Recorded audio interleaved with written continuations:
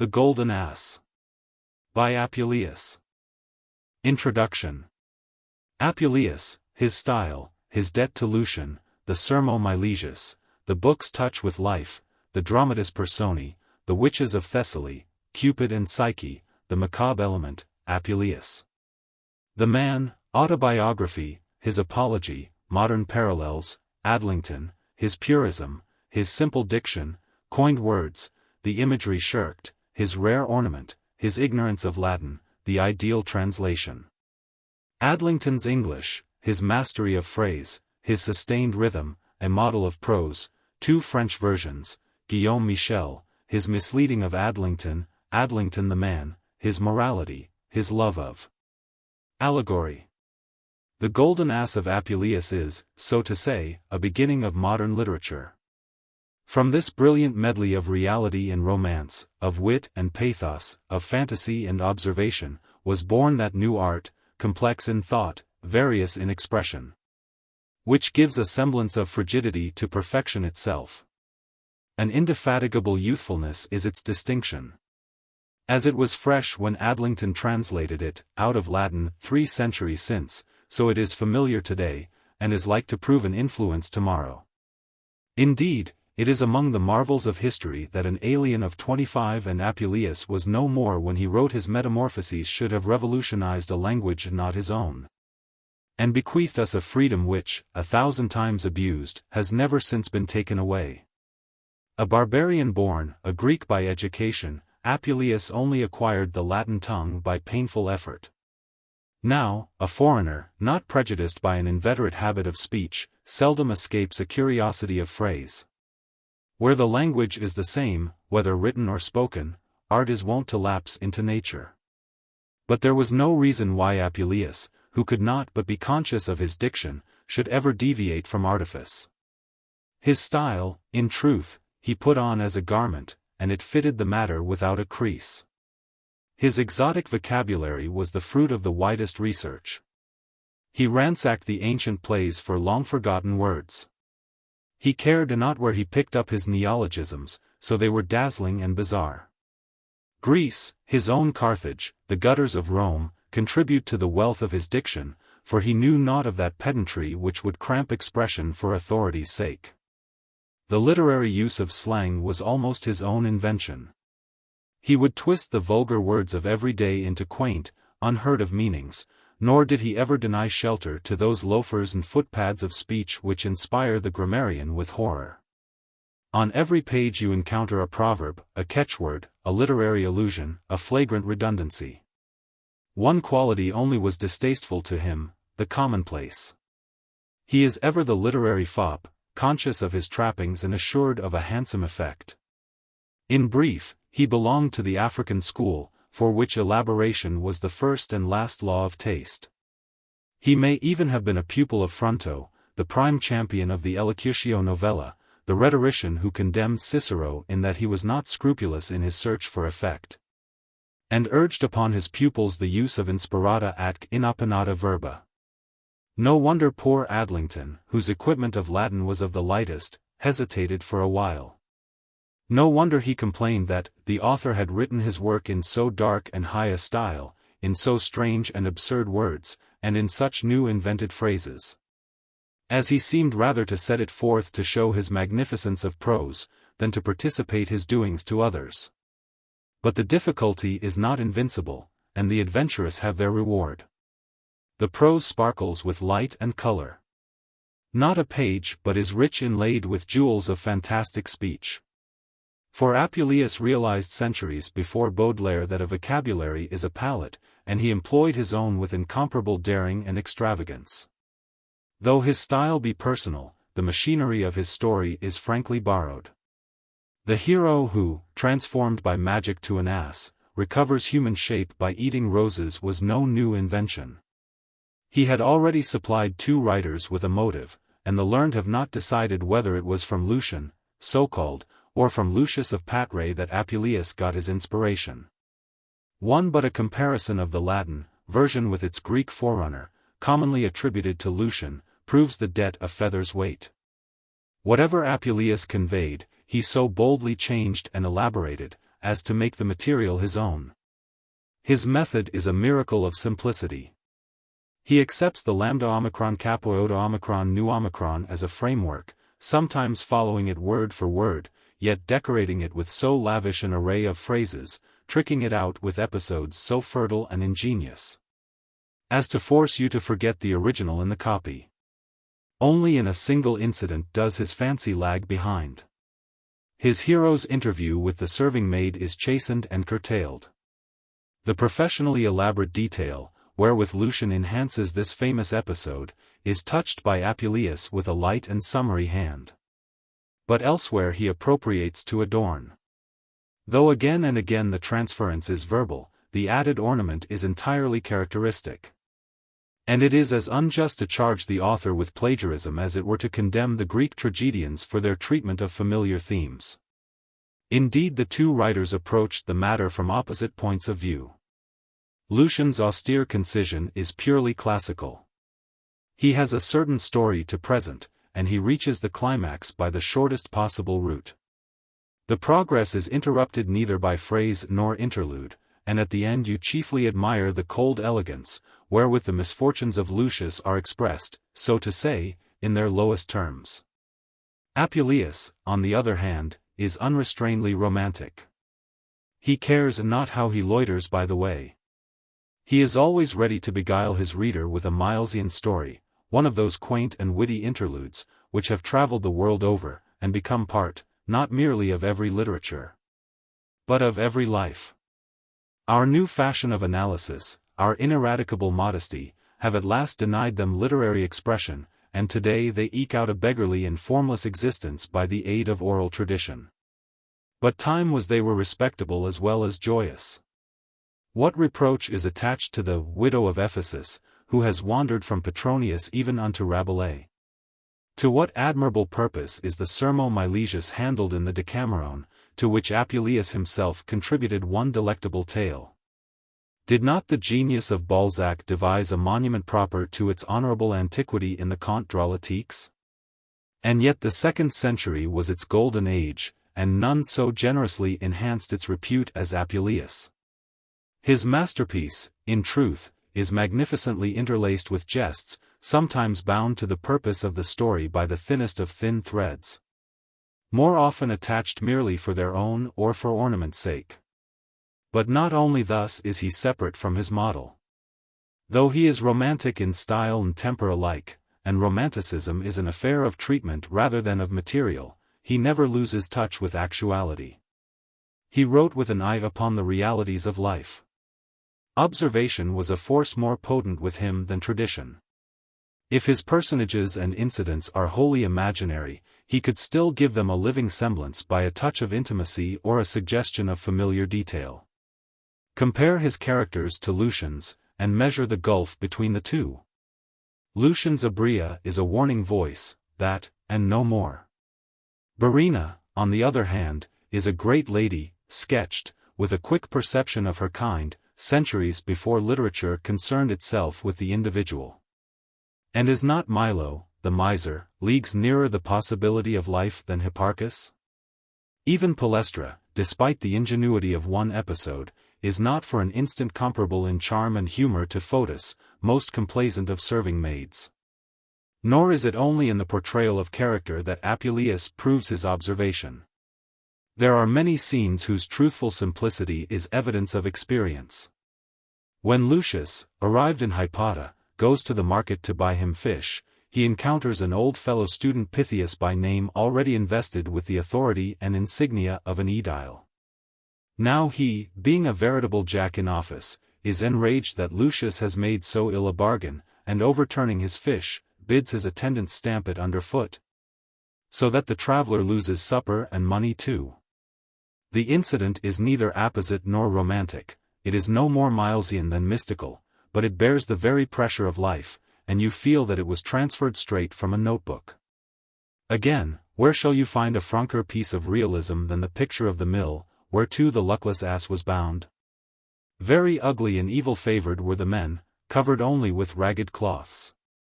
And how horrible a spectacle the horses, with their raw necks, their hollow flanks, their broken ribs. The Greek author, disdaining atmosphere, is content to set out his incidents in a logical sequence. Apuleius has enveloped his world of marvels in a heavy air of witchery and romance. You wander with Lucius across the hills and through the dales of Thessaly. With all the delight of a fresh curiosity you approach its far-seen towns. You journey at midnight under the stars, listening in terror for the howling of the wolves, or the stealthy ambush. At other whiles, you sit in the robber's cave, and hear the ancient legends of Greece retold. The spring comes on, and the little birds chirp and sing their Stephen melodiously. Secret raids, ravished brides, valiant rescues, the gayest of intrigues, these are the diverse matters of this many-colored book. The play of fancy, the variety of style, the fertility of resource are inexhaustible. Mythology is lifted into life, and life itself transformed to mystery at the wizard's touch. The misery and terror of the ass life are intercepted by the story of Cupid and Psyche, set forth with rare beauty and distinction of style. And yet this interlude, exquisitely planned and phrased, which suggested a worthless play to Tom Heywood, and has been an inspiration to many poets from Mrs. Tighe to Mr. Bridges, is the one conspicuous fault of the book. Admirable in itself, it is out of proportion as well as out of key, and though you turn to it again and again for its own sake, you skip it industriously when it keeps you from robbery and witchcraft. But the most remarkable characteristic of the Golden Ass is the ever-present element of sorcery, of the macabre as Mr. Pater calls it. Grim spectres and horrid ghosts stalk through its pages. The merriest Milesian jest turns sudden to the terror of death and corruption. The very story which Boccaccio borrowed is shifted by Apuleius to a weird conclusion. The baker, having most wittily avenged his wife's deceit, is lured into a chamber by a meagre, ragged, ill-favored woman, her hair scattering upon her face. And when the servants burst open the door to find their master, behold, no woman, but only the baker hanging from a rafter dead.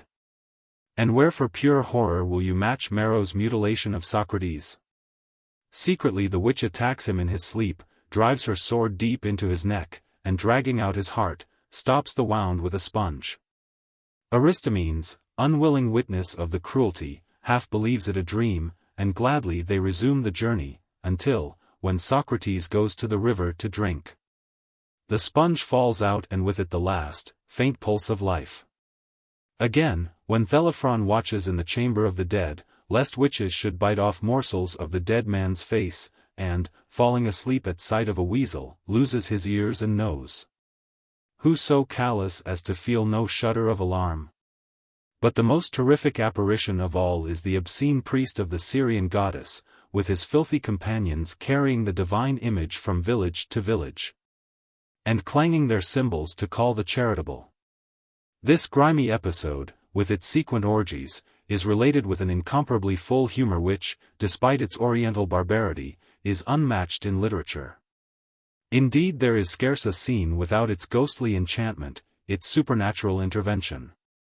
And herein you may detect the personal predilection of Apuleius.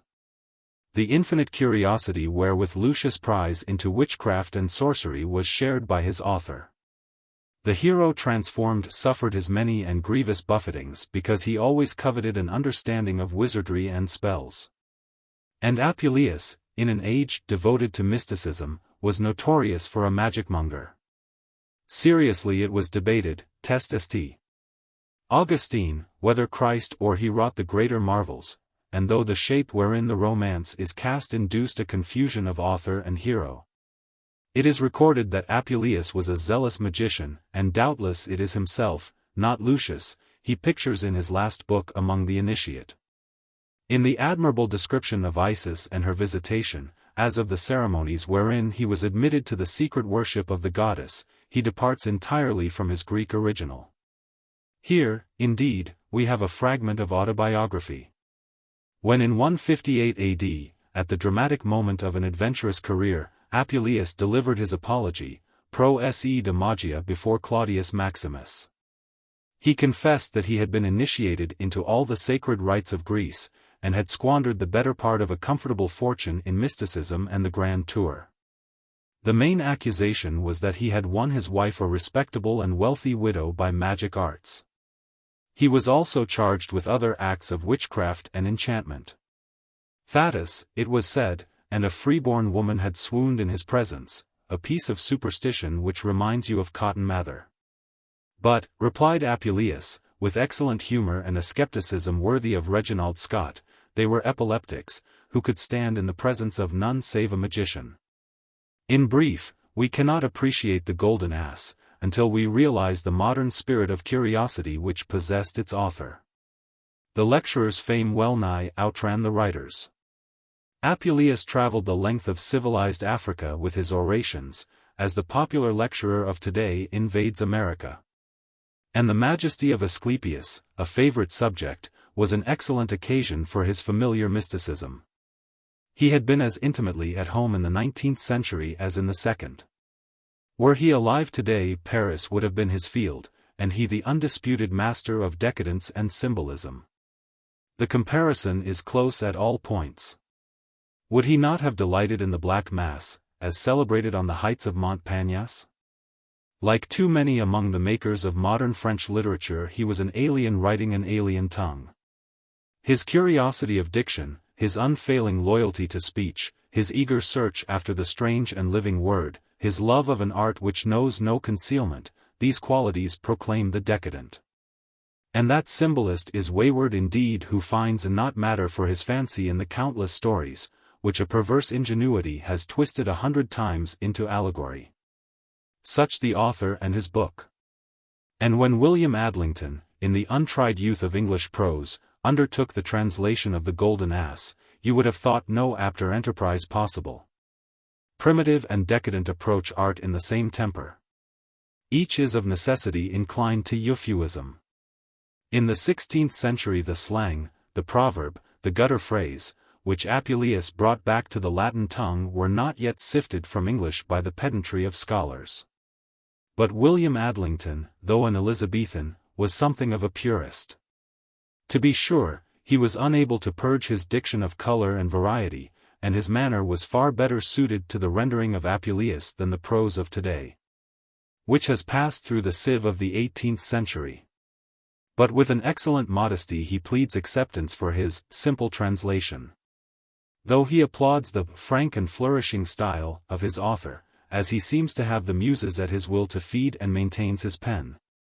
He uses of deliberation, more common and familiar words, the phrase proves the essential recognition of his own style, fearing lest the book should appear very obscure and dark, and thereby consequently loathsome to the reader. Indeed, he elected to translate the one book of the world which demanded the free employment of strange terms, and set himself incontinent to avoid slang and to simplify redundancies.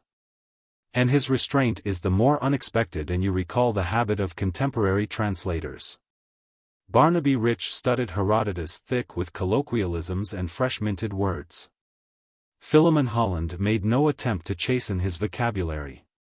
But Adlington, his opportunity being the higher, fell the more marvelously below it. For the most part, then, you will ransack his version in vain for obsolete words or exotic flowers of speech. And yet not even his love of simplicity has kept his vocabulary entirely pure. Again and again a coined phrase, a strange form shows, like a dash of color, upon his page.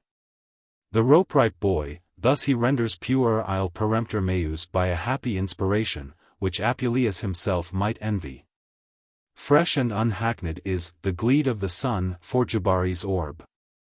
How exquisitely does a swat hell of red silk represent Russia facila. Traff or baggage is more pleasantly picturesque than sarcinum vel lacinium, and one's heart rejoices to hear a churl styled a rich chuff. Again, unless is far more expressive, if less common, than clause, and who would write niggardly when niggish is ready to his hand? And is not a carrion stink a high-sounding version of fetor nimio? To encounter so sturdy and wholesome a phrase as I smelling his crafty and subtle fetch, though it be a poor echo of ego perspicions malum istum verberonum bladderentum et inconsin cosificantum, is to regret the impoverishment of our English tongue. But not often are we rejoiced by the unexpected, and for the most part Adlington is a scrupulous critic of his diction. As he makes no attempt to represent in English his author's vocabulary, so is he wont to shirk the imagery, and curtail the redundancy affected by Apuleius. Repressing the hyperbolical ostentations of his original, save only when he indulges in exaggerations of his own. When the miserable Thelephron is protecting a dead man from the witch women, thus does Apuleius, with his admirable sense of words. Enhance the horror of crawling minutes. Cum ecce crepusculum eti nox provecta eti nox altior eti dine concubia altiora. Eti jam nox intempesta, for which Adlington writes in all brevity midnight. Apuleius again has a dozen fantastical notions of the dawn, and Adlington cuts them all down to the colorless level of when morning was come.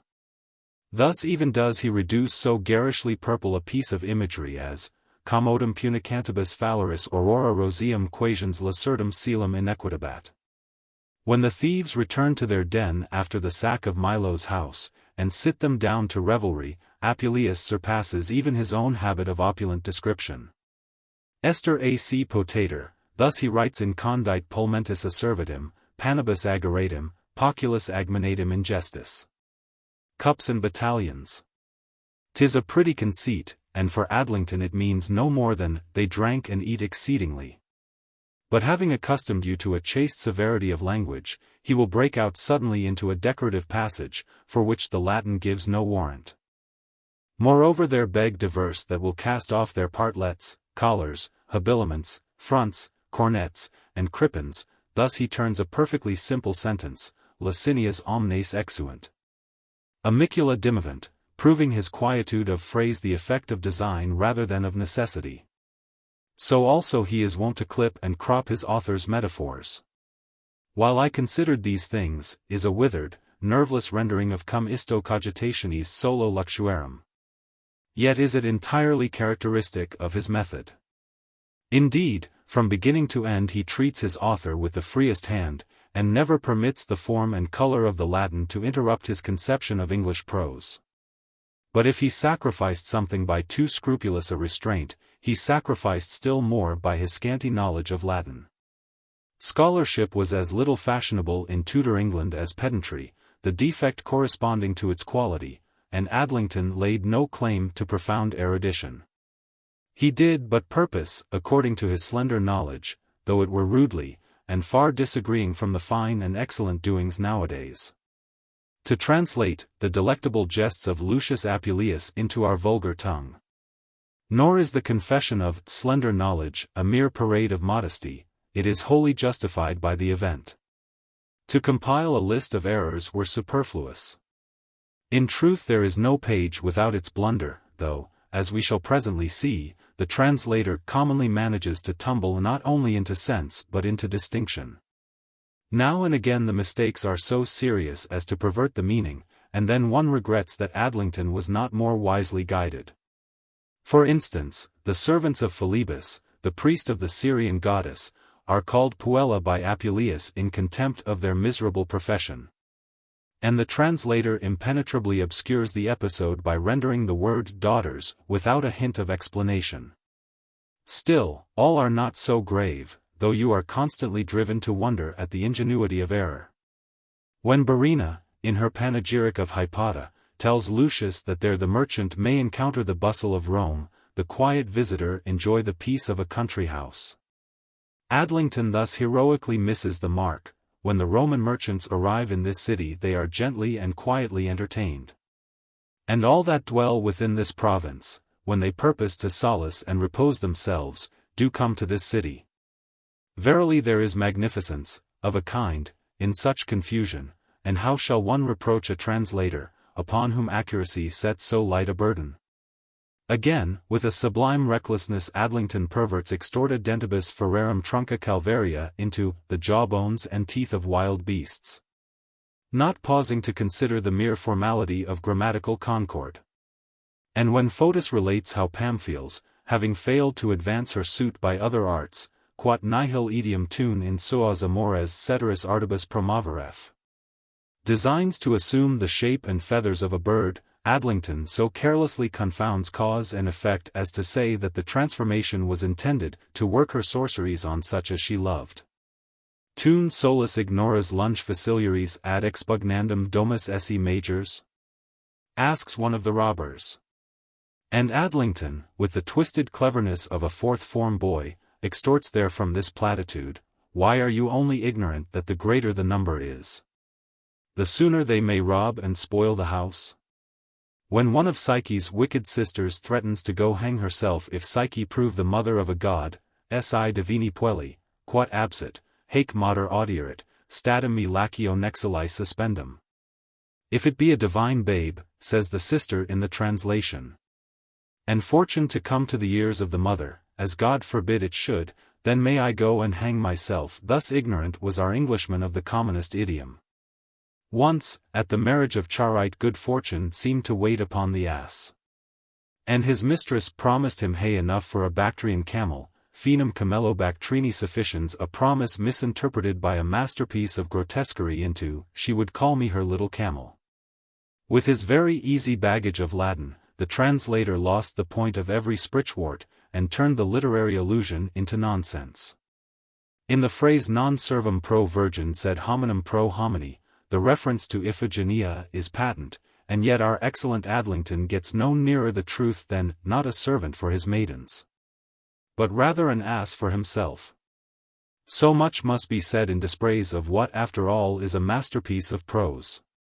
The translator, said Dr. Johnson, is to exhibit his author's thoughts in such a dress as the author would have given them had his language been English. Now, Adlington has failed, with the rest of the world, to reach this high standard. Under no conceivable circumstances could Apuleius have written in his terms and with his significance. For the perfect translation a knowledge of two languages is necessary. The modern translator is commonly endowed with a complete apprehension of Latin or Greek, and is withal lamentably ignorant of English. Adlington, on the other hand, was sadly to seek in Latin, but he more than atoned for his slender knowledge by an admirable treatment of his own language. Though he abandoned the color and variety of Apuleius, he turned his author into as handsome a piece of prose as you are like to meet. From the first page to the last you will not find a trace of foreign idiom. The result is not so much a fine translation as a noble original, fitted to endure by its vigorous diction and excellent rhythm. The manner is perfectly adapted to narration, and there are few can handle a story with better delicacy and point. The style, if simple for its age, has all the distinction of simplicity. The cadences are a perpetual pleasure to the ear. There is a stateliness, a dignity of effect, which proves that the prose of the authorized version was no invention, but a growth. Though Adlington does not pretend to echo the locutions of Apuleius, he is, after his own method, a master of phrase, girded with her beautiful scarf of love. Is it not an exquisite idea? How more nearly or more adroitly would you turn tamen nisi capillum distinxerit than in these terms, if her hair be not curiously set forth? If only the modern translator dared to represent emmentida lassitudo by feigned and colored weariness, there were hope that his craft might rise above journey work. Who would complain that the original was embroidered when it is to such admirable purpose as, thus she cried and lamented. And after she had wearied herself with sorrow and blubbered her face with tears, she closed the windows of her hollow eyes, and laid her down to sleep. Here is prose, ever vivid and alert, ever absolved from the suspicion of the stereotyped phrase. In Adlington's day, good taste had not banned freshness and eccentricity from the language. A century later it had been impossible to translate globosa camporum into cloggy, fallowed fields, yet this is Adlington's expression, and it may be matched or bettered on every page. Above all, his work is distinguished by that sustained nobility of rhythm which makes the Tudor prose the best of good reading. And while I considered these things, I looked about, and behold I saw afar off a shadowed valley adjoining nigh unto a wood, where amongst divers other herbs and pleasant verdures, methought I saw divers flourishing roses of bright damask color. And said within my bestial mind, verily that place is the place of Venus and the Graces, where secretly glistereth the royal hue, of so lively and delectable a flower, here are no exotic words. No long-sought images. The rare effect is attained by a harmony, which not even the sternest simplicity can impoverish. Or take a passage in another key: in the mean season while I was fed with dainty morsels, I gathered together my flesh, my skin waxed soft, my hair began to shine, and was gallant on every part. But such fair and comely shape of my body, was cause of my dishonour, for the baker and cook marvelled to see me so slick and fine, considering I did eat no hay at all. True, the word slick, aptly suggested by Nitor, is, so to say, a highlight, but the beauty still depends upon the rhythm, to which Adlington's ear is ever attuned. In brief, whatever defects of scholarship and restraint mar the translation, it remains a model of that large, untrammeled prose which, before the triumph of common sense, seemed within the reach of all. But is it not the strangest paradox of literary history that they who lived in the golden age of translation sought their original at second hand, or fumbled for their meaning in the dark? One advantage at least was enjoyed by Adlington. He studied Apuleius in the native Latin, using, we may believe, the famous folio of 1500, Cum Beraldi Commentarius, prefaced by that Vita Lucii Apuleii summatim relata, which he paraphrased in English with his accustomed inaccuracy. Howbeit, he did not so exactly pass through the author, as to point every sentence according as it is in Latin, for so, he adds, the French and Spanish translators have not done. Nor is there any doubt that he attempted to amend his ignorance of Latin by the aid of a French version. It is some proof of the early popularity of the Golden Ass that Spain, Italy, and France had each its translation into the vulgar tongue, before Adlington undertook the work. In 1522 there appeared a tiny quarto versions bearing this legend upon its title page, Lucius Apuleius de Laine d'Or. On les vend à Paris en la Grande Rue Saint-Jacques, par Philippe Lenoir. It was by one Guillaume Michel. And though before the English translation was making there had appeared another version by Georges de Labouthière, Lyons, 1553, adorned with cuts in the manner of Bernard Salmon. The earlier book was a guide, and too often a blind guide, unto Adlington's footsteps. The Frenchman, indeed, was the riper scholar, but not only did he indulge the tiresome habit of commenting by the way, and without warning, upon his text, but he was also guilty of the most ingenious blunders, which Adlington, as though his own errors were not sufficient, too readily followed. A comparison of the versions sets the matter beyond uncertainty.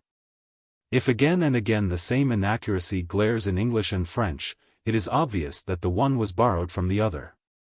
At the very outset there is a clear clue. Guillaume Michel, according to his habit of expansion, paraphrases Haec me suadent in half a dozen lines. And Adlington, turning his invigilant eye from the Latin, is guilty of the like unwarranted prolixity.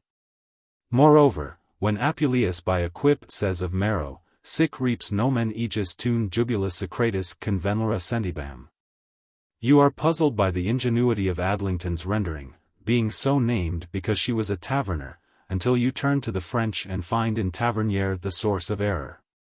Again, Diophanes, the magician in Milo's story, is consulted by a certain merchant, Cerdo by name. The Latin is unmistakable, Cerdo quidem nomini negotiator. Now, Adlington boldly translates a certain cobbler, and instantly the Frenchman's quelques sauveteur explains the blunder. Tout fois mon cheval idi toutre best lane de Milo ennemi vulurant souffrir avec yolks piastre, so Michel at the beginning of the fourth book.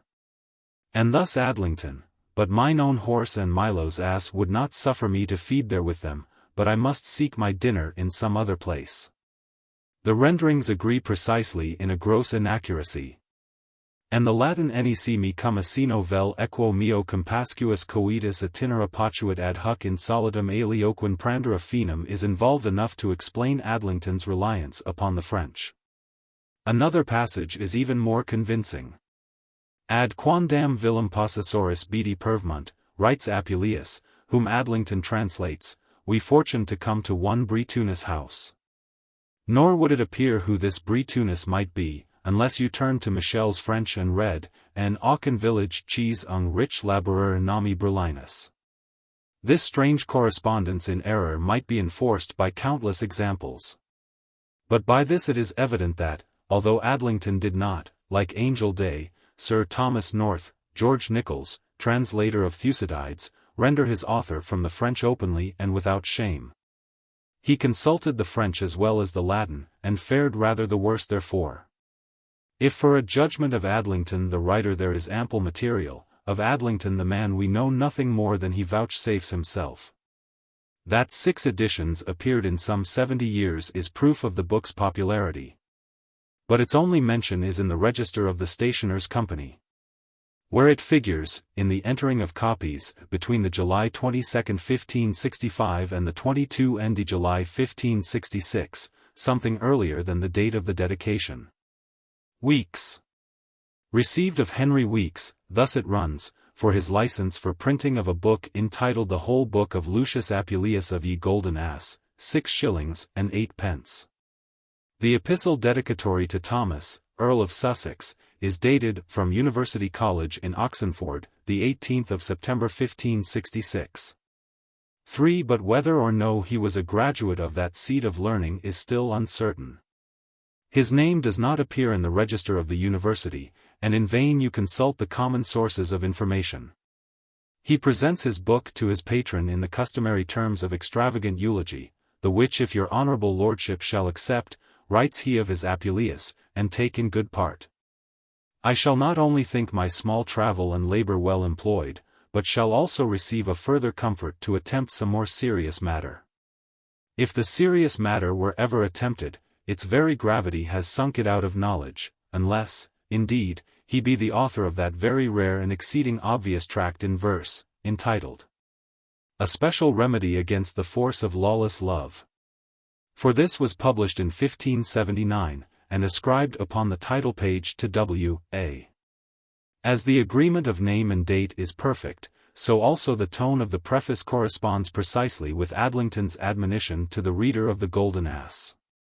When the friendly reader of the special remedy is warned how, like unto a beast love transformeth a man, during the which nothing can be exercised in mind. Nothing by reason or study of mind can be done, you are forthwith reminded of Adlington and of Lucius changed to an ass. The verses are properly forgotten, but by his own confession we know him subject to an invincible morality which, ill according with his century, drove him perchance to undertake this enterprise gloomy enough for oblivion. Lector intend, litaberis, such is the bidding of Apuleius. And Adlington apologizes that, although the matter seem very light and merry, yet the effect thereof tendeth to a good and virtuous moral. Just as the author of the special remedy remarks with Pliny, there is no book so simple, but that therein is somewhat worthy the noting. As though the Milesian tale were judged, not by its pleasantry and delight, but by the quality of its moral sustenance. But Adlington was of those who would allegorize both mythology and romance. The fall of Icarus is an example to proud and arrogant persons, that weeneth to climb up to the heavens, and further, he holds that by Midas is carped the foul sin of avarice. And, as if to excuse the translation of a mere jest and fable, he addresses to the reader a most solemn homily, setting forth the example of Nebuchadnezzar and upholding the efficacy of prayer. Verily under the wrap of this transformation is taxed the life of mortal men, thus he writes in the proper spirit of the divine. Concluding that, we can never be restored to the right figure of ourselves, except we taste and eat the sweet rose of reason and virtue, which the rather by mediation of prayer we may assuredly attain. Nor is this the mere perversion of ingenuity. His prudery is perfectly sincere. In many places he is inclined, by a modest suppression, to mitigate the gaiety of the Apuleian narrative. But only once does he completely sacrifice his author's effect to his own scruples, and the restrained nobility of his prose more than atones for lack of scholarship and a prudish habit of mind. The lapse of 3 centuries has left his book as fresh and living as its original, and withal as brave a piece of narrative as the literature of his century has to show. Charles Whibley. How do you find this book? Any thoughts about the book or the author? Any suggestion for improvement? Please take a moment to share your thoughts in a comment. If you like it, share it with your friends who might enjoy it as well. Subscribe to keep in touch. Visit completeaudiobooks.com for more quality content. Epistle Dedicatory. To the Right Honourable and Mighty Lord Thomas Earl of Sussex, Viscount Fitzwalter, Lord of Egremont and of Burnell, Knight of the most noble order of the Garter, Justice of the forests and chases from Trent southward, Captain of the gentlemen pensioners of the house of the Queen our sovereign lady. After that I had taken upon me, right honourable, in manner of that unlearned and foolish poet, Coerilus, who rashly and unadvisedly wrought a big volume in verses, of the valiant prowess of Alexander the Great, to translate this present book, containing the metamorphosis of Lucius Apuleius. Being moved thereunto by the right pleasant pastime and delectable matter therein, I eftsoons consulted with myself, to whom I might best offer so pleasant and worthy a work, devised by the author, it being now barbarously and simply framed in our English tongue. And after long deliberation had, your honourable lordship came to my remembrance, a man much more worthy, than to whom so homely and rude a translation should be presented. But when I again remembered the jesting and sportful matter of the book, unfit to be offered to any man of gravity and wisdom, I was wholly determined to make no epistle dedicatory at all. Till as now of late persuaded thereunto by my friends, I have boldly enterprised to offer the same to your lordship, who as I trust will accept the same. Then if it did entreat of some serious and lofty matter, light and merry, yet the effect thereof tendeth to a good and virtuous moral, as in the following epistle to the reader may be declared. For so have all writers in times past employed their travel and labours, that their posterity might receive some fruitful profit by the same. And therefore the poets feigned not their fables in vain, considering that children in time of their first studies are very much allured thereby to proceed to more grave and deep studies and disciplines, whereas their minds would quickly loathe the wise and prudent works of learned men, wherein in such unripe years they take no spark of delectation at all. And not only that profit saith to children by such feigned fables, but also the virtues of men are covertly thereby commended, and their vices discommended and abhorred. For by the fable of Actaeon, where it is feigned that he saw Diana washing herself in a well, he was immediately turned into an hart, and so was slain of his own dogs. May be meant, that when a man casteth his eyes on the vain and soon fading beauty of the world, consenting thereto in his mind, he seemeth to be turned into a brute beast, and so to be slain by the inordinate desire of his own affects. By Tantalus that stands in the midst of the flood Eridan, having before him a tree laden with pleasant apples, he being nevertheless always thirsty and hungry, betokeneth the insatiable desires of covetous persons. The fables of Atrus, Thyestes, Tyrrhus and Procne signifieth the wicked and abominable facts wrought and attempted by mortal men. The fall of Icarus is an example to proud and arrogant persons, that weeneth to climb up to the heavens. By Midas, who obtained of Bacchus, that all things which he touched might be gold, is carped the foul sin of avarice. By Phaeton, that unskilfully took in hand to rule the chariot of the sun, are represented those persons which attempt things passing their power and capacity. By Castor and Pollux, turned into a sign in heaven called Gemini, is signified, that virtuous and godly persons shall be rewarded after life with perpetual bliss. And in this vain jest of Lucius Apuleius is comprehended a figure of man's life, ministering most sweet and delectable matter, to such as shall be desirous to read the same. The which if your honourable lordship shall accept and take in good part, I shall not only think my small travel and labour well employed, but also receive a further comfort to attempt some more serious matter, which may be more acceptable to your lordship, desiring the same to excuse my rash and bold enterprise at this time, as I nothing doubt of your lordship's goodness. To whom I beseech Almighty God to impart long life, with increase of much honour. From University College in Oxenford, the 28th of September 1566. Your honours most bounden. Will. Adlington. To the reader. When that I had, gentle reader, slightly here and there run over the pleasant and delectable jests of Lucius Apuleius, a man of ancient descent, and endued with singular learning, written in such a frank and flourishing style, as he seemed to have the muses at his will, to feed and maintain his pen. And when again I perceived the matter to minister such exceeding plenty of mirth, as never in my judgment the like hath been showed by any other, I purposed according to my slender knowledge, though it were rudely, and far disagreeing from the fine and excellent doings nowadays, to translate the same into our vulgar tongue. To the end that amongst so many sage and serious works, as every man well nigh endeavoured daily to increase, there might be some fresh and pleasant matter to recreate the minds of the readers withal. Howbeit I was eftsoons driven from my purpose by two causes: first, perceiving that the author had written his work in so dark and high a style, in so strange and absurd words, and in such new invented phrases, as he seemed rather to set it forth to show his magnificence of prose, than to participate his doings to other. Secondly, fearing lest the translation of this present book, which seemeth a mere jest and fable, and a work worthy to be laughed at, by reason of the vanity of the author, might be condemned and despised of all men, and so consequently I to be had in derision, to occupy myself in such frivolous and trifling toys.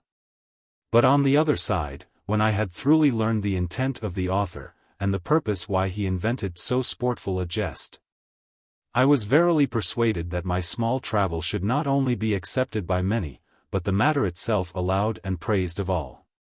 Wherefore I intend, God willing, as nigh as I can, to utter and open the meaning thereof, to the simple and ignorant, whereby they may not take the same as a thing only to jest and laugh at, for the fables of Aesop and the feigning of poets were never written for that purpose, but by the pleasantness thereof be rather induced to the knowledge of their present estate, and thereby transform themselves into the right and perfect shape of men. The argument of the book is, how Lucius Apuleius the author himself travelled into Thessaly, being a region in Greece, where all the women for the most part be such wonderful witches, that they can transform men into the figure of brute beasts, where after he had continued a few days, by the mighty force of a violent confection he was changed into a miserable ass. And nothing might reduce him to his wonted shape but the eating of a rose, which after the endurance of infinite sorrow, at length he obtained by prayer. Verily under the wrap of this transformation is taxed the life of mortal men, when as we suffer our minds so to be drowned in the sensual lusts of the flesh, and the beastly pleasure thereof, which aptly may be called the violent confection of witches, that we lose wholly the use of reason and virtue, which properly should be in man, and play the parts of brute and savage beasts. By like occasion we read, how diverse of the companions of Ulysses were turned by the marvellous power of Circe into swine. And find we not in Scripture, that Nebuchadnezzar the 9th king of Babylon, by reason of his great dominions and realms, fell into such exceeding pride, that he was suddenly transformed of Almighty God into an horrible monster, having the head of an ox, the feet of a bear, and the tail of lion, and did eat hay as a beast. But as Lucius Apuleius was changed into his human shape by a rose, the companions of Ulysses by great intercession, and Nebuchadnezzar by the continual prayers of Daniel, whereby they knew themselves, and lived after a good and virtuous life, so can we never be restored to the right figure of ourselves, except we taste and eat the sweet rose of reason and virtue, which the rather by mediation of prayer we may assuredly attain. Again, may not the meaning of this work be altered and turned in this sort: a man desirous to apply his mind to some excellent art, or given to the study of any of the sciences, at the first appeareth to himself an ass without wit, without knowledge, and not much unlike a brute beast, till such time as by much pain and travel he hath achieved to the perfectness of the same, and tasting the sweet flower and fruit of his studies, doth think himself well brought to the right and very shape of a man. Finally, the metamorphosis of Lucius Apuleius may be resembled to youth without discretion, and his reduction to age possessed with wisdom and virtue. Now since this book of Lucius is a figure of man's life, and toucheth the nature and manners of mortal men, egging them forward from their asinine form, to their human and perfect shape, beside the pleasant and delectable jests therein contained, I trust if my simple translation be nothing excepted, Yet the matter itself shall be esteemed by such as not only delight to please their fancies in reading the same, but also take a pattern thereby to regenerate their minds from brutish and beastly custom. Howbeit I have not so exactly passed through the author, as to point every sentence according as it is in Latin, or so absolutely translated every word as it lieth in the prose. For so the French and Spanish translators have not done, considering the same in our vulgar tongue would have appeared very obscure and dark, and thereby consequently loathsome to the reader. But nothing erring as I trust from the true and natural meaning of the author, have used more common and familiar words, yet not so much as I might do, for the plainer setting forth of the same. But howsoever it be, gentle reader, I pray thee take it in good part, considering that for thee I have taken this pain, to the intent that thou mayst read the same with pleasure. The Preface of the Author. To his son, Faustinus. And unto the readers of this book. That I to thee some joyous jests may show in gentle gloss, and frankly feed thy bended ears with passing pleasant prose, so that thou deign in seemly sort this wanton book to view, that is set out and garnished fine with written phrases new. I will declare how one by hap his human figure lost, and how in brutish formed shape his loathed life he tossed, and how he was in course of time from such a state unfold, who eftsoons turned to pristine shape, his lot unlucky told. What and who he was attend a while, and you shall understand that it was even I, the writer of mine own metamorphosis and strange alteration of figure. Hymetas, Athens, Isthmia, Ephyre, Taneros, and Sparta, being fat and fertile soils, as I pray you give credit to the books of more everlasting fame, be places where mine ancient progeny and lineage did sometime flourish, there I say, in Athens. When I was young, I went first to school. Soon after, as a stranger, I arrived at Rome, whereas by great industry, and without instruction of any schoolmaster, I attained to the full perfection of the Latin tongue. Behold, I first crave and beg your pardon, lest I should happen to displease or offend any of you by the rude and rustic utterance of this strange and foreign language. And verily this new alteration of speech doth correspond to the enterprised matter whereof I purpose to entreat. I will set forth unto you a pleasant Grecian feast, whereunto, gentle reader, if thou wilt give attendant ear, it will minister unto thee such delectable matter as thou shalt be contented withal. The Golden Ass. Book. Chapter 1. Chapter 1. How Apuleius, riding in Thessaly, fortuned to fall into company with two strangers, that reasoned together of the mighty power of witches. As I fortuned to take my voyage into Thessaly, about certain affairs which I had to do, for there mine ancestry by my mother's side inhabiteth, descended of the line of that most excellent person Plutarch, and of Sextus the philosopher his nephew, which is to us a great honor. And after that by much travel and great pain I had passed over the high mountains and slippery valleys, and had ridden through the cloggy fallowed fields. Perceiving that my horse did wax somewhat slow, and to the intent likewise that I might repose and strengthen myself, being weary with riding, I lighted off my horse. And wiping the sweat from every part of his body, I unbridled him, and walked him softly in my hand, to the end he might piss and ease himself of his weariness and travel, and while he went grazing freshly in the field, casting his head sometimes aside. As a token of rejoicing and gladness, I perceived a little before me two companions riding, and so I overtaking them made a third. And while I listened to hear their communication, the one of them laughed and mocked his fellow, saying, Leave off I pray thee and speak no more. For I cannot abide to hear thee tell such absurd and incredible lies. Which when I heard, I desired to hear some news, and said, I pray you masters make me partaker of your talk. That am not so curious as desirous to know all your communication, so shall we shorten our journey, and easily pass this high hill before us, by merry and pleasant talk. But he that laughed before at his fellow, said again, Verily this tale is as true, as if a man would say that by sorcery and enchantment the floods might be enforced to run against their course, the seas to be immovable, the air to lack the blowing of winds, the sun to be restrained from his natural race, the moon to purge his skim upon herbs and trees to serve for sorceries, the stars to be pulled from heaven, the day to be darkened and the dark night to continue still. Then I, being more desirous to hear his talk than his companions, said, I pray you, that began to tell your tale even now, leave not off so, but tell the residue. And turning to the other I said, you perhaps that are of an obstinate mind and gross ears, mock and condemn those things which are reported for truth.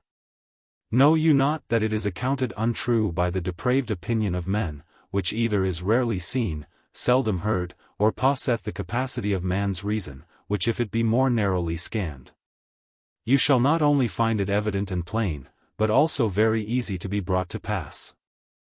Chapter 2. How Apuleius told to the strangers, what he saw a juggler do in Athens. The other night being at supper with a sort of hungry fellows, while I did greedily put a great morsel of meat in my mouth, that was fried with the flour of cheese and barley. It cleaved so fast in the passage of my throat and stopped my wind in such sort that I was well nigh choked. And yet at Athens before the porch there called Pamphile, I saw with these eyes a juggler that swallowed up a two-hand sword, with a very keen edge. And by for a little money that we who looked on gave him, he devoured a chasing spear with the point downward. And after that he had conveyed the whole spear within the closure of his body, and brought it out again behind. There appeared on the top thereof, which caused us all to marvel, a fair boy pleasant and nimble, winding and turning himself in such sort, that you would suppose he had neither bone nor gristle. And verily think that he were the natural serpent, creeping and sliding on the knotted staff, which the god of medicine is fain to bear. But turning me to him that began his tale, I pray you, quoth I, follow your purpose, and I alone will give credit unto you, and for your pains will pay your charges at the next inn we come unto.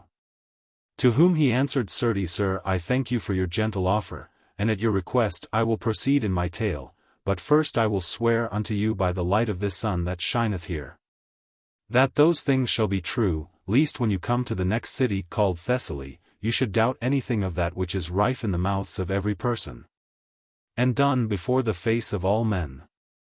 And that I may first make relation to you, what and who I am, and whither I go, and for what purpose, know you that I am of Aegon, travelling these countries about from Thessaly to Aetolia, and from Aetolia to Boeotia, to provide for honey, cheese, and other victuals to sell again, and understanding that at Hypata, which is the principal city of all Thessaly, is accustomed to be sold new cheeses of exceeding good taste and relish, I fortuned on a day to go thither, to make my market there, but as it often happeneth, I came in an evil hour.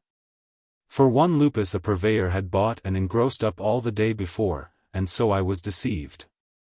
Wherefore towards night being very weary, I went to the bains to refresh myself, and behold, I fortuned to espy my companion Socrates sitting upon the ground, covered with a torn and coarse mantle, who was so meagre and of so sallow and miserable a countenance, that I scantly knew him, for fortune had brought him into such a state and calamity, that he verily seemed as a common beggar that standeth in the streets to crave the benevolence of the passers-by.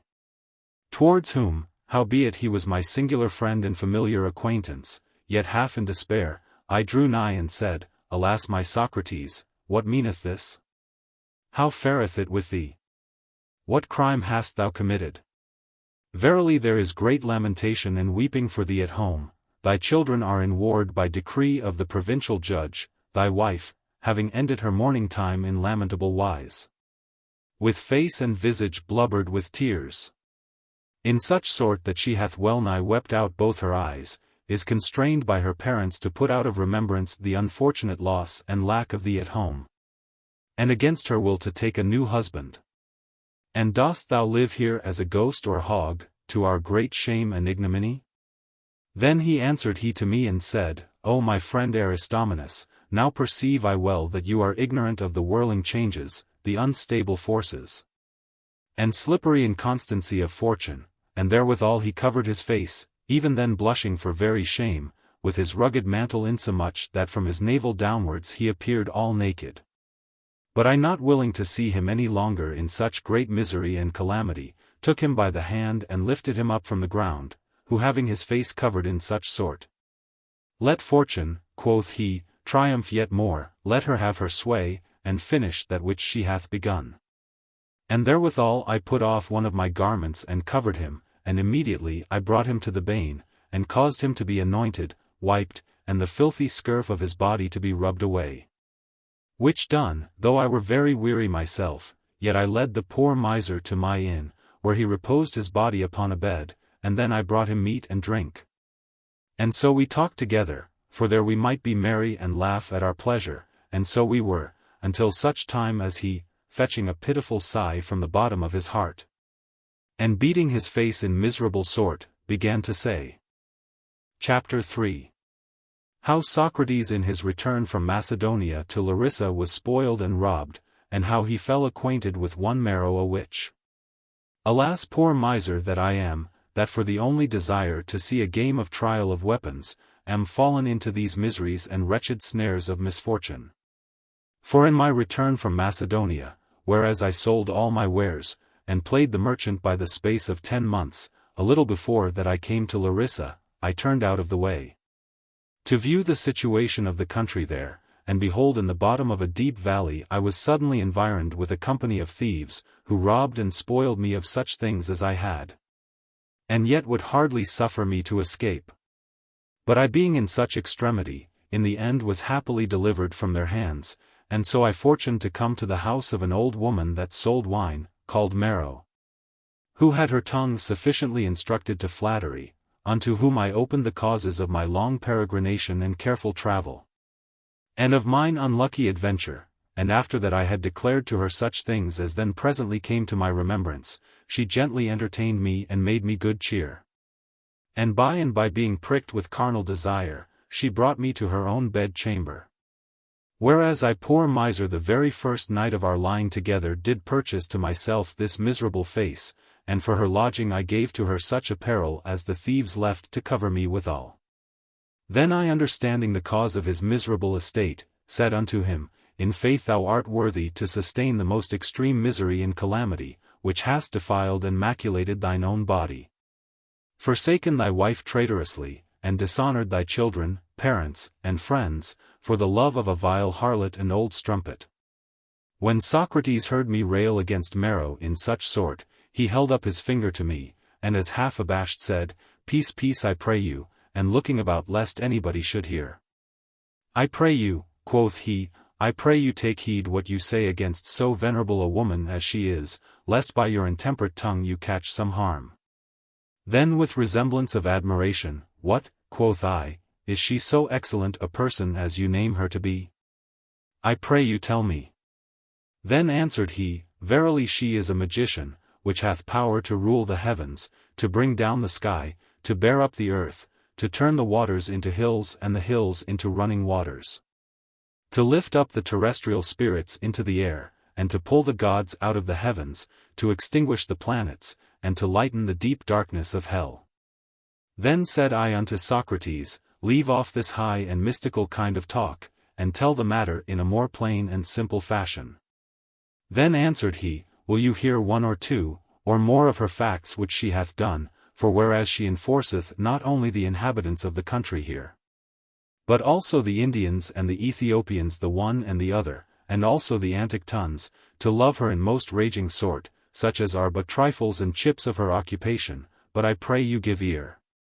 And I will declare of more greater matters, which she hath done openly and before the face of all men. Chapter 4. How Maro the witch turned diverse persons into miserable beasts. In faith, Aristomenes, to tell you the truth, this woman had a certain lover, whom by the utterance of one only word she turned into a beaver, because he loved another woman beside her, and the reason why she transformed him into such a beast is, for that it is his nature, when he perceiveth the hunters and hounds to draw after him, to bite off his members, and lay them in the way, that the hounds may be at a stop when they find them. And to the intent it might so happen unto him, for that he fancied another woman, she turned him into that kind of shape. Similarly she changed one of her neighbors, being an old man and one that sold wine, into a frog, in that he was one of her occupation, and therefore she bare him a grudge. And now the poor miser swimming in one of his pipes of wine, and well nigh drowned in the dregs, doth cry and call with an hoarse voice, for his old guests and acquaintance that pass by. Likewise she turned one of the advocates of the court, because he pleaded and spake against her in a rightful cause, into a horned ram, and now the poor ram is become an advocate. Moreover she caused, that the wife of a certain lover that she had should never be delivered of her child, but according to the computation of all men.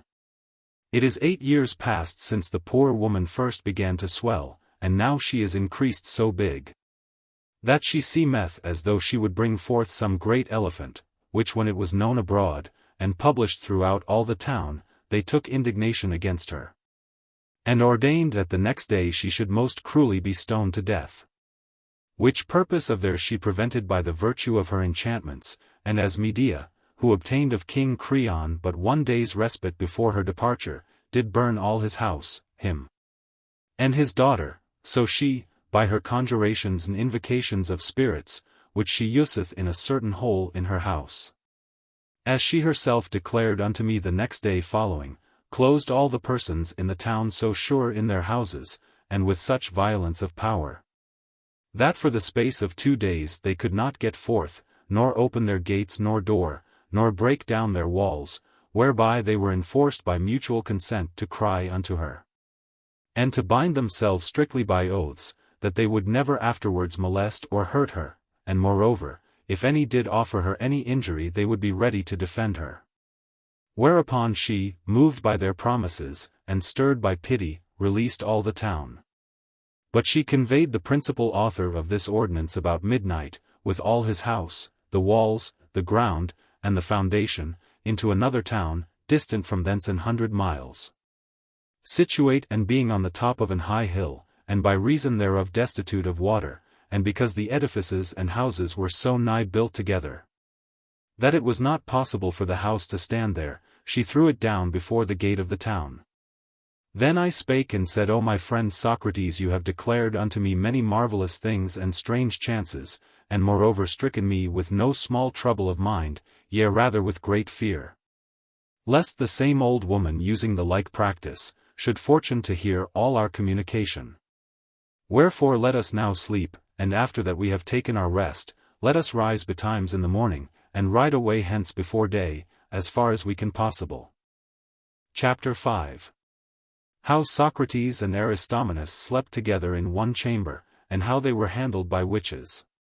In speaking these words, and devising with myself of our departing the next morrow, lest Mero the witch should play by us as she had done by divers other persons, it fortuned that Socrates did fall asleep, and slept very soundly, by reason of his travel and plenty of meat and wine wherewithal he had filled himself.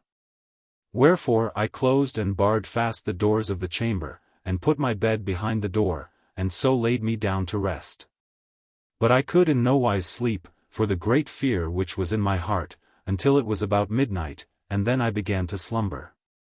But alas, behold suddenly the chamber doors brake open, and locks, bolts, and posts fell down, that you would verily have thought that some thieves had been presently come to have spoiled and robbed us. And my bed whereon I lay being a truckle bed, fashioned in form of a cradle, and one of the feet broken and rotten, by violence was turned upside down. And I likewise was overwhelmed and covered lying in the same. Then perceived I in myself, that certain affects of the mind by nature doth chance contrary.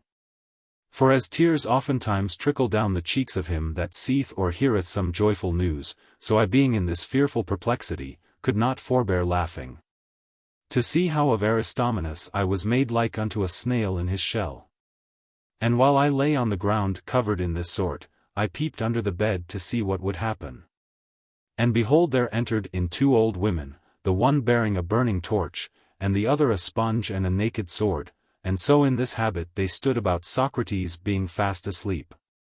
Then she which bare the sword said unto the other, Behold sister Panthea, this is my dear and sweet heart, which both day and night hath abused my wanton youthfulness. This is he, who little regarding my love, doth not only defame me with reproachful words, but also intendeth to run away. And I shall be forsaken by like craft as Ulysses did use, and shall continually bewail my solitariness as Calypso. Which said, she pointed towards me that lay under the bed, and showed me to Panthea. This is he, quoth she, which is his counsellor, and persuadeth him to forsake me, and now being at the point of death he lieth prostrate on the ground covered with his bed. And hath seen all our doings, and hopeth to escape scot-free from my hands, but I will cause that he will repent himself too late, nay rather forthwith, of his former intemperate language, and his present curiosity. Which words when I heard I fell into a cold sweat, and my heart trembled with fear, insomuch that the bed over me did likewise rattle and shake. Then spake Panthea unto Mero and said, Sister, let us by and by tear him in pieces or tie him by the members, and so cut them off. Then Mero, being so named because she was a taverner, and loved well good wines, answered, Nay rather let him live, and bury the corpse of this poor wretch in some hole of the earth. And therewithal she turned the head of Socrates on the other side and thrust her sword up to the hilts into the left part of his neck, and received the blood that gushed out, into a pot. That no drop thereof fell beside, which things I saw with mine own eyes, and as I think to the intent that she might alter nothing that pertained to sacrifice, which she accustomed to make. She thrust her hand down into the entrails of his body, and searching about, at length brought forth the heart of my miserable companion Socrates, who having his throat cut in such sort, yielded out a doleful cry, and gave up the ghost. Then Panthea stopped up the wide wound of his throat with the sponge and said, O sponge sprung maid of the sea, beware that thou not pass by running river. This being said, one of them moved and turned up my bed, and then they strid over me, and clapped their buttocks upon my face, and all bepissed me until I was wringing wet. When this was over they went their ways, and the doors closed fast, the posts stood in their old places, and the locks and bolts were shut again.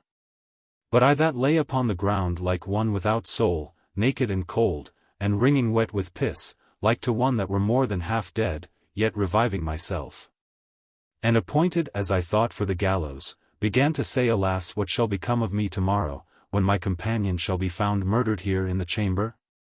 To whom shall I seem to tell any similitude of truth, whenas I shall tell the truth indeed? They will say, If thou wert unable to resist the violence of the women, yet shouldest thou have cried for help, wouldst thou suffer the man to be slain before thy face and say nothing? Or why did they not slay thee likewise? Why did they spare thee that stood by and saw them commit that horrible fact? Wherefore although thou hast escaped their hands, yet thou shalt not escape ours. While I pondered these things with myself the night passed on, and so I resolved to take my horse before day, and go forward on my journey. Howbeit the ways were unknown to me, and thereupon I took up my packet, unlocked and unbarred the doors, but those good and faithful doors which in the night did open of their own accord, could then scantly be opened with their keys. And when I was out I cried, O Sirrah hostler, where art thou? Open the stable door, for I will ride away by and by. The hostler lying behind the stable door upon a pallet, and half asleep, What, quoth he, do you not know that the ways be very dangerous? What mean you to rise at this time of night? If you perhaps guilty of some heinous crime, be weary of your life, yet think you not that we are such sots that we will die for you. Then said I, It is well nigh day, and moreover, what can thieves take from him that hath nothing? Doest thou not know, fool as thou art, if thou be naked, if 10 giants should assail thee, they could not spoil or rob thee? Whereunto the drowsy hostler half asleep, and turning on the other side, answered, What know I whether you have murdered your companion whom you brought in yesternight, or no? And now seek the means to escape away. O Lord, at that time I remember the earth seemed ready to open, and methought I saw at hell gate the dog Cerberus ready to devour me, and then I verily believed that Mero did not spare my throat. Moved with pity, but rather cruelly pardoned me to bring me to the gallows. Wherefore I returned to my chamber, and there devised with myself in what sort I should finish my life. But when I saw that fortune should minister unto me no other instrument than that which my bed proffered me, I said, O bed, most dear to me at this present, which hast abode and suffered with me so many miseries, judge and arbiter of such things as were done here this night, whom only I may call to witness for my innocence. Render, I say, unto me some wholesome weapon to end my life, that am most willing to die. And therewithal I pulled out a piece of the rope wherewith the bed was corded, and tied one end thereof about a rafter by the window, and with the other end I made a sliding knot. And stood upon my bed, and so put my neck into it, and leaped from the bed, thinking to strangle myself and so die. Behold, the rope being old and rotten burst in the middle. And I fell down tumbling upon Socrates that lay under, and even at that same very time the hostler came in crying with a loud voice, and said, Where are you that made such haste at midnight? And now lies wallowing abed? Whereupon, I know not whether it was by my fall, or by the great cry of the hostler, Socrates as waking out of sleep, did rise up first and said, It is not without cause that strangers do speak evil of all such hostlers, for this caitiff in his coming in, and with his crying out, I think under a colour to steal away something, hath waked me out of a sound sleep. Then I rose up joyful with a merry countenance, saying, Behold, good hostler, my friend, my companion and my brother, whom thou didst falsely affirm to be slain by me this might. And therewithal I embraced my friend Socrates and kissed him, but he, smelling the stink of the piss wherewith those hags had imbrued me, thrust me away and said, Cleanse thyself from this filthy odour. And then he began gently to inquire, how that noisome scent happened unto me. But I finally, feigning and colouring the matter for the time, did break off his talk, and took him by the hand and said, Why tarry we? Why lose we the pleasure of this fair morning?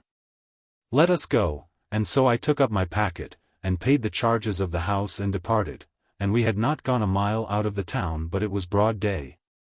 And then I diligently looked upon Socrates' throat, to see if I could espy the place where Maro thrust in her sword, but when I could not perceive any such thing, I thought with myself, What a mad man am I, that being overcome with wine yesternight, have dreamed such terrible things. Behold, I see Socrates is sound, safe and in health. Where is his wound? Where is the sponge? Where is his great and new cut? And then I spake to him and said, Verily it is not without occasion, that physicians of experience do affirm, that such as fill their gorges abundantly with meat and drink, shall dream of dire and horrible sights, for I myself, not tempering my appetite yesternight from the pots of wine, did seem to see this night strange and cruel visions. That even yet I think myself sprinkled and wet with human blood, whereunto Socrates laughing made answer and said, Nay, thou art not wet with the blood of men, but art embrued with stinking piss. And verily I dreamed that my throat was cut, and that I felt the pain of the wound, and that my heart was pulled out of my belly, and the remembrance thereof makes me now to fear. For my knees do so tremble that I can scarce go any further, and therefore I would fain eat somewhat to strengthen and revive my spirits. Then said I, Behold here thy breakfast, and therewithal I opened my scrip that hanged upon my shoulder, and gave him bread and cheese, and we sat down under a great plane tree. And I eat part with him. And while I beheld him eating greedily, I perceived that he waxed meagre and pale, and that his lively colour faded away, insomuch that being in great fear, and remembering those terrible furies of whom I lately dreamed, the first morsel of bread that I put in my mouth, that was but very small, did so stick in my jaws, that I could neither swallow it down, nor yet yield it up, and moreover the small time of our being together increased my fear. And what is he that seeing his companion die in the highway before his face, would not greatly lament and be sorry? But when that Socrates had eaten sufficiently he waxed very thirsty, for indeed he had well nigh devoured a whole cheese, and behold evil fortune. There was behind the plane tree a pleasant running water as clear as crystal, and I said unto him, Come hither Socrates to this water and drink thy fill. And then he rose and came to the river, and kneeled down on the side of the bank to drink, but he had scarce touched the water with lips, when as behold the wound in his throat opened wide. And the sponge suddenly fell out into the water, and after issued out a little remnant of blood, and his body being then without life, had fallen into the river. Had not I caught him by the leg and so pulled him up? And after that I had lamented a good space the death of my wretched companion, I buried him in the sands there by the river. Which done, in great fear I rode through many outways and desert places, and as culpable of the death of Socrates, I forsook my country, my wife, and my children, and came to Aetolia, where I married another wife. This tale told Aristomenes, and his fellow, which before obstinately would give no credit unto him, began to say, Verily there was never so foolish a tale, nor a more absurd lie told than this. And then he spake unto me, saying, Ho, sir, what you are I know not, but your habit and countenance declareth that you should be some honest gentleman. Speaking to Apuleius, do you believe this tale? Yea, verily, quoth I, why not? For whatsoever the fates have appointed to men, that I believe shall happen. For may things chance unto me and unto you, and to diverse others, which being declared unto the ignorant be accounted as lies. But verily I give credit unto his tale, and render entire thanks unto him, in that by the pleasant relation thereof we have quickly passed and shortened our journey. And I think that my horse was also delighted with the same, and hath brought me to the gate of this city without any pain at all. Thus ended both our talk and our journey, for they two turned on the left hand to the next villages, and I rode into the city. Chapter 6. How Apuleius came unto a city named Hypata, and was lodged in one Milo's house, and brought him letters from one Demes of Corinth. After that those two companions were departed, I entered into the city, where I espied an old woman, of whom I inquired whether that city was called Hypata, or no, who answered, Yes. Then I demanded, whether she knew one Milo an alderman of the city, whereat she laughed and said, Verily it is not without cause that Milo is called an elder man, and accounted as chief of those which dwell without the walls of the city. To whom I said again, I pray thee, good mother, do not mock, but tell me what manner of man he is, and where he dwelleth. Mary, quoth she, do you see these bay windows, which on one side abut to the gates of the city, and on the other side to the next lane? There Milo dwelleth, very rich both in money and substance, but by reason of his great avarice and insatiable covetousness, he is evil spoken of, and he is a man that liveth all by usury, and lending his money upon pledges. Moreover he dwelleth in a small house, and is ever counting his money, and hath a wife that is a companion of his extreme misery, neither keepeth he more in his house than only one maid, who goeth apparelled like unto a beggar. Which when I heard, I laughed in myself and thought, in faith my friend Demes hath served me well, which hath sent me being a stranger, unto such a man, in whose house I shall not be afeard either of smoke or of the scent of meat. And therewithal I rode to the door, which was fast barred, and knocked aloud. Then there came forth a maid which said, Ho, sirrah, that knocks so fast, in what kind of sort will you borrow money? Know you not that we use to take no gage, unless it be either plate or jewels? To whom I answered, I pray you, maid, speak more gently, and tell me whether thy master be within or no? Yes, quoth she, that he is. Why do you ask? Mary, said I am come from Corinth, and have brought him letters from Demes his friend. Then said the maid, I pray you tarry here till I tell him so, and therewithal she closed fast the door, and went in, and after a while she returned again and said, My master desireth you to alight and come in. And so I did, whereas I found him sitting upon a little bed, going to supper, and his wife sat at his feet, but there was no meat upon the table.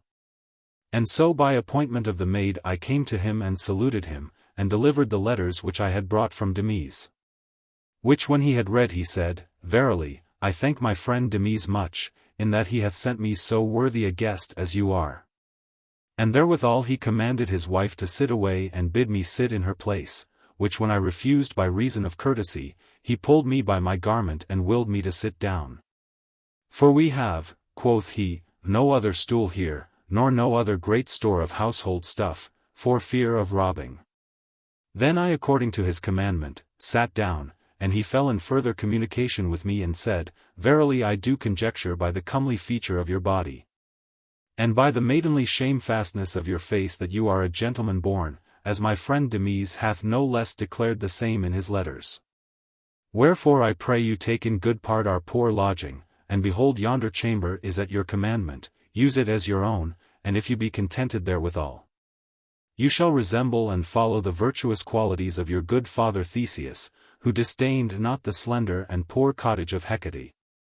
And then he called his maid which was named Photis, and said, Carry this gentleman's packet into the chamber, and lay it up safely, and bring water quickly to wash him, and a towel to rub him, and other things necessary, and then bring him to the next bains, for I know that he is very weary of travel. These things when I heard, I partly perceived the manners of Milo, and endeavoring to bring myself further into his favor, I said, Sir, there is no need of any of these things, for they have been everywhere ministered unto me by the way, howbeit I will go into the bains, but my chiefest care is that my horse be well looked to, for he brought me hither roundly. And therefore I pray thee Photis take this money and buy some hay and oats for him. Chapter 7. How Apuleius going to buy fish, met with his companion Pythias. When this was done, and all my things brought into the chamber, I walked towards the bains.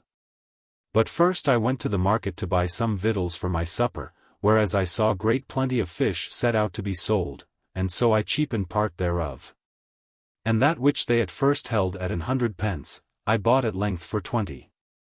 Which when I had done, and was departing away, one of mine old acquaintance, and fellow at Athens, named Pythias, fortuned to pass by, and viewing me at a good space, in the end brought me to his remembrance, and gently came and kissed me, saying, O my dear friend Lucius, it is a great while past since we two saw one another, and moreover, from the time that we departed from our master Vestius, I never heard any news from you. I pray you Lucius tell me the cause of your peregrination hither.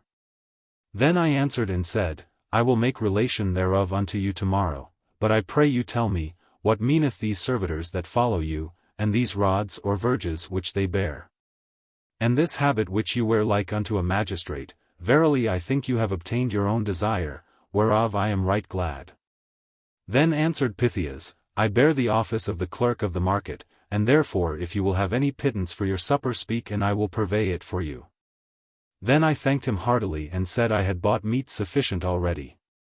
But Pythias when he espied my basket wherein my fish was, took it and shaked it, and demanded of me what I had paid for all my sprats.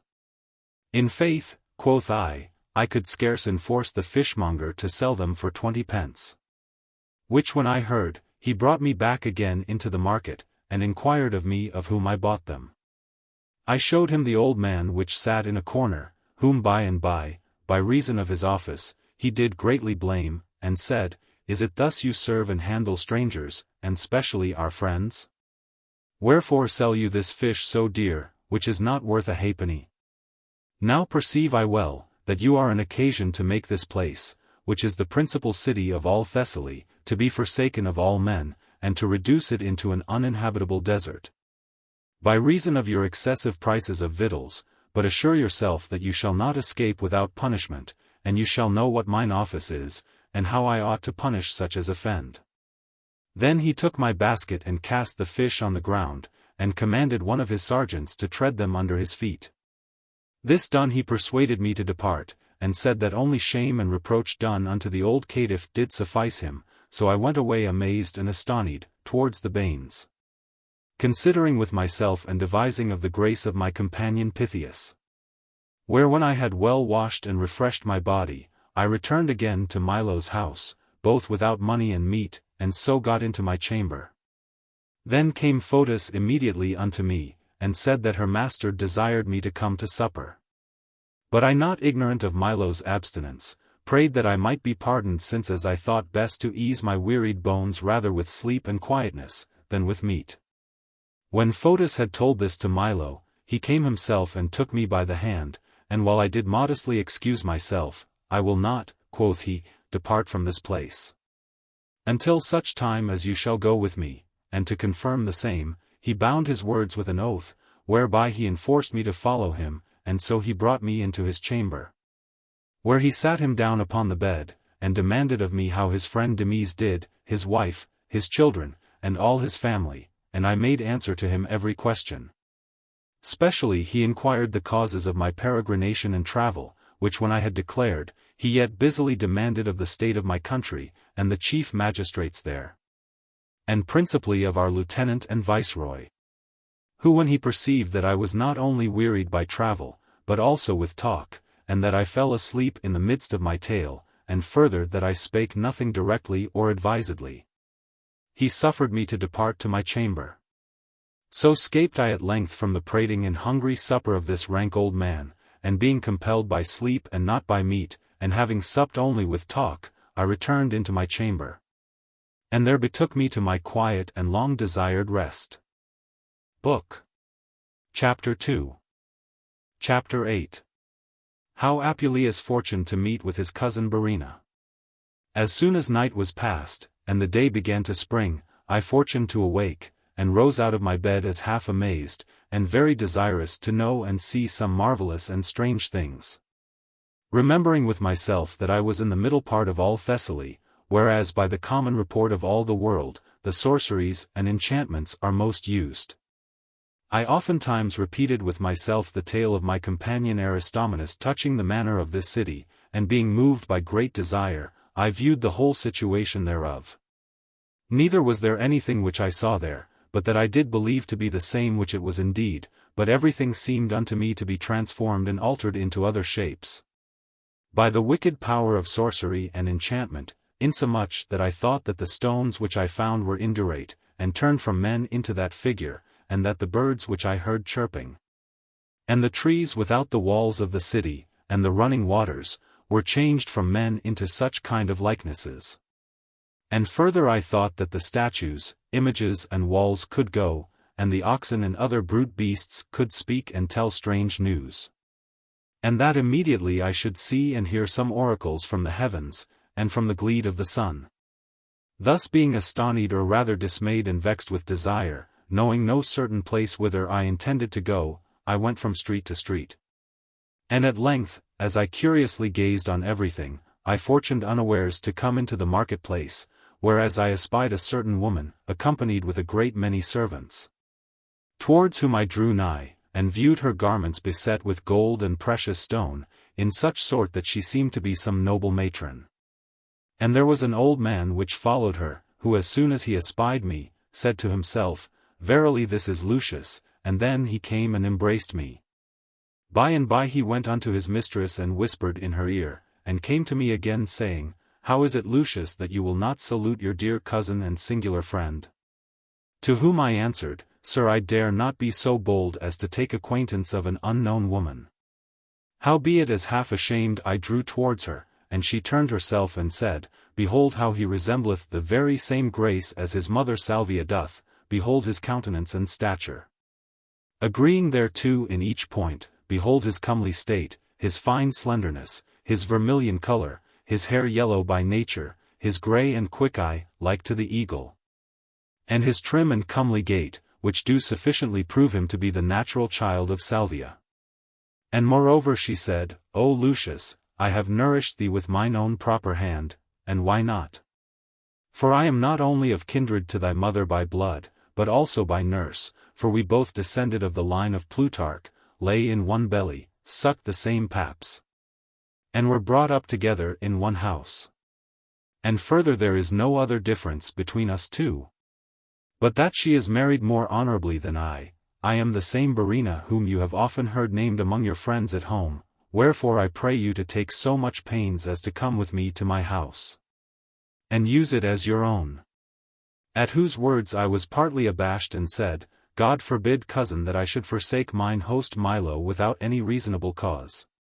But verily I will, as often as I have occasion to pass by thy house, come and see how you do. And while we were talking thus together, little by little we came to her house, and behold the gates of the same were very beautifully set with pillars quadrangle wise, on the top whereof were placed carved statues and images, but principally the goddess of victory was so lively and with such excellency portrayed and set forth, that you would have verily have thought that she had flied, and hovered with her wings hither and thither.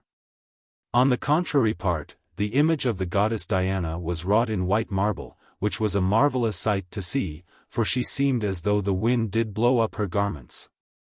And that she did encounter with them that came into the house. On each side of her were dogs made of stone, that seemed to menace with their fiery eyes, their pricked ears, their bended nostrils, their grinning teeth in such sort that you would have thought they had bayed and barked.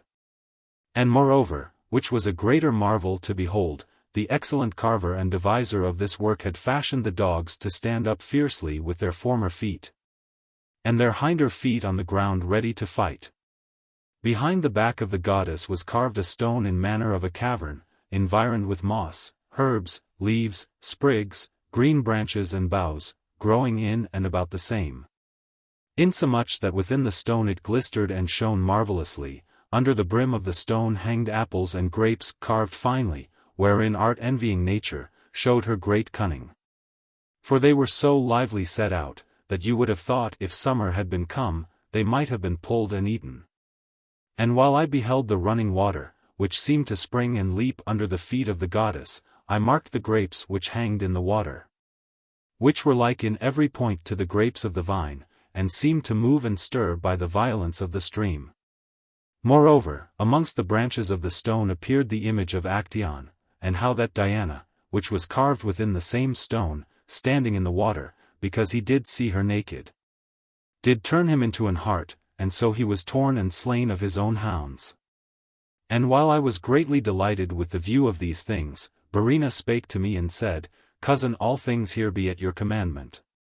And therewithal she willed secretly the residue to depart, who being gone she said, My most dear cousin Lucius, I do swear by the goddess Diana, that I do greatly tender your safety, and am as careful for you as if you were mine own natural child. Beware, I say, beware of the evil arts and wicked allurements of that Pamphile who is the wife of Milo, whom you call your host.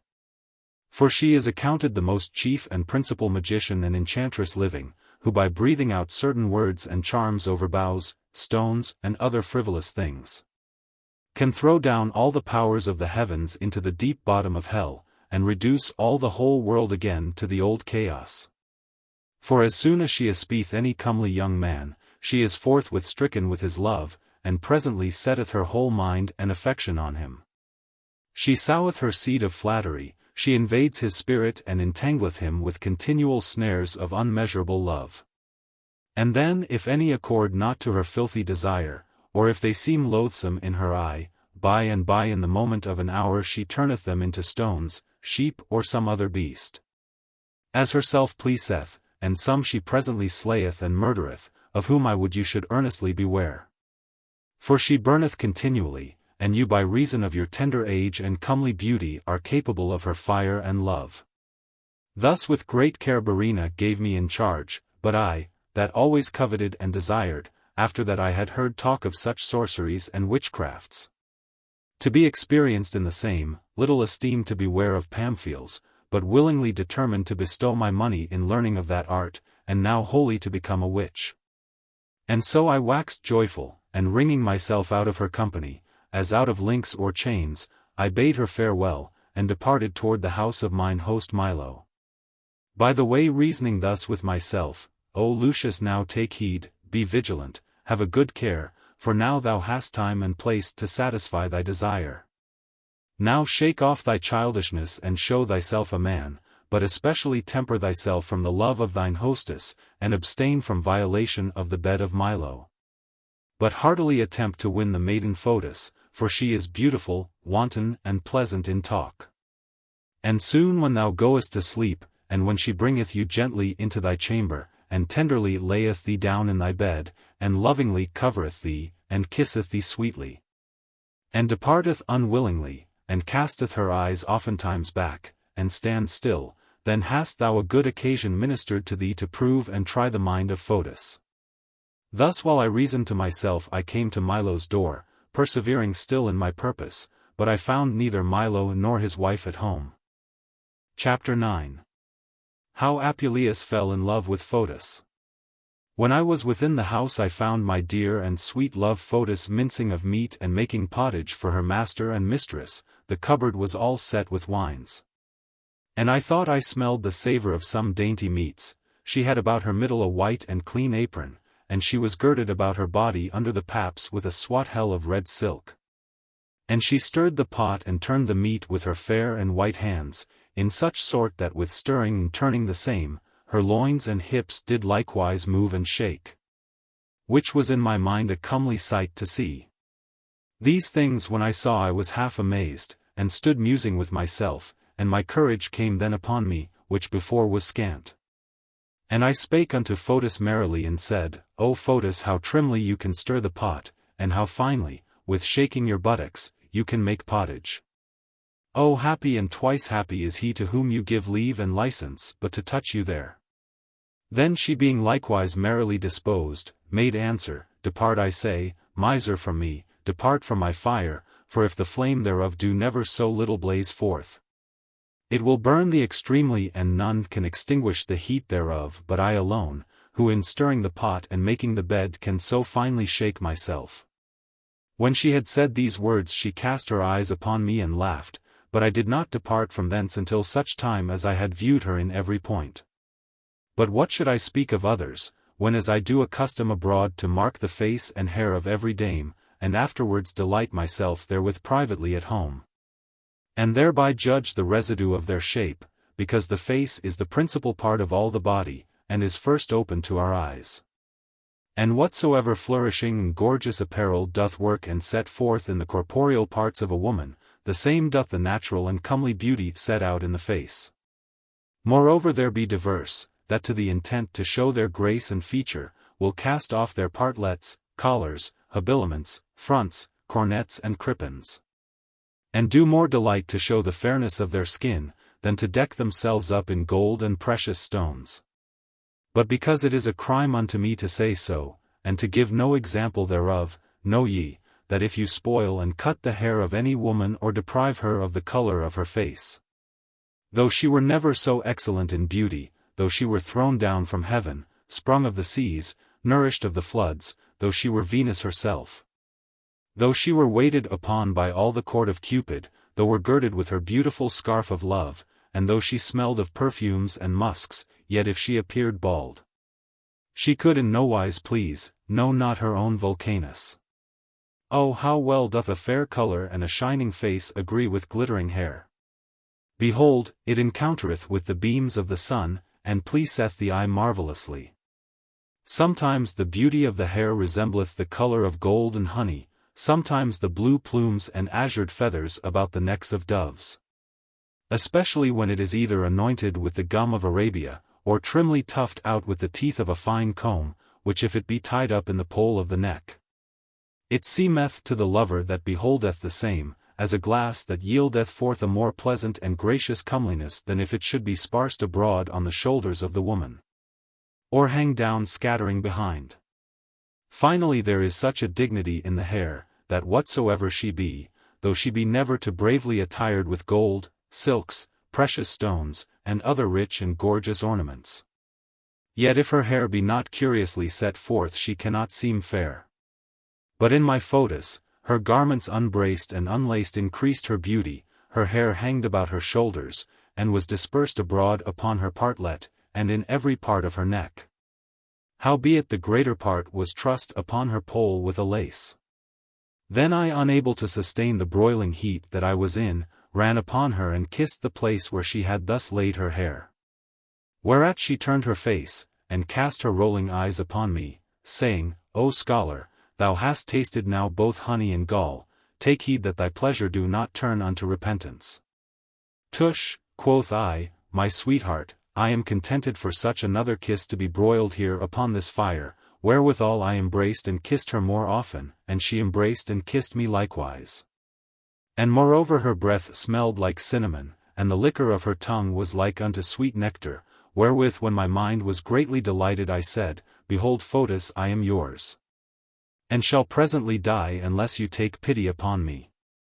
Which when I had said she eftsoons kissed me, and bid me be of good courage, and I will, quoth she, satisfy your whole desire, and it shall be no longer delayed than until night, when as assure yourself I will come and lie with you. Wherefore go your ways and prepare yourself, for I intend valiantly and courageously to encounter with you this night. Thus when we had lovingly talked and reasoned together, we departed for that time. Chapter 10. How Byrrhena sent victuals unto Apuleius, and how he talked with Milo of Diaphanes, and how he lay with Photis. When no one was come, Byrrhena sent to me a fat pig, 5 hens, and a flagon of old wine. Then I called Photis and said, Behold how Bacchus the egger and stirrer of Venere, doth offer himself of his own accord, let us therefore drink up this wine. That we may prepare ourselves and get us courage against soon, for Venus wanteth no other provision than this, that the lamp may be all the night replenished with oil, and the cups with wine. The residue of the day I passed away at the bains and in banqueting, and towards evening I went to supper, for I was bid by Milo, and so I sat down at the table. Out of Pamphile's sight as much as I could, being mindful of the commandment of Byrrhena, and sometimes I would cast mine eyes upon her as upon the furies of hell. But I eftsones turning my face behind me, and beholding my Photis ministering at the table, was again refreshed and made merry. And behold, when Pamphiles did see the candle standing on the table, she said, Verily we shall have much rain tomorrow. Which when her husband did hear, he demanded of her by what reason she knew it. Mary, quoth she, the light on the table showeth the same. Then Milo laughed and said, Verily we nourish a Sibyl prophesier, which by the view of a candle doth divine of celestial things, and of the sun itself. Then I mused in my mind and said unto Milo, Of truth it is a good experience and proof of divination.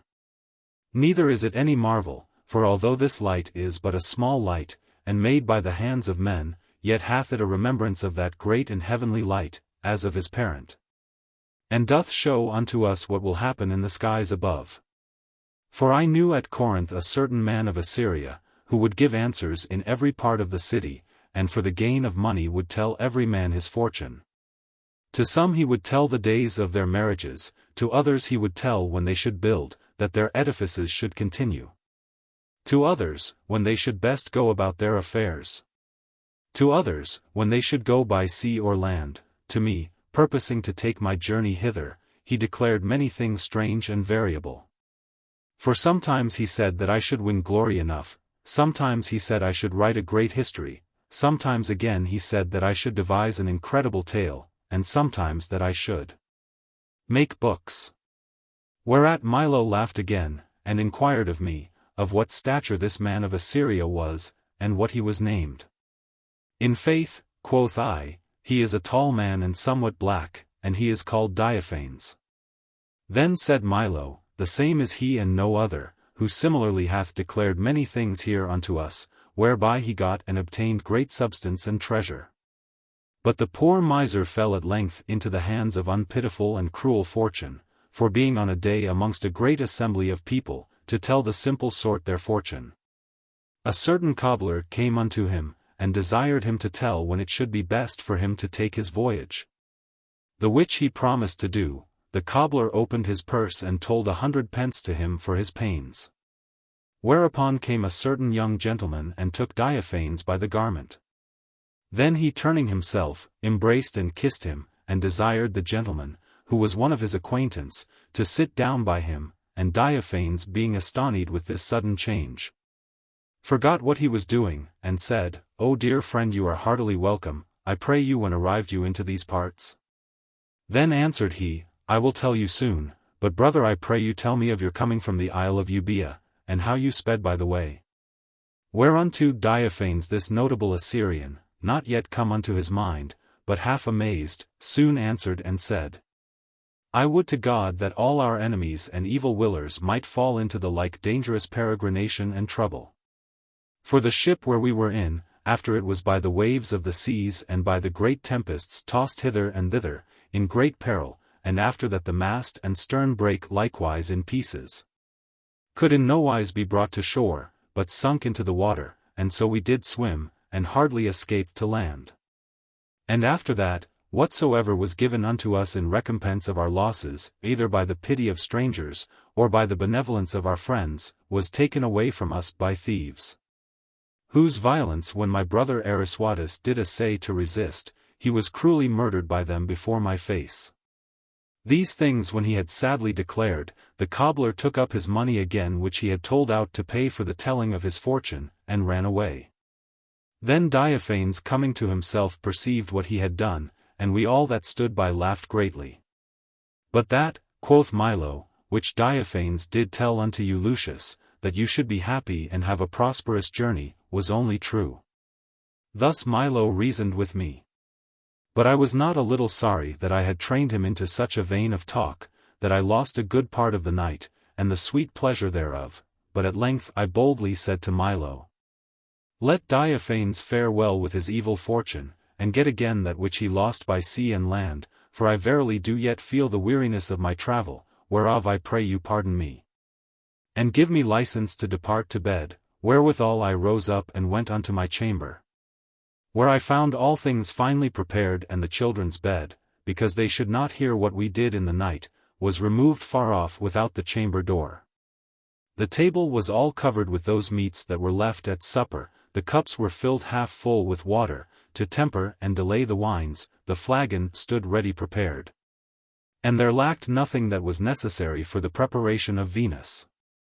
And when I was entering into the bed, behold my Photis, who had brought her mistress to bed, came in and gave me roses and flowers which she had in her apron, and some she threw about the bed. And kissed me sweetly, and tied a garland about my head, and bespread the chamber with the residue. Which when she had done, she took a cup of wine and delayed it with hot water, and proffered it me to drink. And before I had drunk it all off she pulled it from my mouth, and then gave it me again, and in this manner we emptied the pot twice or thrice together. Thus when I had well replenished myself with wine, and was now ready unto venery not only in mind but also in body, I removed my clothes, and showing to Photis my great impatience I said, O my sweetheart, take pity upon me and help me, for as you see I am now prepared unto the battle, which you yourself did appoint, for after that I felt the first arrow of cruel Cupid within my breast, I bent my bow very strong, and now fear, because it is bended so hard, lest my string should break, but that thou mayst the better please me, undress thy hair and come and embrace me lovingly, whereupon she made no long delay, but set aside all the meat and wine, and then she unapparelled herself, and unattired her hair, presenting her amiable body unto me in manner of fair Venus, when she goeth under the waves of the sea. Now, quoth she, is come the hour of jousting, now is come the time of war, wherefore show thyself like unto a man, for I will not retire, I will not fly the field, see then thou be valiant. See thou be courageous, since there is no time appointed when our skirmish shall cease. In saying these words she came to me to bed, and embraced me sweetly, and so we passed all the night in pastime and pleasure. And never slept until it was day, but we would eftsones refresh our weariness, and provoke our pleasure, and renew our venery by drinking of wine. In which sort we pleasantly passed away many other nights following. Chapter 11. How Apuleius supped with Verena, and what a strange tale Bellerophon told at the table. It fortuned on a day, that Verena desired me earnestly to sup with her. And she would in nowise take any excusation. Whereupon I went to Photis, to ask counsel of her as of some divine, who although she was unwilling that I should depart 1 foot from her company, yet at length she gave me license to be absent for a while, saying, Beware that you tarry not long at supper there, for there is a rabblement of common beretters and disturbers of the public peace, that rove about in the streets and murder all such as they may take, neither can law nor justice redress them in any case. And they will the sooner set upon you, by reason of your comeliness and audacity, in that you are not afeard at any time to walk in the streets. Then I answered and said, Have no care of me, Photis, for I esteem the pleasure which I have with thee, above the dainty meats that I eat abroad, and therefore I will return again quickly. Nevertheless I mind not to come without company, for I have here my sword, whereby I hope to defend myself. And so in this sort I went to supper, and behold I found in Verena's house a great company of strangers, and the chief and principal of the city, the beds made of citron and ivory, were richly adorned and spread with cloth of gold, the cups were garnished preciously, and there were divers other things of sundry fashion, but of like estimation and price, here stood a glass gorgeously wrought, there stood another of crystal finely painted. There stood a cup of glittering silver, and there stood another of shining gold, and here was another of amber artificially carved and made with precious stones. Finally, there was all things that might be desired. The servitors waited orderly at the table in rich apparel, the pages arrayed in silk robes. Did fill great gems and pearls made in the form of cups, with excellent wine. Then one brought in candles and torches, and when we were set down and placed in order, we began to talk, to laugh, and to be merry. And Verena spake unto me and said, I pray you, cousin, how like you our country? Verily I think there is no other city which hath the like temples, banes, and other commodities which we have here. Further we have abundance of household stuff, we have pleasure, we have ease, and when the Roman merchants arrive in this city they are gently and quietly entertained. And all that dwell within this province, when they purpose to solace and repose themselves, do come to this city. Whereunto I answered, Verily, quoth I, you tell truth, for I can find no place in all the world which I like better than this, but I greatly fear the blind inevitable trenches of witches. For they say that the dead bodies are digged out of their graves, and the bones of them that are burnt be stolen away, and the toes and fingers of such as are slain are cut off. And afflict and torment such as live. And the old witches, as soon as they hear of the death of any person, do forthwith go and uncover the hearse and spoil the corpse, to work their enchantments. Then another sitting at the table spake and said, In faith you say true, neither yet do they spare or favor the living. For I know one not far hence that was cruelly handled by them, who being not contented with cutting off his nose, did likewise cut off his ears, whereat all the people laughed heartily. And looked at one that sat at the board's end, who being amazed at their gazing, and somewhat angry withal, would have risen from the table, had not Verena spake unto him and said, I pray thee, friend Bellerophon, sit still and according to thy accustomed courtesy declare unto us the loss of thy nose and ears. To the end that my cousin Lucius may be delighted with the pleasantness of the tale. To whom he answered, Madam, in the office of your bounty shall prevail herein, but the insolency of some is not to be supported. This he spake very angrily, but Verena was earnest upon him, and assured him he should have no wrong at any man's hand. Whereby he was enforced to declare the same, and so lapping up the end of the tablecloth and carpet together, he leaned with his elbow thereon.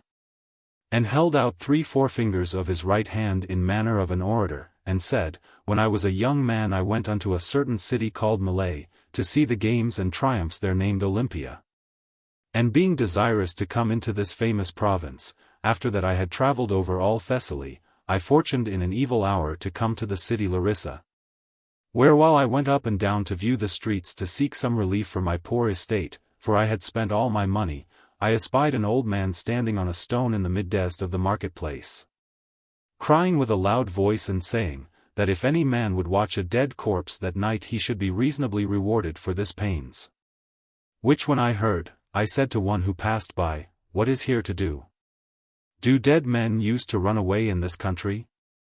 Then answered he, Hold your peace, for you are but a babe and a stranger here, and not without cause you are ignorant how you are in Thessaly, where the women witches bite off by morsels the flesh and faces of dead men, and thereby work their sorceries and enchantments. Then quoth I, In good fellowship tell me the order of this custody and how it is. Marry, quoth he, first you must watch all the night, with your eyes bent continually upon the corpse, never looking off, nor moving aside. For these witches do turn themselves into sundry kinds of beasts, whereby they deceive the eyes of all men. Sometimes they are transformed into birds, sometimes into dogs and mice, and sometimes into flies.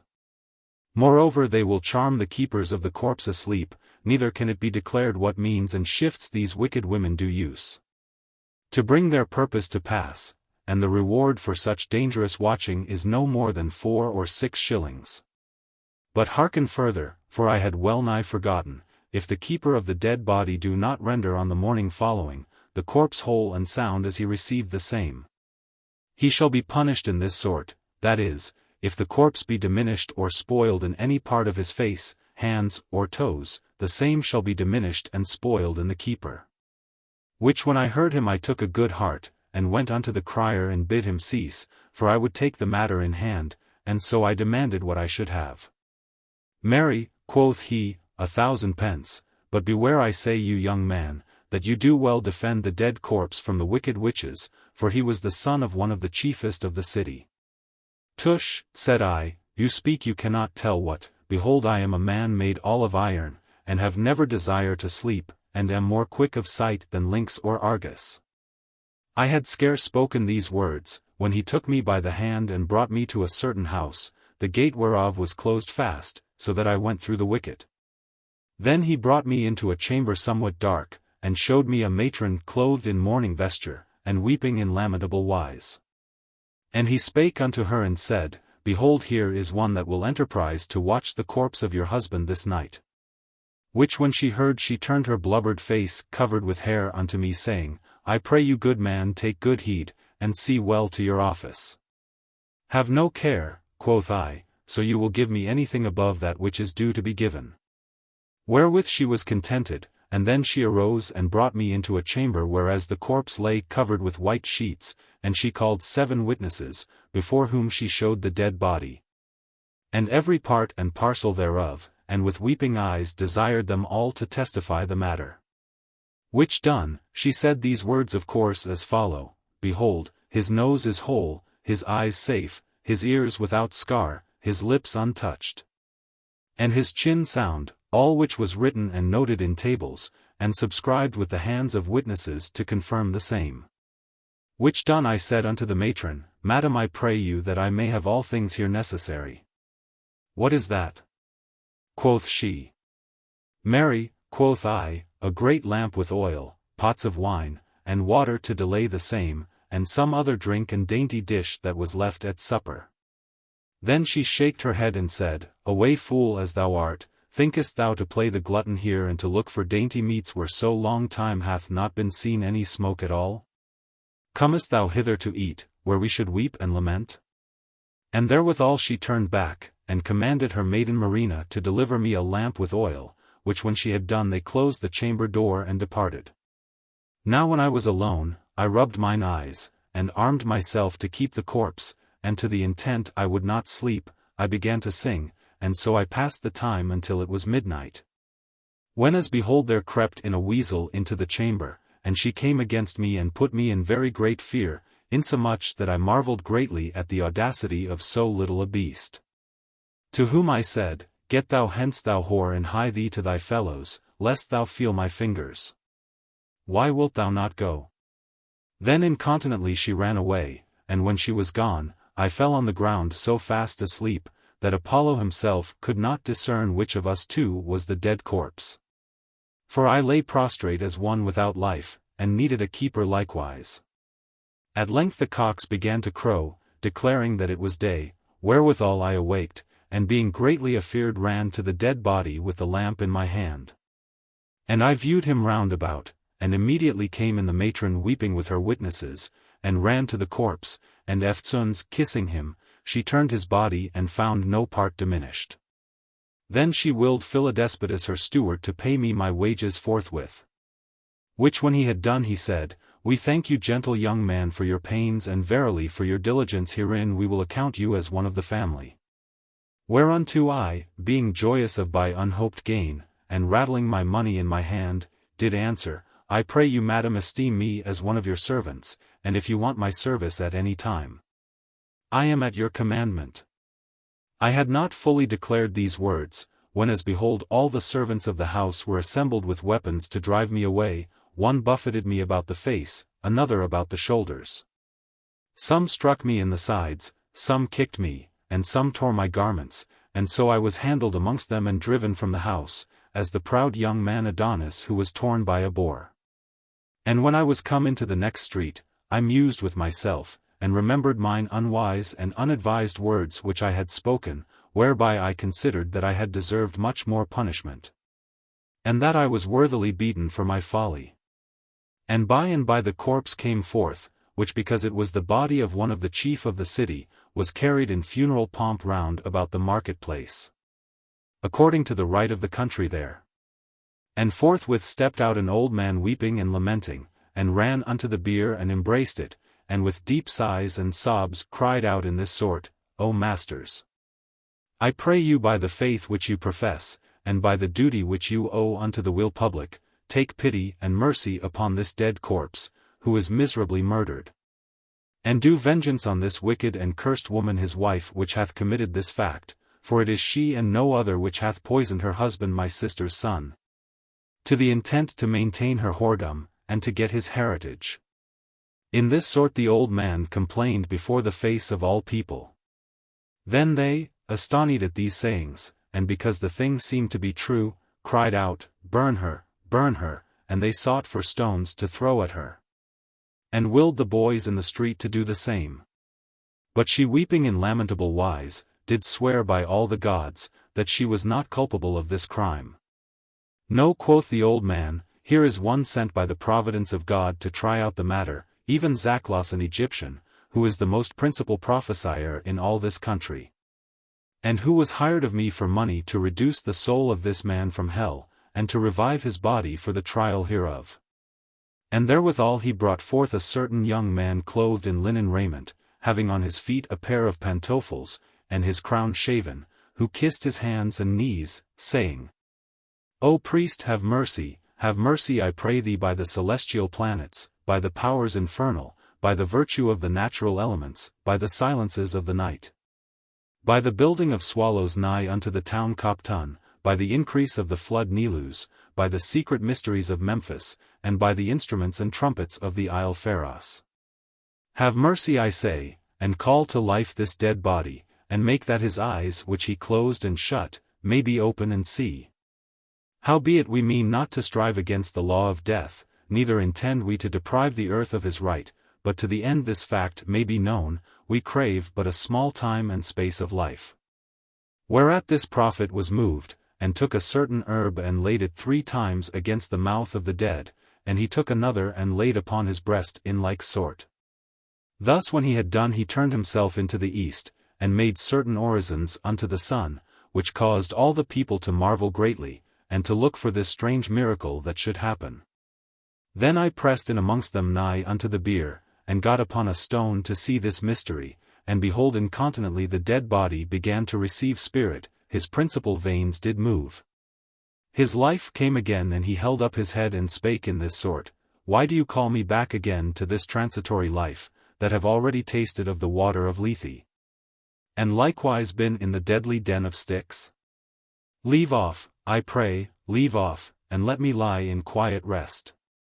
When these words were uttered by the dead corpse, the prophet drew nigh unto the bier and said, I charge thee to tell before the face of all the people here the occasion of thy death. What? Dost thou think that I cannot by my conjurations call up the dead, and by my puissance torment thy body? Then the corpse moved his head again, and made reverence to the people and said, Verily I was poisoned by the means of my wicked wife, and so thereby yielded my bed unto an adulterer. Whereat his wife taking present audacity, and reproving his sayings, with a cursed mind did deny it. The people were bent against her sundry ways, some thought best that she should be buried alive with her husband, but some said that there ought no credit to be given to the dead body.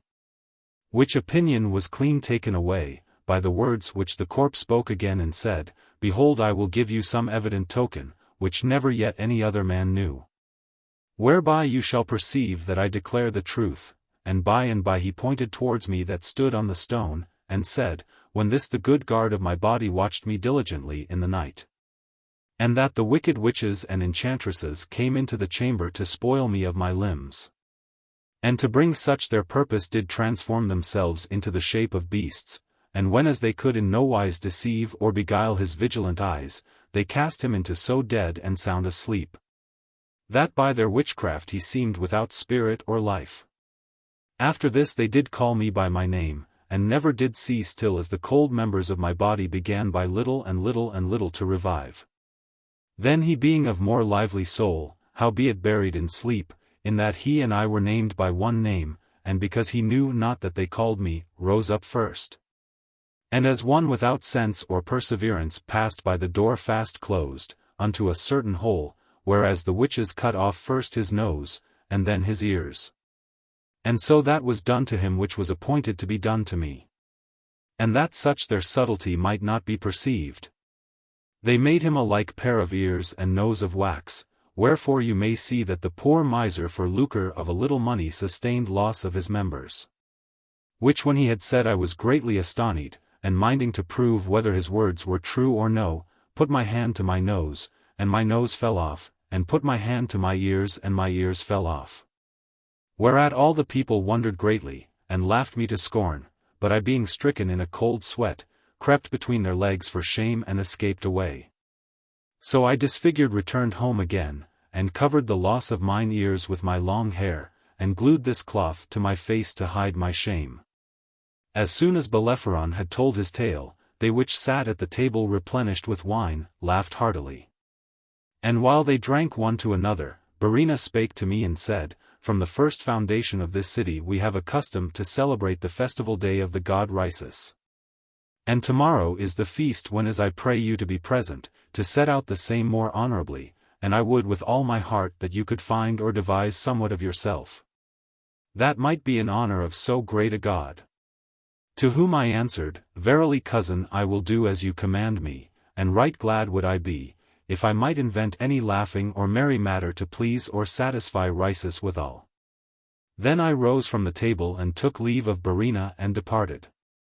And when I came into the first street my torch went out, that with great pain I could scarce get home, by reason it was so dark, for fear of stumbling, and when I was well nigh come unto the door, behold I saw 3 men of great stature, heaving and lifting at Milo's gates to get in, and when they saw me they were nothing afeard, but essayed with more force to break down the doors, whereby they gave me occasion, and not without cause, to think that they were strong thieves. Whereupon I by and by drew out my sword which I carried for that purpose under my cloak, and ran in amongst them, and wounded them in such sort that they fell down dead before my face. Thus when I had slain them all, I knocked sweating and breathing at the door till Photis let me in. And then full weary with the slaughter of those thieves, like Hercules when he fought against the king Geryon, I went to my chamber and laid me down to sleep. Book. Chapter 3. Chapter 12. How Apuleius was taken and put in prison for murder.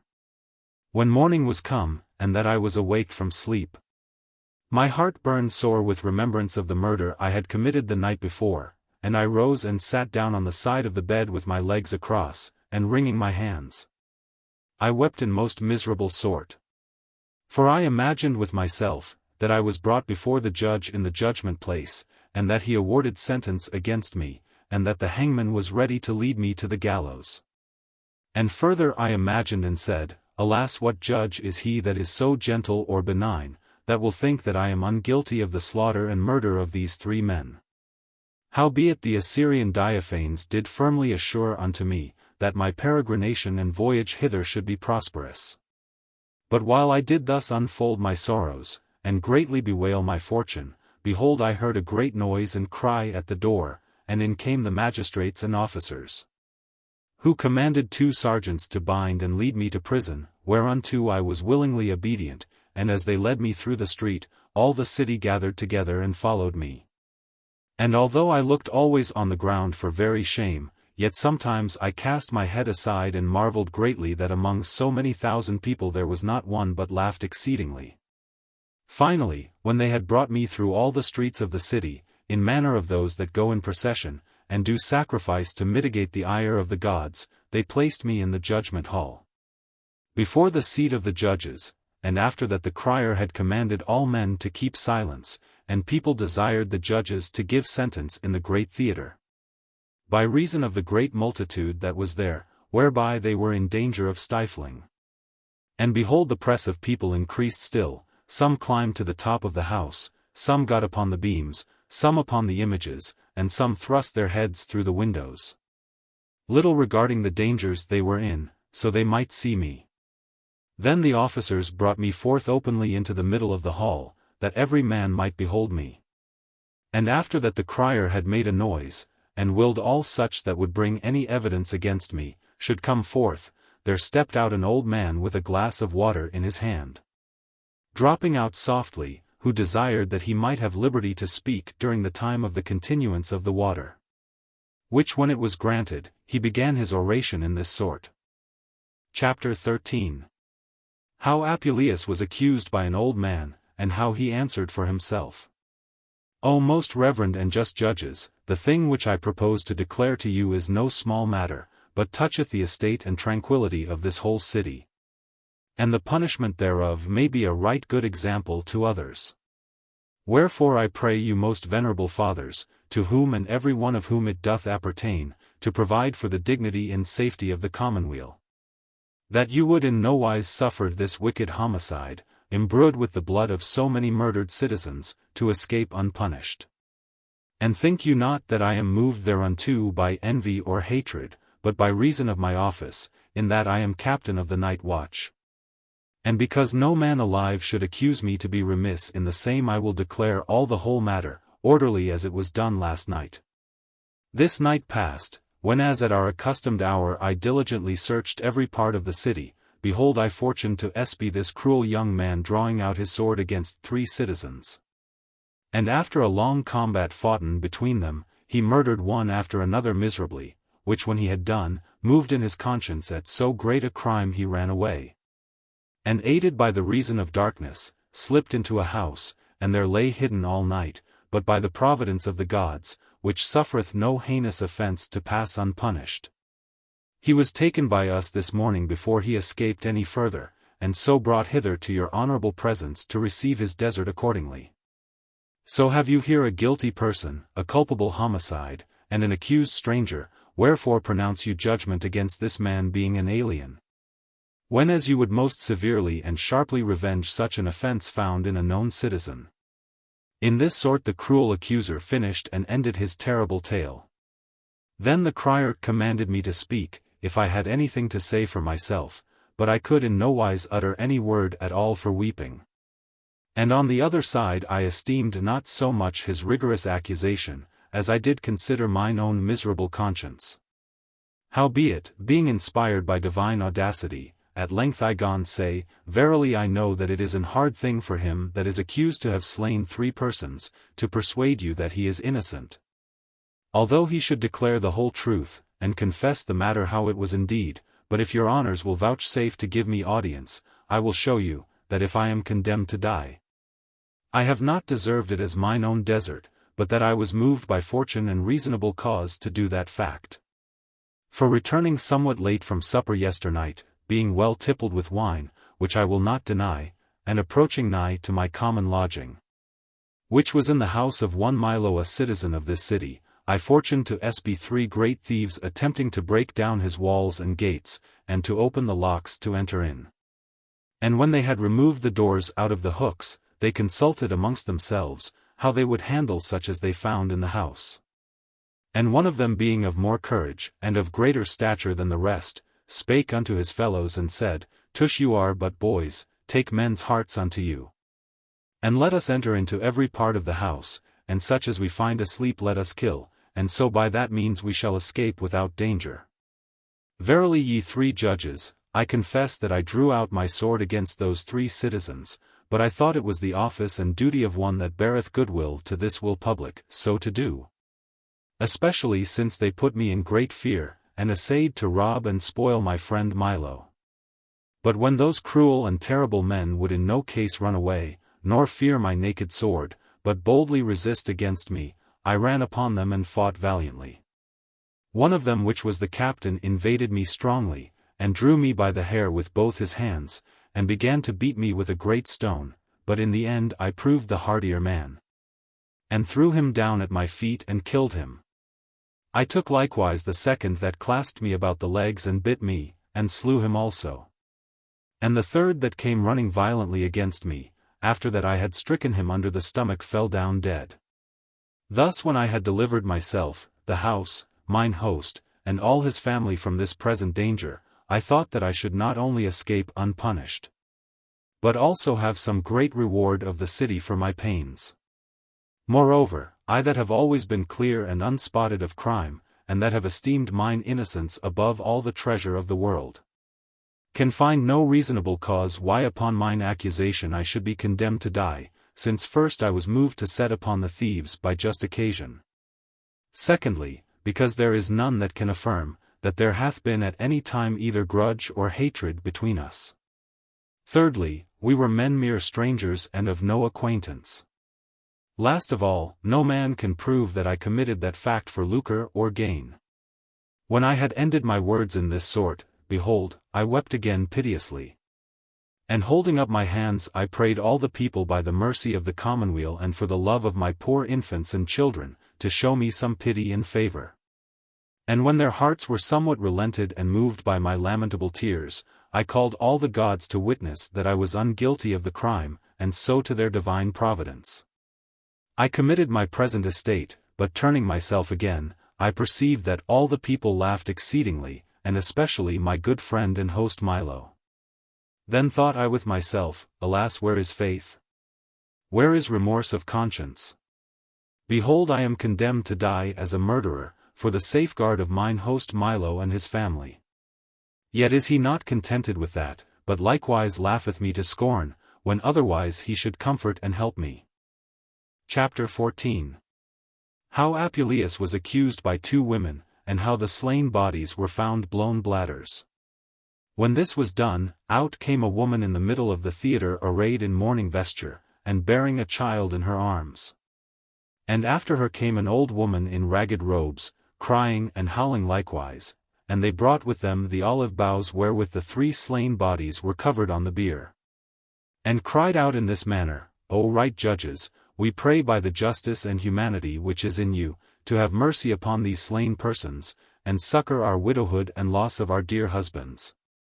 And especially this poor infant, who is now an orphan, and deprived of all good fortune, and execute your justice by order and law, upon the blood of this thief, who is the occasion of all our sorrows. When they had spoken these words, one of the most ancient judges did rise and say, touching this murder, which deserveth great punishment, this malefactor himself cannot deny. But our duty is to inquire and try out, whether he had coadjutors to help him. For it is not likely that one man alone could kill 3 such great and valiant persons, wherefore the truth must be tried out by the rack, and so we shall learn what other companions he hath, and root out the nest of these mischievous murderers. And there was no long delay, but according to the custom of Grecia, the fire, the wheel, and many other torments were brought in. Then my sorrow increased or rather doubled, in that I could not end my life with whole and unperished members. And by the old woman, who troubled all the court with her howling, desired the judges, that before I should be tormented on the rack, I might uncover the bodies which I had slain. That every man might see their comely shape and beauty, and that I might receive condign and worthy punishment, according to the quality of my offense, and therewithal she made a sign of joy. Then the judge commanded me forthwith to discover the bodies of the slain, lying upon the bier, with mine own hands, but when I refused a good space, by reason I would not make my fact apparent to the eyes of all men, the sergeant charged me by commandment of the judges, and thrust me forward to do the same. I being then forced by necessity, though it were against my will, uncovered the bodies, but O good Lord, what a strange sight did I see, what a monster! What sudden change of all my sorrows!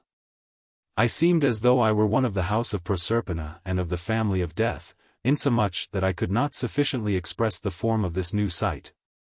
So far was I amazed and astonished thereat, for why, the bodies of the 3 slain men were no bodies, but 3 blown bladders mangled in diverse places.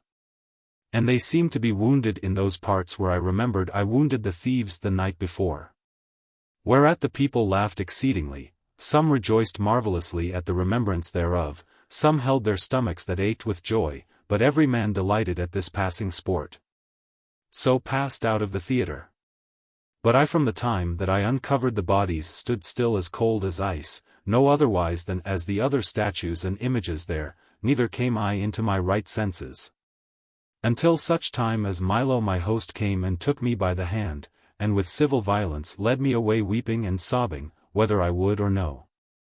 And because that I might be seen, he brought me through many blind ways and lanes to his house, where he went about to comfort me, being sad and yet fearful, with gentle entreaty of talk. But he could in nowise mitigate my impatience of the injury which I conceived within my mind. And behold, by and by the magistrates and judges with their ensigns entered into the house, and endeavored to pacify me in this sort, saying, O Lucius, we are advertised of your dignity. And know the genealogy of your ancient lineage, for the nobility of your kin do possess the greatest part of all this province, and think not that you have suffered the thing wherefore you weep. To any reproach and ignominy, but put away all care and sorrow out of your mind. For this day, which we celebrate once a year in honor of the god Rhesus, is always renowned with some solemn novel, and the god doth continually accompany with the inventor thereof. And will not suffer that he should be sorrowful, but pleasantly bear a joyful face. And verily all the city for the grace that is in you, intend to reward you with great honors, and to make you a patron. And further that your statue or image may be set up for a perpetual remembrance. To whom I answered, As for such benefits as I have received of the famous city of Thessaly, I yield and render the most entire thanks, but as touching the setting up of any statues or images, I would wish that they should be reserved for mine ancients, and such as are more worthy than I. And when I had spoken these words somewhat gravely, and showed myself more merry than I was before, the judges and magistrates departed, and I reverently took my leave of them, and bid them farewell. And behold, by and by there came one running unto me in haste, and said, Sir, your cousin Verena desireth you to take the pains according to your promise yesternight, to come to supper. For it is ready. But I greatly fearing to go any more to her house in the night, said to the messenger, My friend, I pray you tell to my cousin your mistress, that I would willingly be at her commandment. But for breaking my troth and credit. For mine host Milo enforced me to assure him, and compelled me by the feast of this present day, that I should not depart from his company, wherefore I pray you to excuse. And to defer my promise to another time. And while I was speaking these words, Milo took me by the hand, and led me towards the next bane, but by the way I went couching under him, to hide myself from the sight of men. Because I had ministered such an occasion of laughter. And when I had washed and wiped myself, and returned home again, I never remembered any such thing, so greatly was I abashed at the nodding and pointing of every person. Then went I to supper with Milo, where God what we fared but meanly. Wherefore feigning that my head did ache by reason of my sobbing and weeping all day, I desired license to depart to my chamber, and so I went to bed. Chapter 15. How Photis told to Apuleius, what witchcraft her mistress did use. When I was abed I began to call to mind all the sorrows and griefs that I was in the day before, until such time as my love Photis, having brought her mistress to sleep, came into the chamber. Not as she was wont to do, for she seemed nothing pleasant neither in countenance nor talk, but with sour face and frowning look, gone speak in this sort. Verily I confess that I have been the occasion of all thy trouble this day, and therewith she pulled out a whip from under her apron, and delivered it unto me saying, Revenge thyself upon me, mischievous harlot, or rather slay me. And think you not that I did willingly procure this anguish and sorrow unto you, I call the gods to witness. For I had rather mine own body to perish, than that you should receive or sustain any harm by my means, but that which I did was by the commandment of another. And wrought as I thought for some other, but behold the unlucky chance fortuned on you by my evil occasion. Then I, very curious and desirous to know the matter, answered, In faith, quoth I, this most pestilent and evil-favoured whip which thou hast brought to scourge thee withal, shall first be broken in 1,000 pieces, than it should touch or hurt thy delicate and dainty skin. But I pray you tell me how have you been the cause and mean of my trouble and sorrow? For I dare swear by the love that I bear unto you, and I will not be persuaded, though you yourself should endeavour the same, that ever you went to trouble or harm me. Perhaps sometimes you imagined an evil thought in your mind, which afterwards you revoked, but that is not to be deemed as a crime. When I had spoken these words, I perceived by Photis' eyes being wet with tears and well nigh closed up that she had a desire unto pleasure, and specially because she embraced and kissed me sweetly. And when she was somewhat restored unto joy she desired me that she might first shut the chamber door, lest by the untemperance of her tongue, in uttering any unfitting words. There might grow further inconvenience. Wherewithal she barred and propped the door, and came to me again, and embracing me lovingly about the neck with both her arms, spake with a soft voice and said, I do greatly fear to discover the privities of this house, and to utter the secret mysteries of my dame. But I have such confidence in you and in your wisdom, by reason that you are come of so noble a line, and endowed with so profound sapience, and further instructed in so many holy and divine things, that you will faithfully keep silence, and that whatsoever I shall reveal or declare unto you, you would close them within the bottom of your heart, and never discover the same, for I ensure you, the love that I bear unto you, enforceth me to utter it. Now shall you know all the estate of our house, now shall you know the hidden secrets of my mistress, unto whom the powers of hell do obey, and by whom the celestial planets are troubled. The gods made weak, and the elements subdued, neither is the violence of her art in more strength and force, than when she espieth some comely young man that pleaseth her fancy. As oftentimes it happeneth, for now she loveth one Boeotian a fair and beautiful person, on whom she employs all her sorcery and enchantment, and I heard her say with mine own ears yesternight, that if the sun had not then presently gone down, and the night come to minister convenient time to work her magical enticements, she would have brought perpetual darkness over all the world herself. And you shall know, that when she saw yesternight, this Boeotian sitting at the barber's apolling, when she came from the bains she secretly commanded me to gather up some of the hairs of his head which lay dispersed upon the ground, and to bring it home. Which when I thought to have done the barber espied me, and by reason it was bruit throughout all the city that we were witches and enchantresses, he cried out and said, Will you never leave off stealing of young men's hairs? In faith I assure you, unless you cease your wicked sorceries, I will complain to the justices.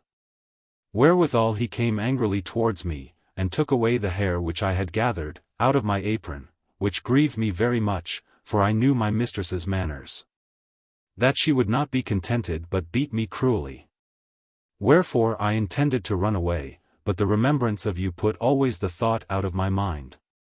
And so I came homeward very sorrowful, but because I would not seem to come to my mistress' sight with empty hands, I saw a man shearing of blown goat skins. And the hair which he had shorn off was yellow, and much resembled the hair of the Boeotian, and I took a good deal thereof, and colouring of the matter, I brought it to my mistress. And so when night came, before your return from supper, she to bring her purpose to pass, went up to a high gallery of her house, opening to the east part of the world.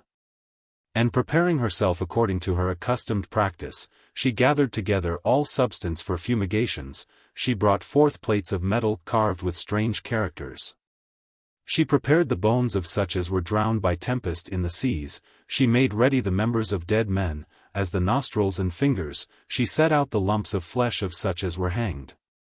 The blood which she had reserved of such as were slain and the jaw bones and teeth of wild beasts, then she said certain charms over the hair, and dipped it in diverse waters, as in well water, cow milk, mountain honey, and other liquor. Which when she had done, she tied and lapped it up together, and with many perfumes and smells threw it into an hot fire to burn.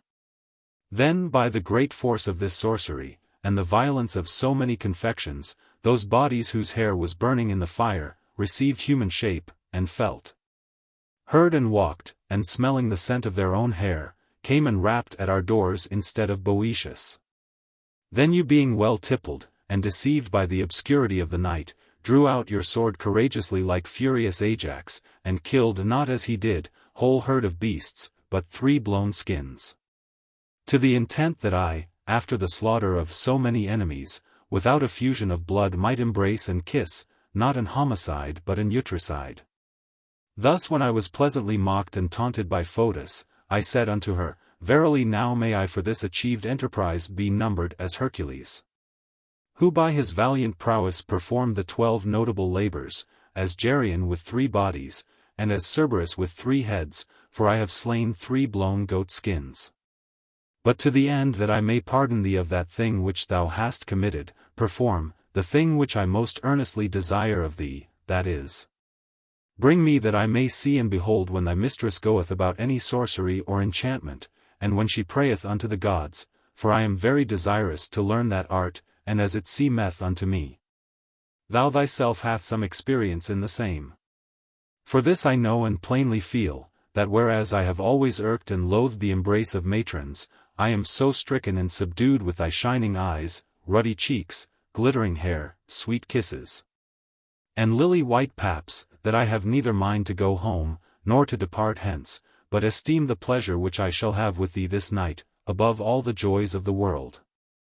Then, quoth she, O my Lucius, how willing would I be to fulfill your desire, but by reason she is so hated, she getteth herself into solitary places, and out of the presence of every person, when she mindeth to work her enchantments. Howbeit I regard more to gratify your request, than I do esteem the danger of my life, and when I see opportunity and time I will assuredly bring you word, so that you shall see all her enchantments. But always upon this condition, that you secretly keep close such things as are done.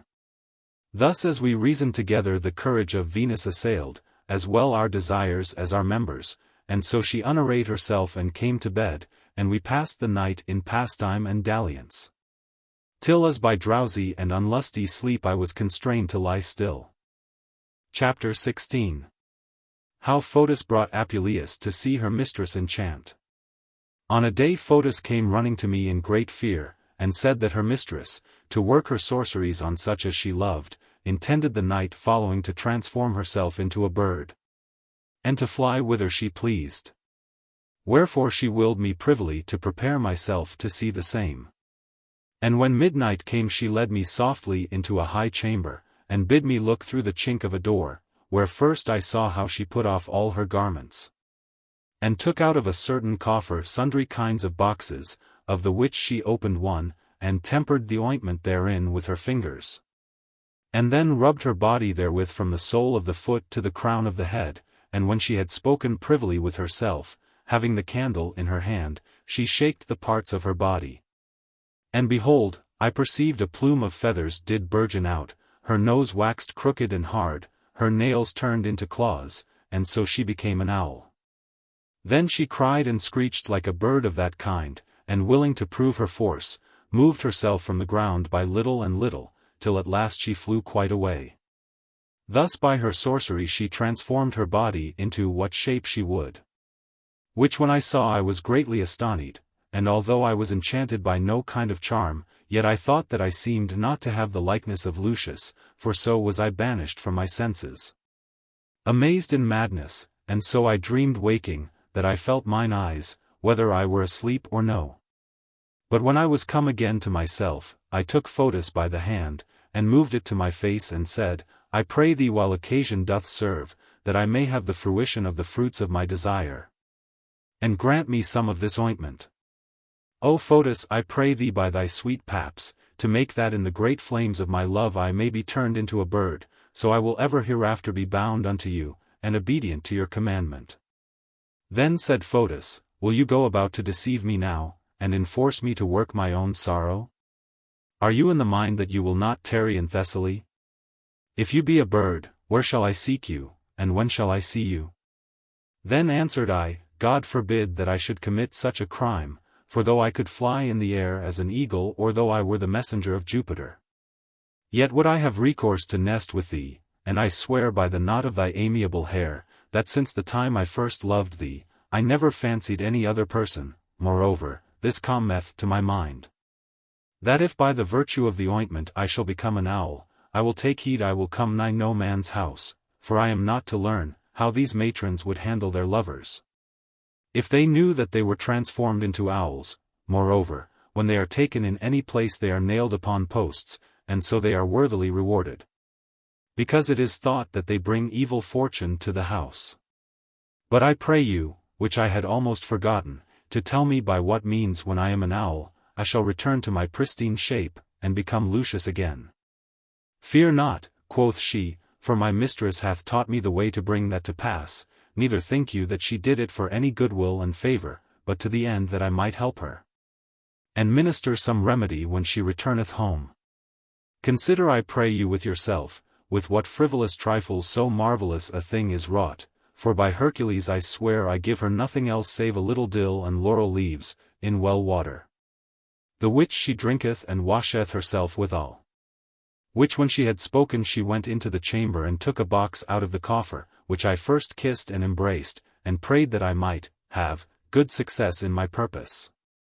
And then I put off all my garments, and greedily thrust my hand into the box, and took out a good deal of ointment and rubbed myself withal. Chapter 17. How Apuleius, thinking to be turned into a bird, was turned into an ass, and how he was led away by thieves. After that I had well rubbed every part and member of my body, I hovered with mine arms, and moved myself, looking still when I should be changed into a bird as Pamphile's was. And behold, neither feathers nor appearance of feathers did burgeon out, but verily my hair did turn in ruggedness, and my tender skin waxed tough and hard. My fingers and toes, losing the number of 5, changed into hoofs, and out of mine arse grew a great tail. Now my face became monstrous, my nostrils wide, my lips hanging down, and mine ears rugged with hair. Neither could I see any comfort of my transformation, for my members increased likewise. And so without all help, viewing every part of my poor body, I perceived that I was no bird, but a plain ass. Then I thought to blame Photis, but being deprived as well of language as of human shape, I looked upon her with my hanging lips and watery eyes. Who as soon as she espied me in such sort, cried out, Alas, poor wretch that I am utterly cast away. The fear I was in, and my haste hath beguiled me, but especially the mistaking of the box, hath deceived me. But it forceth not much, in regard a sooner medicine may be gotten for this than for any other thing. For if thou couldst get a rose and eat it, thou shouldst be delivered from the shape of an ass, and become my Lucius again. And would to God I had gathered some garlands this evening past, according to my custom, then thou shouldst not continue an ass one night's space, but in the morning I shall seek some remedy. Thus Photis lamented in pitiful sort, but I that was now a perfect ass, and for Lucius a brute beast, did yet retain the sense and understanding of a man. And did devise a good space with myself, whether it were best for me to tear this mischievous and wicked harlot with my mouth, or to kick and kill her with my heels. But a better thought reduced me from so rash a purpose, for I feared lest by the death of Photis I should be deprived of all remedy and help. Then shaking mine head, and dissembling mine ire, and taking my adversity in good part, I went into the stable to my own horse, where I found another ass of Milo's, sometime my host. And I did verily think that mine own horse, if there were any natural conscience or knowledge in brute beasts, would take pity on me, and proffer me lodging for that night, but it chanced far otherwise. For see, my horse and the ass as it were consented together to work my harm, and fearing lest I should eat up their provender, would in no wise suffer me to come nigh the manger, but kicked me with their heels from their meat, which I myself gave them the night before. Then I, being thus handled by them, and driven away, got me into a corner of the stable, where while I remembered their uncourtesy, and how on the morrow I should return to Lucius by the help of a rose, when as I thought to revenge myself of mine own horse, I fortuned to espy in the middle of a pillar sustaining the rafters of the stable the image of the goddess Hypata, which was garnished and decked round about with fair and fresh roses. Then in hope of present remedy, I leaped up with my 4 feet as high as I could, stretching out my neck, and with my lips coveting to snatch some roses. But in an evil hour I did go about that enterprise, for behold the boy to whom I gave charge of my horse, came presently in, and finding me climbing upon the pillar, ran fretting towards me and said, How long shall we suffer this wild ass, that doth not only eat up his fellow's meat, but also would spoil the images of the gods? Why do I not kill this lame thief and weak wretch? And therewithal looking about for some cudgel, he espied where lay a faggot of wood, and choosing out a crabbed truncheon of the biggest he could find, did never cease beating of me poor wretch, until such time as by great noise and rumbling, he heard the doors of the house burst open, and the neighbors crying in most lamentable sort, which enforced him being stricken in fear, to fly his way. And by a troop of thieves entered in, and kept every part and corner of the house with weapons. And as men resorted to aid and help them which were within the doors, the thieves resisted and kept them back, for every man was armed with a sword and target in his hand. The glimpses whereof did yield out such light as if it had been day. Then they brake open a great chest with double locks and bolts, wherein was laid all the treasure of Milo. And ransacked the same, which when they had done they packed it up and gave every man a portion to carry, but when they had more than they could bear away, yet were they loath to leave any behind. But came into the stable, and took us 2 poor asses and my horse, and laded us with greater trusses than we were able to bear. And when we were out of the house, they followed us with great staves, and willed one of their fellows to tarry behind, and bring them tidings what was done concerning the robbery, and so they beat us forward over great hills out of the way. But I, what with my heavy burden and long journey, did nothing differ from a dead ass, wherefore I determined with myself to seek some civil remedy. And by invocation of the name of the prince of the country to be delivered from so many miseries, and on a time I passed through a great fair, I came among a multitude of Greeks. And I thought to call upon the renowned name of the emperor and say, O Caesar, and cried out aloud, O, but Caesar I could in no wise pronounce. The thieves little regarding my crying, did lay me on and beat my wretched skin in such sort, that after it was neither apt nor meet to make sieves or sarces. Howbeit at last Jupiter administered to me an unhoped remedy. For when we had passed through many towns and villages, I fortuned to espy a pleasant garden, wherein beside many other flowers of delectable hue, were new and fresh roses, and being very joyful, and desirous to catch some as I passed by, I drew nearer and nearer, and while my lips watered upon them, I thought of a better advice more profitable for me. Lest if from an ass I should become a man, I might fall into the hands of the thieves, and either by suspicion that I were some witch, or for fear that I should utter their theft, I should be slain. Wherefore I abstained for that time from eating of roses, and enduring my present adversity, I did eat hay as other asses did. Book. Chapter 4. Chapter 18. How Apuleius, thinking to eat roses, was cruelly beaten by a gardener, and chased by dogs. When no one was come, that the broiling heat of the sun had most power, we turned into a village to certain of the thieves' acquaintance and friends. For verily their meeting and embracing together did give me, poor ass, cause to deem the same, and they took the truss from my back, and gave them part of the treasure which was in it. And they seemed to whisper and tell them that it was stolen goods, and after that we were unladen of our burdens, they let us loose in a meadow to pasture. But mine own horse and Milo's ass would not suffer me to feed there with them, but I must seek my dinner in some other place. Wherefore I leaped into a garden which was behind the stable, and being well nigh perished with hunger, although I could find nothing there but raw and green fallets. Yet I filled my hungry guts therewithal abundantly, and praying unto all the gods, I looked about in every place if I could espy any red roses in the gardens by.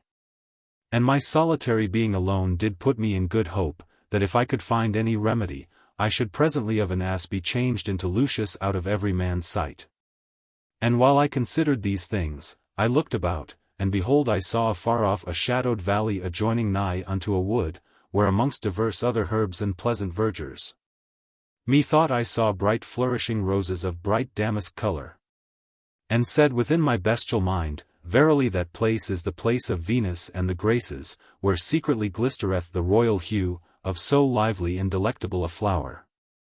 Then I, desiring the help of the guide of my good fortune, ran lustily towards the wood, insomuch that I felt myself that I was no more an ass, but a swift coursing horse, but my agility and quickness could not prevent the cruelty of my fortune, for when I came to the place I perceived that they were no roses, neither tender nor pleasant, neither moistened with the heavenly drops of dew, nor celestial liquor, which grew out of the thicket and thorns there. Neither did I perceive that there was any valley at all, but only the bank of the river, environed with great thick trees, which had long branches like unto laurel, and bearing a flower without any manner of scent, and the common people call them by the name of laurel roses, which be very poison to all manner of beasts. Then was I so entangled with unhappy fortune that I little esteemed mine own danger, and went willingly to eat of these roses, though I knew them to be present poison, and as I drew near I saw a young man that seemed to be the gardener, come upon me, and when he perceived that I had devoured all his herbs in the garden, he came swearing with a great staff in his hand, and laid upon me in such sort, that I was well nigh dead, but I speedily devised some remedy myself. For I lift up my legs and kicked him with my hinder heels, that I left him lying at the hill foot well nigh slain, and so I ran away. Incontinently came out his wife, who seeing her husband half dead, cried and howled in pitiful sort, and went toward her husband, to the intent that by her loud cries she might purchase to me present destruction. Then all the persons of the town, moved by her noise, came forth, and cried for dogs to tear me down. Out came a great company of ban-dogs and mastiffs, more fit to pull down bears and lions than me, whom when I beheld I thought verily I should presently die, but I turned myself about, and ran as fast as ever I might to the stable from whence I came. Then the men of the town called in their dogs, and took me and bound me to the staple of a post, and scourged me with a great knotted whip till I was well nigh dead. And they would undoubtedly have slain me, had it not come to pass, that what with the pain of their beating, and the green herbs that lay in my guts, I caught such a lask that I all besprinkled their faces with my liquid dung, and enforced them to leave off. Chapter 19. How Apuleius was prevented of his purpose, and how the thieves came to their den. Not long after, the thieves laded us again, but especially me, and brought us forth of the stable, and when we had gone a good part of our journey, what with the long way, my great burden, the beating of staves, and my worn hooves, I was so weary that I could scantly go. Then I saw a little before me a river running with fair water, and I said to myself, Behold, now I have found a good occasion, for I will fall down when I come yonder. And surely I will not rise again, neither with scourging nor with beating, for I had rather be slain there presently, than go any further. And the cause why I had determined so to do was this: I thought that the thieves, when they did see me so feeble and weak that I could not travel, to the intent they would not stay in their journey, they would take the burden from my back and put it on my fellows, and so for my further punishment to leave me as a prey to the wolves and ravening beasts. But evil fortune prevented so good a consideration. For the other ass, being of the same purpose that I was of, by feigned and colored weariness fell down first, with all his burden on the ground as though he were dead. And he would not rise neither with beating nor with pricking, nor stand upon his legs, though they pulled him by the tail, by his legs, and by his ears, which when the thieves beheld, as without all hope, they said one unto another, What should we stand here so long about a dead or rather a stony ass? Let us be gone. And so they took his burden, and divided some to me, and some to my horse. And then they drew out their swords and cut off his legs, and threw his body from the point of a hill down into a great valley. Then I, considering with myself of the evil fortune of my poor companion, and purposed now to forget all subtlety and deceit, and to play the good ass to get my master's favor. For I perceived by their talk that we were come home well nigh at our journey's end. And after that we had passed over a little hill, we came to our appointed place, and when we were unladen of our burdens, and all things carried in, I tumbled and wallowed in the dust, to refresh myself instead of water. The thing and the time compelleth me to make description of the places, and especially of the den where the thieves did inhabit. I will prove my wit in what I can do. And then consider you whether I was an ass in judgment and sense, or no. For first there was an exceeding great hill compassed about with big trees very high, with many turning bottoms full of sharp stones, whereby it was inaccessible. There was many winding and hollow valleys, environed with thickets and thorns, and naturally fortressed round about. From the top of the hill ran a running water as clear as silver, that watered all the valleys below, that it seemed like unto a sea enclosed, or a standing flood. Before the den where was no hill stood an high tower, and at the foot thereof were sheepcotes fenced and walled with clay. Before the gate of the house were paths made instead of walls, in such sort that you could easily judge it to be a very den for thieves. And there was nothing else except a little cote covered with thatch, wherein the thieves did nightly accustom to watch by order, as I after perceived. And when they were all crept into the house, and we were all tied fast with halters at the door, they began to chide with an old woman there, crooked with age, who had the government and rule of all the house, and said, How is it, old witch, old trot, and strumpet, that thou sittest idly all day at home, and having no regard to our perilous labors? Hast provided nothing for our suppers, but sittest eating and swilling thyself from morning till night? Then the old woman trembled, and scantly able to speak gone say, Behold, my puissant and faithful masters, you shall have meat and pottage enough by and by, here is first store of bread, wine plenty, filled in clean rinsed pots, likewise here is hot water prepared to bathe you. Which when she had said, they put off all their garments and refreshed themselves by the fire. And after they were washed and anointed with oil, they sat down at the table garnished with all kind of dainty meats. They were no sooner sat down, but in came another company of young men more in number than was before, who seemed likewise to be thieves, for they brought in their prize of gold and silver, plate, jewels, and rich robes, and when they had likewise washed, they sat among the rest, and served one another by order. Then they drank and eat exceedingly, laughing, crying and making much noise, that I thought that I was among the tyrannous and wild Lapiths, Thebans, and Centaurs. At length one of them more valiant than the rest, spake in this sort, We verily have manfully conquered the house of Milo of Hypata. And beside all the riches and treasure which by force we have brought away, we are all come home safe, and are increased the more by this horse and this ass. But you that have roved about in the country of Boeotia, have lost your valiant captain Lamachus, whose life I more regarded than all the treasure which you have brought, and therefore the memory of him shall be renowned forever amongst the most noble kings and valiant captains, but you accustom when you go abroad, like men with ganders' hearts, to creep through every corner and hole for every trifle. Then one of them that came last answered, Why are you only ignorant, that the greater the number is, the sooner they may rob and spoil the house? And although the family be dispersed in diverse lodgings, yet every man had rather to defend his own life, than to save the riches of his master, but when there be but a few thieves, then will they not only rather regard themselves, but also their substance, how little or great soever it be.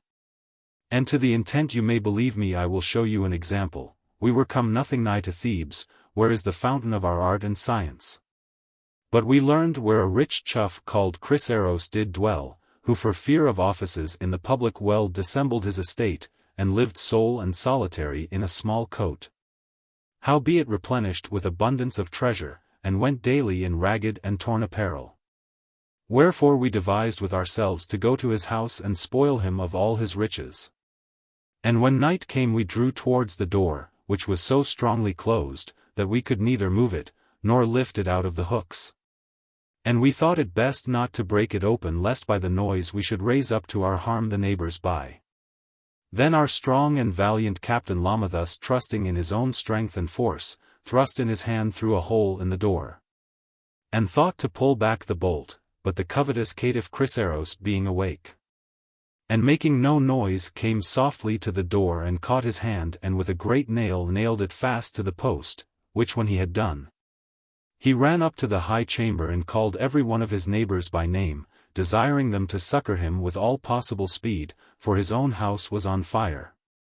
Then everyone for fear of his own danger came running out to aid him, wherewith we, fearing our present peril, knew not what was best to be done, whether we should leave our companion there, or yield ourselves to die with him, but we by his consent devised a better way, for we cut off his arm by the elbow and so let it hang there, then we bound his wound with cloths, lest we should be traced by the drops of blood, which done we took Lamachus and led him away, for fear we would be taken, but being so nigh pursued that we were in present danger, and that Lamachus could not keep our company by reason of faintness.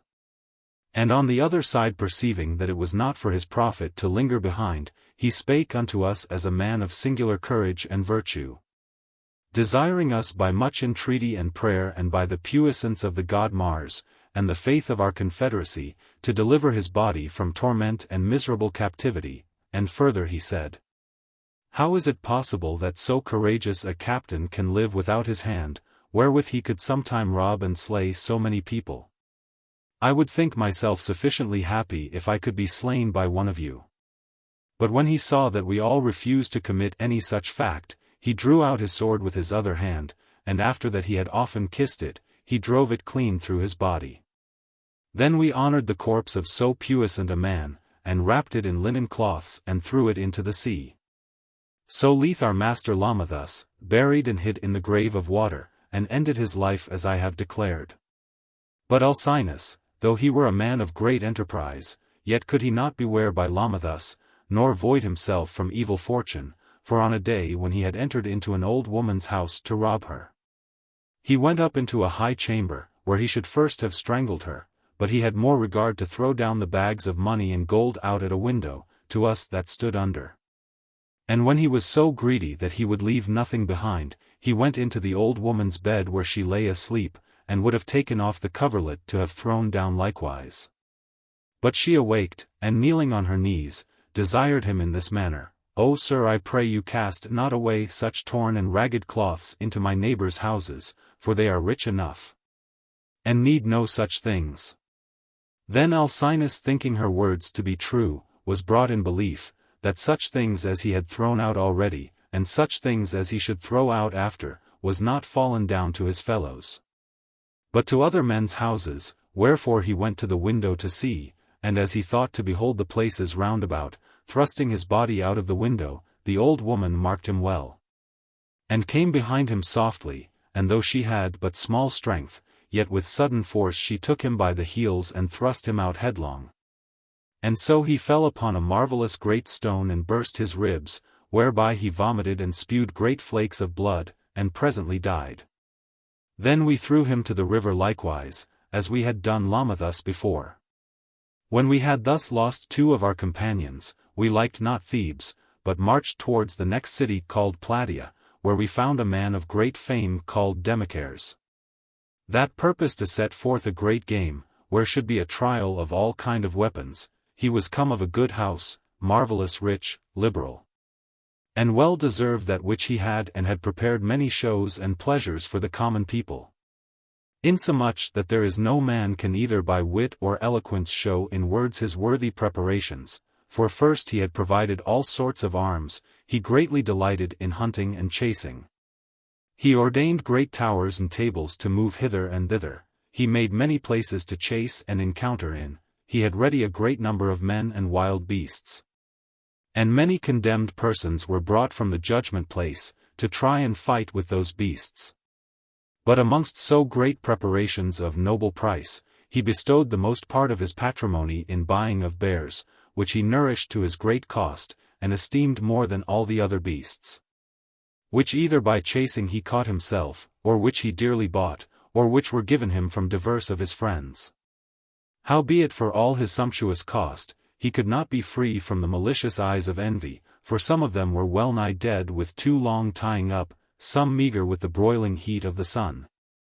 Some languished with lying, but all having sundry diseases, were so afflicted that they died one after another, and there was well nigh none left, in such sort that you might see them lying in the streets piteously dead. And the common people, having no other meat to feed on, little regarding any curiosity, would come forth and fill their bellies with the flesh of the bears.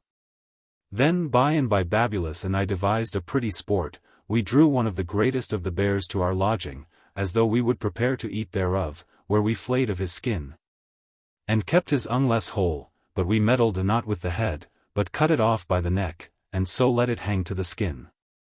Then we raised off the flesh from the neck, and cast dust thereon, and set it in the sun to dry. Chapter 20. How Thessalian was disguised in a bear's skin, and how he was handled. When the skin was a drying we made merry with the flesh, and then we devised with ourselves, that one of us being more valiant than the rest both in body and courage, so that he would consent thereto, should put on the skin, and feigning that he were a bear, should be led to Demochares' house in the night, by which means we thought to be received and let in. Many were desirous to play the bear, but especially one Thessalian of a courageous mind would take this enterprise in hand. Then we put him into the bear's skin, which fitted him finely in every point, we buckled it fast under his belly, and covered the seam with the hair, that it might not be seen. After this we made little holes through the bear's head, and through his nostrils and eyes, for Thessalian to see out and take wind at. In such sort that he seemed a very lively and natural beast. When this was done we went into a cave which we hired for the purpose, and he crept in after like a bear with a good courage. Thus we began our subtlety, and then we imagined thus, we feigned letters as though they came from one Nicanor which dwelt in the country of Thracia, which was of great acquaintance with this Demochares, wherein we wrote, that he had sent him being his friend, the first fruits of his coursing and hunting. When night was come, which was a meet time for our purpose, we brought Thessalian in our forged letters and presented them to Demochares. When Demochares beheld this mighty bear, and saw the liberality of Nicanor his friend, he commanded his servants to deliver unto us 10 crowns, having great store in his coffers. Then, as the novelty of a thing doth accustom to stir men's minds to behold the same, many persons came on every side to see this bear, but Thessalian, lest they should by curious viewing and prying perceive the truth, ran upon them to put them in fear that they durst not come nigh. The people said, Verily Demochares is right happy, in that after the death of so many beasts, he hath gotten meagre fortune's head, so goodly a bear. Then Demochares commanded him with all care to be put in the park with all the other beasts, but immediately I spake unto him and said, Sir, I pray you take heed how you put a beast tired with the heat of the sun and with long travel, among others which as I hear say have diverse maladies and diseases. Let him rather lie in some open place in your house nigh some water, where he may take air and ease himself. For do you not know that such kind of beasts do greatly delight to couch under the shadow of trees and hillocks near pleasant wells and waters? Hereby Demochares admonished, and remembering how many he had before that perished, was contented that we should put the bear where we would. Moreover we said unto him, that we ourselves were determined to lie all night near the bear, to look unto him, and to give him meat and drink at his due hour.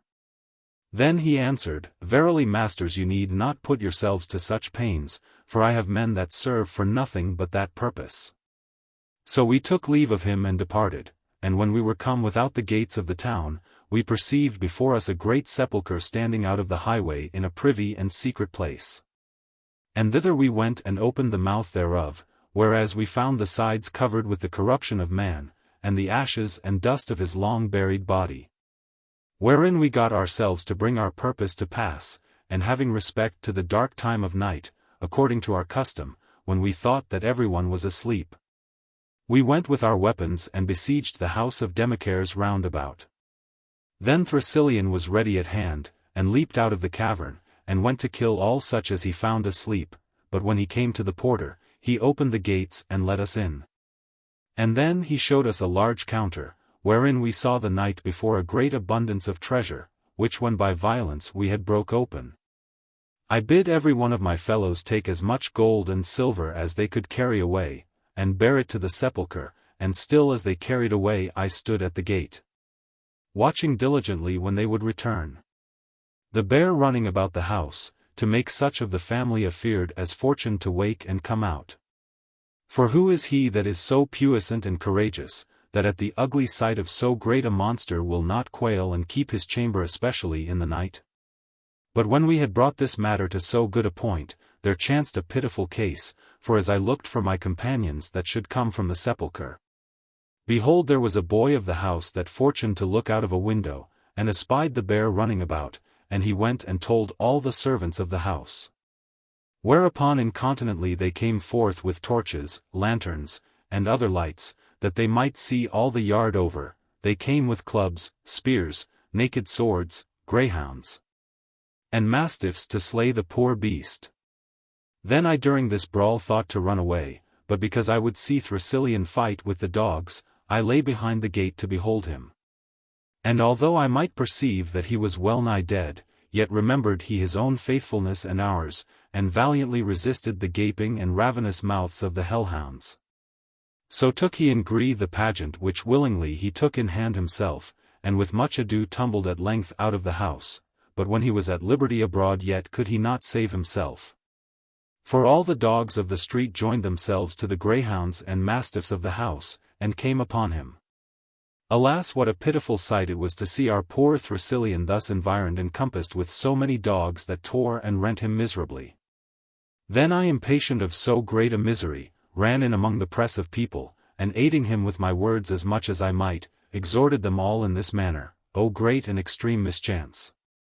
What a precious and excellent beast have we lost! But my words did nothing prevail, for there came out a tall man with a spear in his hand, that thrust him clean through, and afterwards many that stood by drew out their swords. And so they killed him. But verily our good Captain Thessalian, the honor of our comfort, received his death so patiently, that he would not bewray the league between us either by crying, howling, or any other means. But being torn with dogs and wounded with weapons, did yield forth a doleful cry, more like unto a beast than a man. And taking his present fortune in good part, with courage and glory enough did finish his life, with such a terror unto the assembly, that no person was hardy until it was day, as to touch him. Though he were stark dead, but at last there came a butcher more valiant than the rest, who opening the paunch of the beast, slid out an hardy and venturous thief.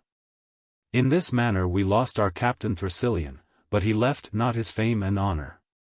When this was done we packed up our treasure, which we committed to the sepulchre to keep, and got out of the bounds of Plataea, thus thinking with ourselves that there was more fidelity amongst the dead than amongst the living, by reason that our prize were so surely kept in the sepulchre. So being wearied with the weight of our burdens, and well nigh tired with long travel, having lost 3 of our soldiers, we are come home with these present cheats. Thus when they had spoken in memory of their slain companions, they took cups of gold, and sung hymns unto the god Mars, and laid them down to sleep. Then the old woman gave us fresh barley without measure, insomuch that my horse fed so abundantly that he might well think he was at some banquet that day.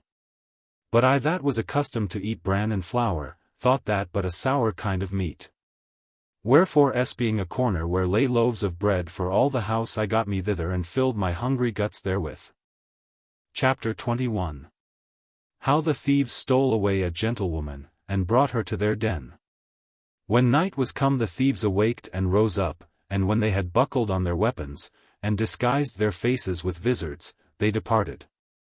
And yet for all the great sleep that came upon me, I could in no wise leave eating, and whereas when I was a man I could be contented with 1 or 2 loaves at the most. Now my guts were so greedy that 3 panniers full would scantly serve me, and while I considered these things the morning came, and being led to a river. Notwithstanding my assy shamefastness I quenched my thirst. And suddenly after, the thieves returned home careful and heavy, bringing no burdens with them, no not so much as traff or baggage, save only a maiden. That seemed by her habit to be some gentlewoman born, and the daughter of some worthy matron of that country, who was so fair and beautiful, that though I were an ass, yet I had a great affection for her. The virgin lamented and tore her hair, and rent her garments, for the great sorrow she was in. But the thieves brought her within the cave, and assisted her to comfort in this sort: Weep not, fair gentlewoman, we pray you. For be you assured we will do no outrage or violence to your person, but take patience a while for our profit. For necessity and poor estate hath compelled us to do this enterprise. We warrant you that your parents, although they be covetous, will be contented to give us a great quantity of money to redeem and ransom you from our hands. With such and like flattering words they endeavored to appease the gentlewoman, howbeit she would in no case be comforted, but put her head betwixt her knees, and cried piteously. Then they called the old woman, and commanded her to sit by the maiden, and pacify her dolour as much as she might. And they departed away to rob, as they were accustomed to do, but the virgin would not assuage her griefs, nor mitigate her sorrow by any entreaty of the old woman, but howled and sobbed in such sort, that she made me poor ass likewise to weep, and thus she said: Alas, can I poor wench live any longer, that am come of so good a house, forsaken of my parents, friends, and family, made a rapine and prey, closed servilely in this stony prison, deprived of all pleasure, wherein I have been brought up, thrown in danger, ready to be rent in pieces among so many sturdy thieves and dreadful robbers. Can I say, cease from weeping, and live any longer? Thus she cried and lamented, and after she had wearied herself with sorrow and blubbered her face with tears, she closed the windows of her hollow eyes, and laid her down to sleep. And after that she had slept, she rose again like a furious and mad woman, and beat her breast and comely face more than she did before. Then the old woman inquired the causes of her new and sudden lamentation. To whom sighing in pitiful sort she answered, Alas, now I am utterly undone, now am I out of all hope, oh give me a knife to kill me, or a halter to hang me. Whereat the old woman was more angry, and severely commanded her to tell her the cause of her sorrow, and why after her sleep, she should renew her dolour and miserable weeping. What, think you, quoth she, to deprive our young men of the price of your ransom? No, no, therefore cease your crying, for the thieves do little esteem your howling, and if you do not, I will surely burn you alive. Charite the maiden was greatly feared, and kissed her hand and said, O mother, take pity upon me and my wretched fortune, and give me license a while to speak, for I think I shall not long live. Let there be mercy ripe and frank in thy venerable whorehead, and hear the sum of my calamity. There was a comely young man, who for his bounty and grace was beloved entirely of all the town, my cousin Germain, and but 3 years older than I.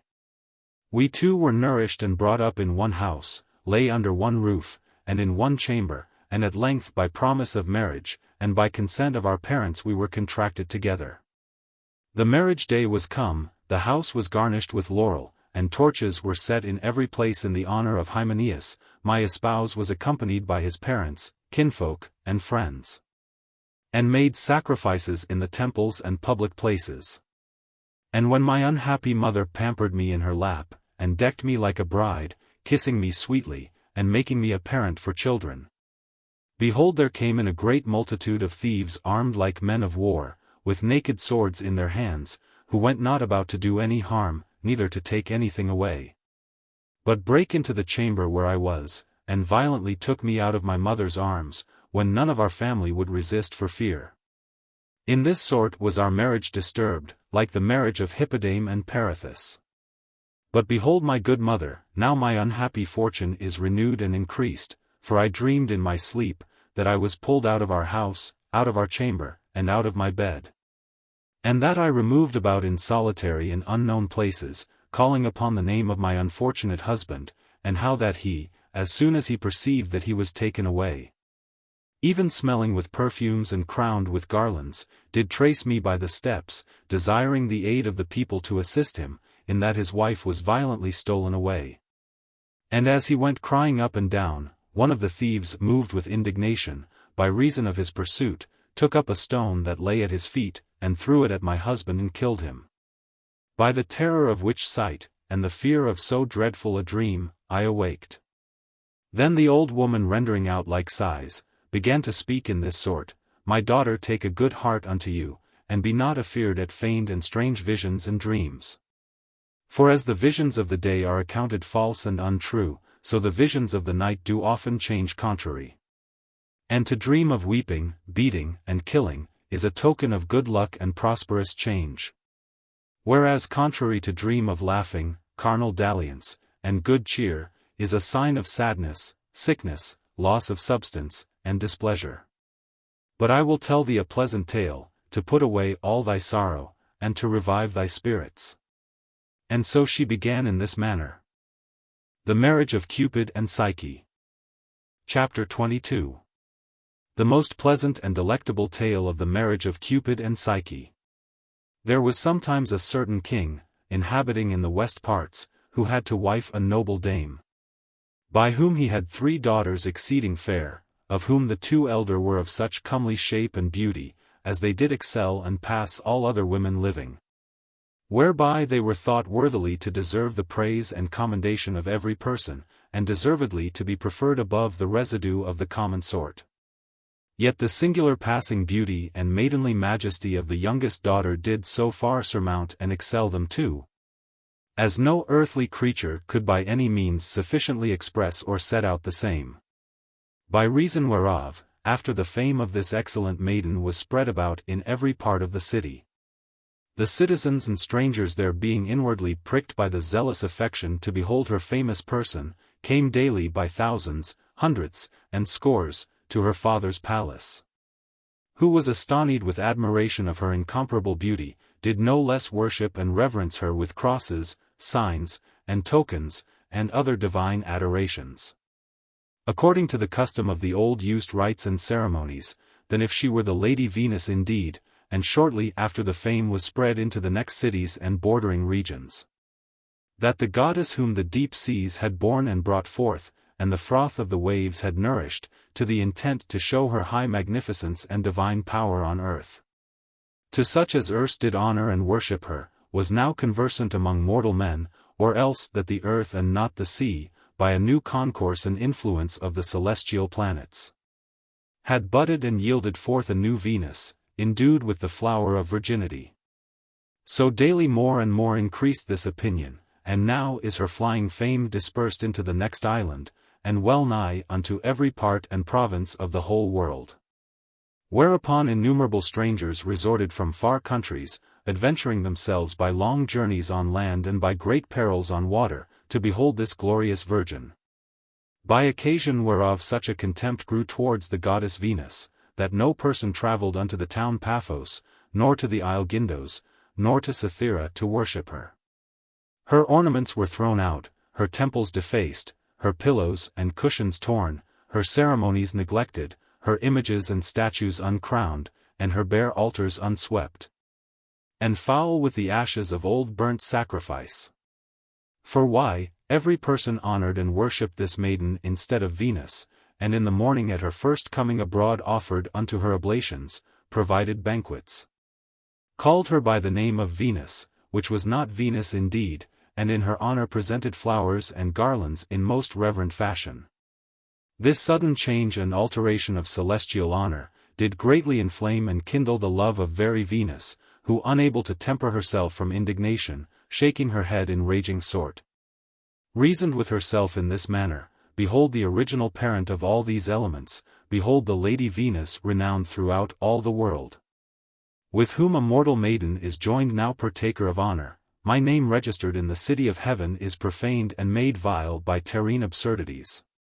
If I shall suffer any mortal creature to present my majesty on earth, or that any shall bear about a false surmised shape of her person, then in vain did Paris the shepherd, in whose judgment and competence the great Jupiter had affiance, prefer me above the residue of the goddesses, for the excellency of my beauty, but she, whatever she be that hath usurped mine honor, shall shortly repent her of her unlawful estate.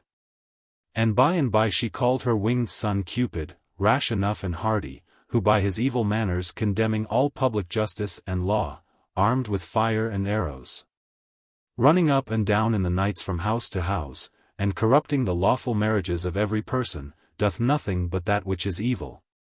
Who although that he were of his own proper nature sufficiently prone to work mischief, yet she egged him forward with words and brought him to the city, and showed him Psyche, for so the maid was called, and having told the cause of her anger, not without great rage, I pray thee, quoth she, my dear child, by motherly bond of love, by the sweet wounds of thy piercing darts, by the pleasant heat of thy fire, revenge the injury which is done to thy mother by the false and disobedient beauty of a mortal maiden, and I pray thee, that without delay she may fall in love with the most miserablest creature living, the most poor, the most crooked, and the most vile, that there may be none found in all the world of like wretchedness. When she had spoken these words she embraced and kissed her son, and took her voyage toward the sea. When she came upon the sea she began to call the gods and goddesses, who were obedient at her voice. For incontinent came the daughters of Nereus, singing with tunes melodiously, Portunus with his bristled and rough beard, Selita with her bosom full of fish, Palamon the driver of the dolphin. The trumpeters of Triton, leaping hither and thither, and blowing with heavenly noise, such was the company which followed Venus, marching towards the ocean sea. In the mean season Psyche with all her beauty received no fruit of honor. She was wondered at of all, she was praised of all, but she perceived that no king nor prince, nor any one of the superior sort did repair to woo her. Everyone marveled at her divine beauty, as it were some image well painted and set out. Her other two sisters, which were nothing so greatly exalted by the people, were royally married to 2 kings, but the virgin Psyche, sitting alone at home, lamented her solitary life.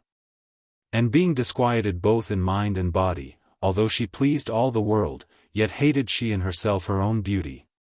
Whereupon the miserable father of this unfortunate daughter, suspecting that the gods and powers of heaven did envy her estate, went to the town called Milo to receive the oracle of Apollo. Where he made his prayers and offered sacrifice, and desired a husband for his daughter, but Apollo, though he were a Grecian, and of the country of Ionia, because of the foundation of Milo, yet he gave answer in Latin verse, the sense whereof was this: Let Psyche's corpse be clad in mourning weed, and set on rock of yonder hill aloft. Her husband is no wight of human seed, but serpent dire and fierce as might be thought, who flies with wings above in starry skies, and doth subdue each thing with fiery flight. The gods themselves, and powers that seem so wise, with mighty Jove, be subject to his might. The rivers black, and deadly floods of pain, and darkness eke, as thrall to him remain. The king, sometimes happy when he heard the prophecy of Apollo, returned home sad and sorrowful, and declared to his wife the miserable and unhappy fate of his daughter. Then they began to lament and weep, and passed over many days in great sorrow. But now the time approached of Psyche's marriage, preparation was made, black torches were lighted, the pleasant songs were turned into pitiful cries. The melody of Hymenaeus was ended with deadly howling, the maid that should be married did wipe her eyes with her veil. All the family and people of the city wept likewise, and with great lamentation was ordained a remiss time for that day, but necessity compelled that Psyche should be brought to her appointed place, according to the divine appointment. And when the solemnity was ended, they went to bring the sorrowful spouse, not to her marriage, but to her final end and burial. And while the father and mother of Psyche did go forward weeping and crying unto this enterprise, Psyche spake unto them in this sort: Why torment your unhappy age with continual dolour? Why trouble you your spirits, which are more rather mine than yours? Why soil ye your faces with tears, which I ought to adore and worship? Why tear you my eyes and yours? Why pull you your hoary hairs? Why knock ye your breasts for me? Now you see the reward of my excellent beauty, now you perceive, but too late, the plague of envy. When the people did honor me, and call me new Venus, then ye should have wept. Then you should have sorrowed as though I had been dead, for now I see and perceive that I am come to this misery by the only name of Venus. Bring me, and as fortune has appointed, place me on the top of the rock. I greatly desire to end my marriage, I greatly covet to see my husband. Why do I delay? Why should I refuse him that is appointed to destroy all the world? Thus ended she her words, and thrust herself among the people that followed. Then they brought her to the appointed rock of the high hill, and set her hereon, and so departed. The torches and lights were put out with the tears of the people, and every man gone home. The miserable parents, well nigh consumed with sorrow, gave themselves to everlasting darkness.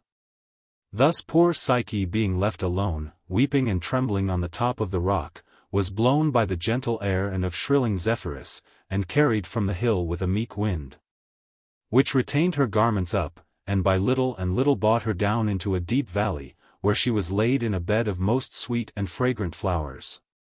Thus fair Psyche, being sweetly couched among the soft and tender herbs, as in a bed of sweet and fragrant flowers, and having qualified the thoughts and troubles of her restless mind, was now well reposed.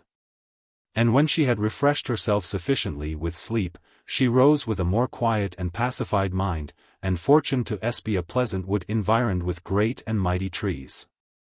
She espied likewise a running river as clear as crystal. In the midst of the wood well nigh at the fall of the river was a princely edifice, wrought and builded not by the art or hand of man, but by the mighty power of God, and you would judge at the first entry therein, that it were some pleasant and worthy mansion for the powers of heaven. For the embuffings above were of citron and ivory, propped and undermined with pillars of gold, the walls covered and sealed with silver, divers sorts of beasts were graven and carved, that seemed to encounter with such as entered in. All things were so curiously and finely wrought, that it seemed either to be the work of some demigod, or of God himself. The pavement was all of precious stones, divided and cut one from another, whereon was carved divers kinds of pictures. In such sort that blessed and thrice blessed were they that might go upon such a pavement, every part and angle of the house was so well adorned, that by reason of the precious stones and inestimable treasure there, it glittered and shone in such sort, that the chambers, porches, and doors gave light as it had been the sun. Neither otherwise did the other treasure of the house disagree unto so great a majesty, that verily it seemed in every point an heavenly palace, fabricate and built for Jupiter himself. Then Psyche moved with delectation approached nigh and taking a bold heart entered into the house, and beheld everything there with great affection. She saw storehouses wrought exceedingly fine, and replenished with abundance of riches. Finally, there could nothing be devised which lacked there, but among such great store of treasure this was most marvellous, that there was no closure, bolt, nor lock to keep the same.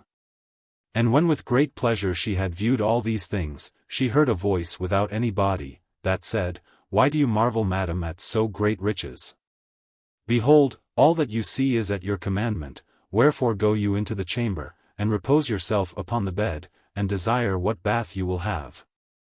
And we whose voices you hear be your servants, and ready to minister unto you according to your desire. In the mean season, royal meats and dainty dishes shall be prepared for you. Then Psyche perceived the felicity of divine providence, and according to the advertisement of the incorporeal voices she first reposed herself upon the bed, and then refreshed her body in the bains. This done, she saw the table garnished with meats, and a chair to sit down.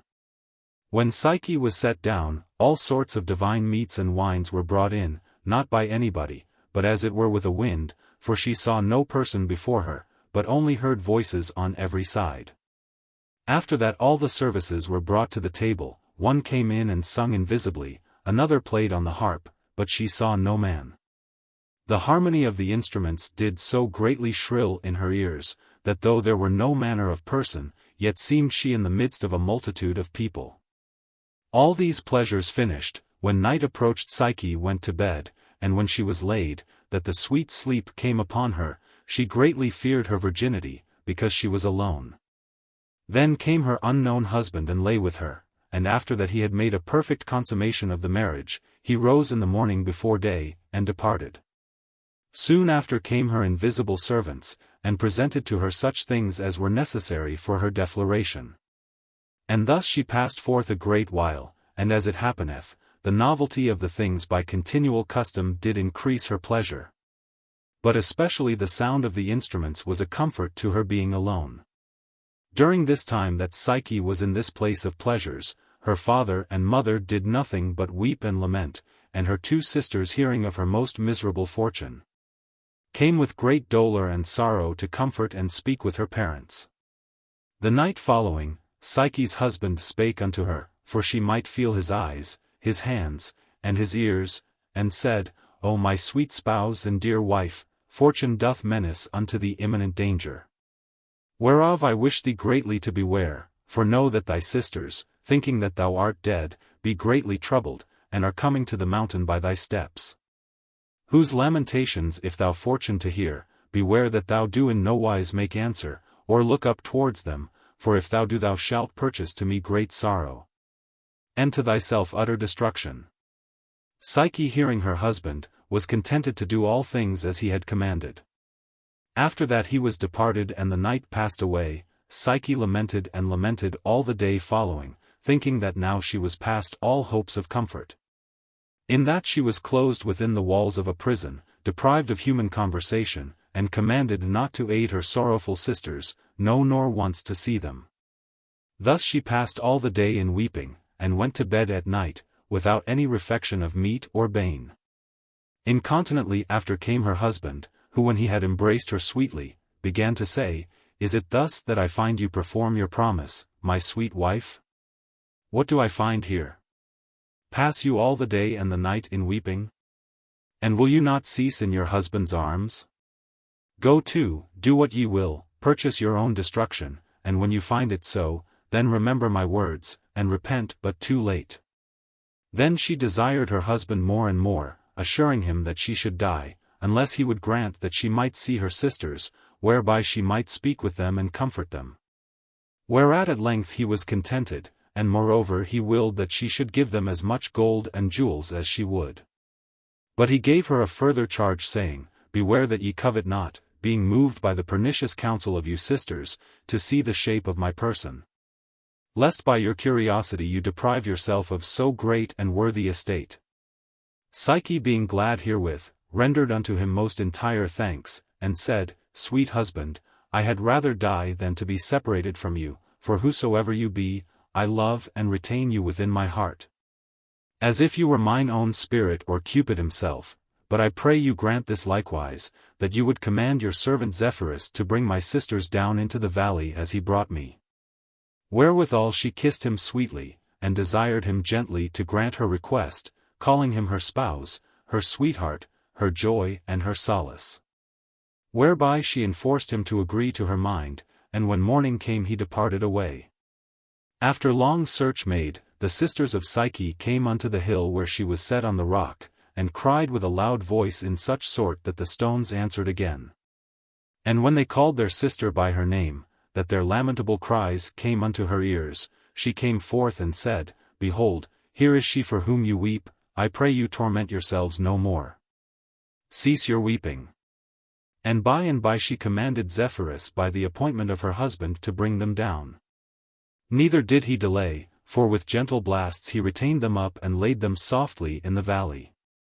I am not able to express the often embracing, kissing and greeting which was between them three, all sorrows and tears were then laid apart. Come in, quoth Psyche, into our house, and refresh your afflicted minds with your sister. After this she showed them the storehouses of treasure, she caused them to hear the voices which served her, the bane was ready, the meats were brought in. And when they had filled themselves with divine delicates, they conceived great envy within their hearts, and one of them being curious, did demand what her husband was, of what estate, and who was lord of so precious a house. But Psyche, remembering the promise which she had made to her husband, feigned that he was a young man, of comely stature, with a flaxen beard, and had great delight in hunting the dales and hills by. And lest by her long talk she should be found to trip or fail in her words, she filled their laps with gold, silver, and jewels, and commanded Zephyrus to carry them away. When they were brought up to the mountain, they made their ways homeward to their own houses, and murmured with envy that they bare against Psyche, saying, Behold cruel and contrary fortune. Behold how we, born all of one parent, have diverse destinies, but especially we that are the elder to be married to strange husbands, made as handmaidens. And as it were banished from our country and friends. Whereas our younger sister hath great abundance of treasure, and hath gotten a god to her husband, although she hath no skill how to use such great plenty of riches. Saw you not, sister, what was in the house, what great store of jewels, what glittering robes, what gems, what gold we trod on? That if she hath a husband according as she affirmeth, there is none that liveth this day more happy in all the world than she. And so it may come to pass, at length, for the great affection which he may bear unto her, that he may make her a goddess, for by Hercules, such was her countenance, so she behaved herself. That as a goddess she had voices to serve her, and the winds did obey her. But I poor wretch have first married an husband elder than my father, more bald than a coot, more weak than a child, and that locketh me up all day in the house. Then said the other sister, And in faith I am married to a husband that hath the gout, twofold, crooked, nor courageous in paying my debt. I am fain to rub and mollify his stony fingers with divers sorts of oils, and to wrap them in plaisters and salves, so that I soil my white and dainty hands with the corruption of filthy cloths. Not using myself like a wife, but more like a servant. And you, my sister, seem likewise to be in bondage and servitude, wherefore I cannot abide to see our younger sister in such felicity. Saw you not, I pray you, how proudly and arrogantly she handled us even now? And how in vaunting herself she uttered her presumptuous mind, how she cast a little gold into our laps, and being weary of our company, commanded that we should be borne and blown away. Verily I live not, nor am a woman, but I will deprive her of all her bliss.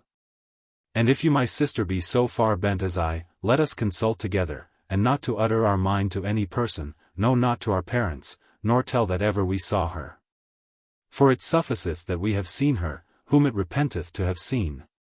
Neither let us declare her good fortune to our father, nor to any other, since as they seem not happy whose riches are unknown, so shall she know that she hath sisters no abjects, but worthier than she. But now let us go home to our husbands and poor houses, and when we are better instructed, let us return to suppress her pride.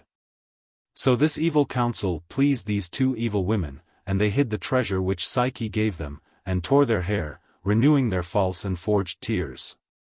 When their father and mother beheld them weep and lament still, they doubled their sorrows and griefs, but full of ire and forced with envy, they took their voyage homeward, devising the slaughter and destruction of their sister. In the mean season the husband of Psyche did warn her again in the night with these words, Sayest thou not, quoth he, what peril and danger evil fortune doth threaten unto thee? Whereof if thou take not good heed it will shortly come upon thee. For the unfaithful harlots do greatly endeavor to set their snares to catch thee, and their purpose is to make and persuade thee to behold my face, which if thou wants fortune to see, as I have often told, thou shalt see no more. Wherefore if these naughty hags, armed with wicked minds, do chance to again, as I think no otherwise but that they will, take heed that thou talk not with them but simply suffer them to speak what they will, howbeit if thou canst not refrain thyself, beware that thou have no communication of thy husband, nor answer a word if they fortune to question of me, so will we increase our stock, and this young and tender child, couched in this young and tender belly of thine, shall be made an immortal god, otherwise a mortal creature. Then Psyche was very glad that she should bring forth a divine babe, and very joyful in that she should be honored as a mother. She reckoned and numbered carefully the days and months that passed, and being never with child before, did marvel greatly that in so short a time her belly should swell so big. But those pestilent and wicked furies breathing out their serpentine poison, took shipping to bring their enterprise to pass. Then Psyche was warned again by her husband in this sort, Behold the last day, the extreme case, and the enemies of thy blood, hath armed themselves against us, pitched their camp, set their host in array, and are marching towards us, for now thy two sisters have drawn their swords and are ready to slay thee. Oh, with what force are we assailed on this day!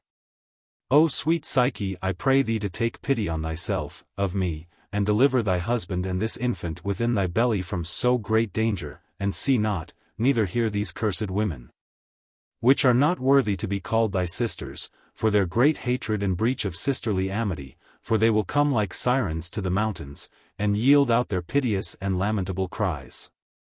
When Psyche had heard these words she sighed sorrowfully and said, O dear husband, this long time have you had experience and trial of my faith, and doubt you not that I will persevere in the same. Wherefore command your wind Zephyrus, that he may do as he hath done before, to the intent that where you have charged me not to behold your venerable face, yet that I may comfort myself with the sight of my sisters. I pray you by these beautiful hairs, by these round cheeks delicate and tender, by your pleasant hot breast, whose shape and face I shall learn at length by the child in my belly. Grant the fruit of my desire, refresh your dear spouse Psyche with joy, who is bound and linked unto you forever. I little esteem to see your visage and figure, little do I regard the night and darkness thereof, for you are my only light. Her husband being as it were enchanted with these words and compelled by violence of her often embracing, wiping away her tears with his hair, did yield unto his wife. And when morning came, departed as he was accustomed to do. Now her sisters arrived on land, and never rested till they came to the rock, without visiting their parents, and leapt down rashly from the hill themselves. Then Zephyrus according to the divine commandment brought them down, although it were against his will, and laid them in the valley without any harm. By and by they went into the palace to their sister without leave, and when they had eftsoons embraced their prey, and thanked her with flattering words for the treasure which she gave them, they said, O dear sister Psyche, know you that you are now no more a child, but a mother, Oh, what great joy bear you unto us in your belly! What a comfort will it be unto all the house! How happy shall we be, that shall see this infant nourished amongst so great plenty of treasure! That if he be like his parents, as it is necessary he should, there is no doubt but a new Cupid shall be born. By this kind of measures they went about to win Psyche by little and little, but because they were weary with travel, they sat them down in chairs. And after that they had washed their bodies in bains they went into a parlour, where all kind of meats were ready prepared. Psyche commanded one to play with his harp, it was done. Then immediately others sung, others tuned their instruments, but no person was seen, by whose sweet harmony and modulation the sisters of Psyche were greatly delighted. Howbeit the wickedness of these cursed women was nothing suppressed by the sweet noise of these instruments, but they settled themselves to work their treasons against Psyche, demanding who was her husband, and of what parentage. Then she, having forgotten by too much simplicity what she had spoken before of her husband, invented a new answer, and said that her husband was of a great province, a merchant, and a man of middle age, having his beard interspersed with grey hairs. Which when she had spoken, because she would have no further talk, she filled their laps with gold and silver, and bid Zephyrus to bear them away. In their return homeward they murmured within themselves, saying, How say you, sister, to so apparent a lie of Psyche? First she said that her husband was a young man of flourishing years, and had a flaxen beard, and now she saith that he is half grey with age. What is he that in so short a space can become so old? You shall find it no otherwise, my sister, but that either this cursed queen hath invented a great lie, or else that she never saw the shape of her husband. And if it be so that she never saw him, then verily she is married to some god, and hath a young god in her belly. But if it be a divine babe, and fortune to come to the ears of my mother, as God forbid it should, then may I go and hang myself, wherefore let us go to our parents. And with forged lies let us colour the matter. After they were thus inflamed, and had visited their parents, they returned again to the mountain, and by the aid of the wind Zephyrus were carried down into the valley. And after they had strained their eyelids, to enforce themselves to weep, they called unto Psyche in this sort, Thou, ignorant of so great evil, thinkest thyself sure and happy, and sittest at home nothing regarding thy peril, whereas we go about thy affairs and are careful lest any harm should happen unto you, for we are credibly informed.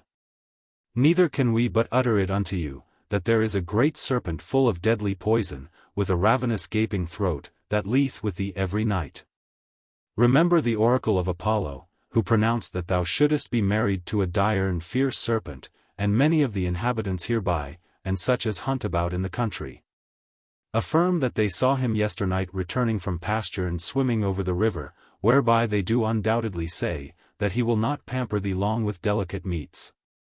But when the time of delivery shall approach he will devour both thee and thy child, wherefore advise thyself whether thou wilt agree unto us that are careful of thy safety, and so avoid the peril of death, be contented to live with thy sisters, or whether thou remain with the serpent and in the end be swallowed into the gulf of his body.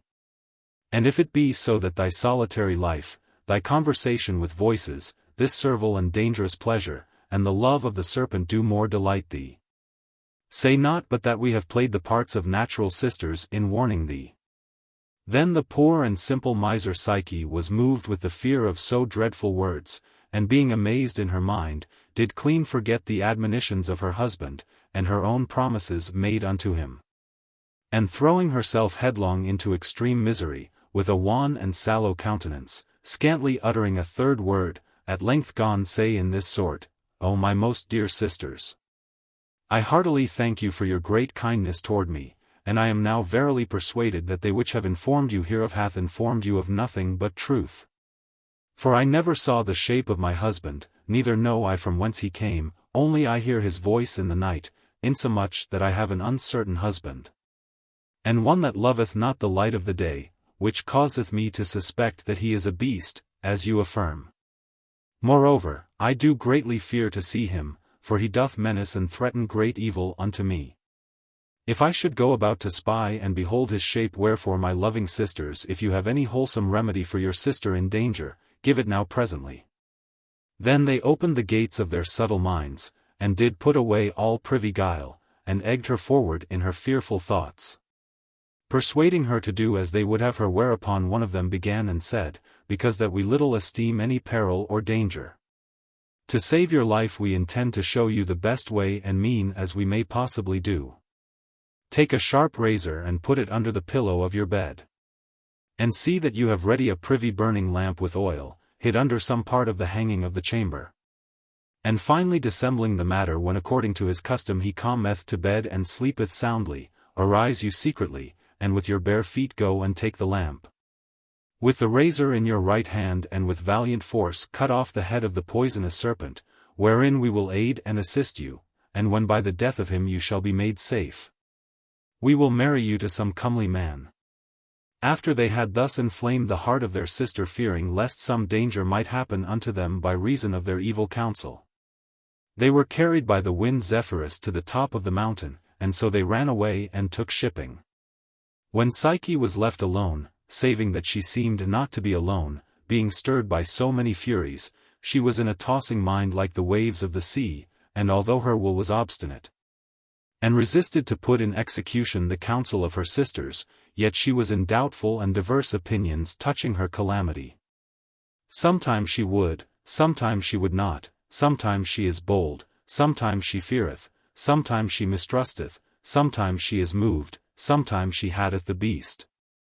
Sometimes she loveth her husband, but at length night came, when as she prepared for her wicked intent, soon after her husband came, and when he had kissed and embraced her he fell asleep. Then Psyche, somewhat feeble in body and mind, yet moved by cruelty of fate, received boldness and brought forth the lamp, and took the razor. So by her audacity she changed her mind, but when she took the lamp and came to the bedside, she saw the most meek and sweetest beast of all beasts, even fair Cupid couched fairly, at whose sight the very lamp increased his light for joy, and the razor turned his edge.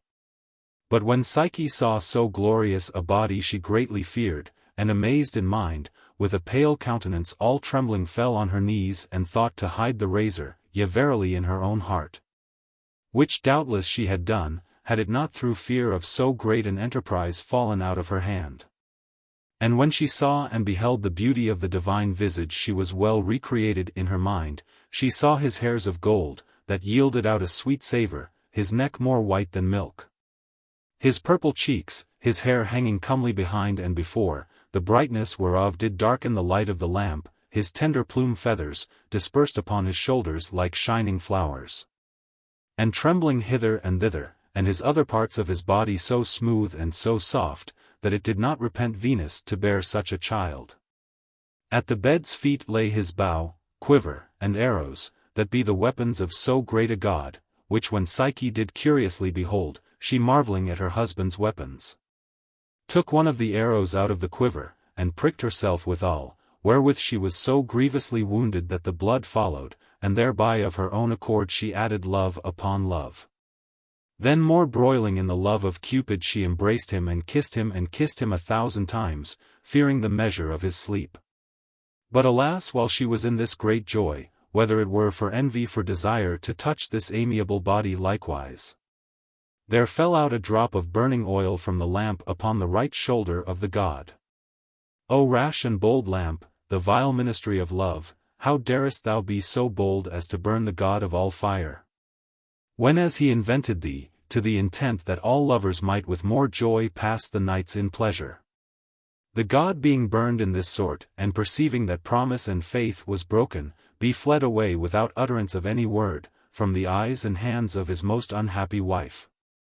But Psyche fortuned to catch him as he was rising by the right thigh, and held him fast as he flew above in the air, until such time as constrained by weariness she let go and fell down upon the ground.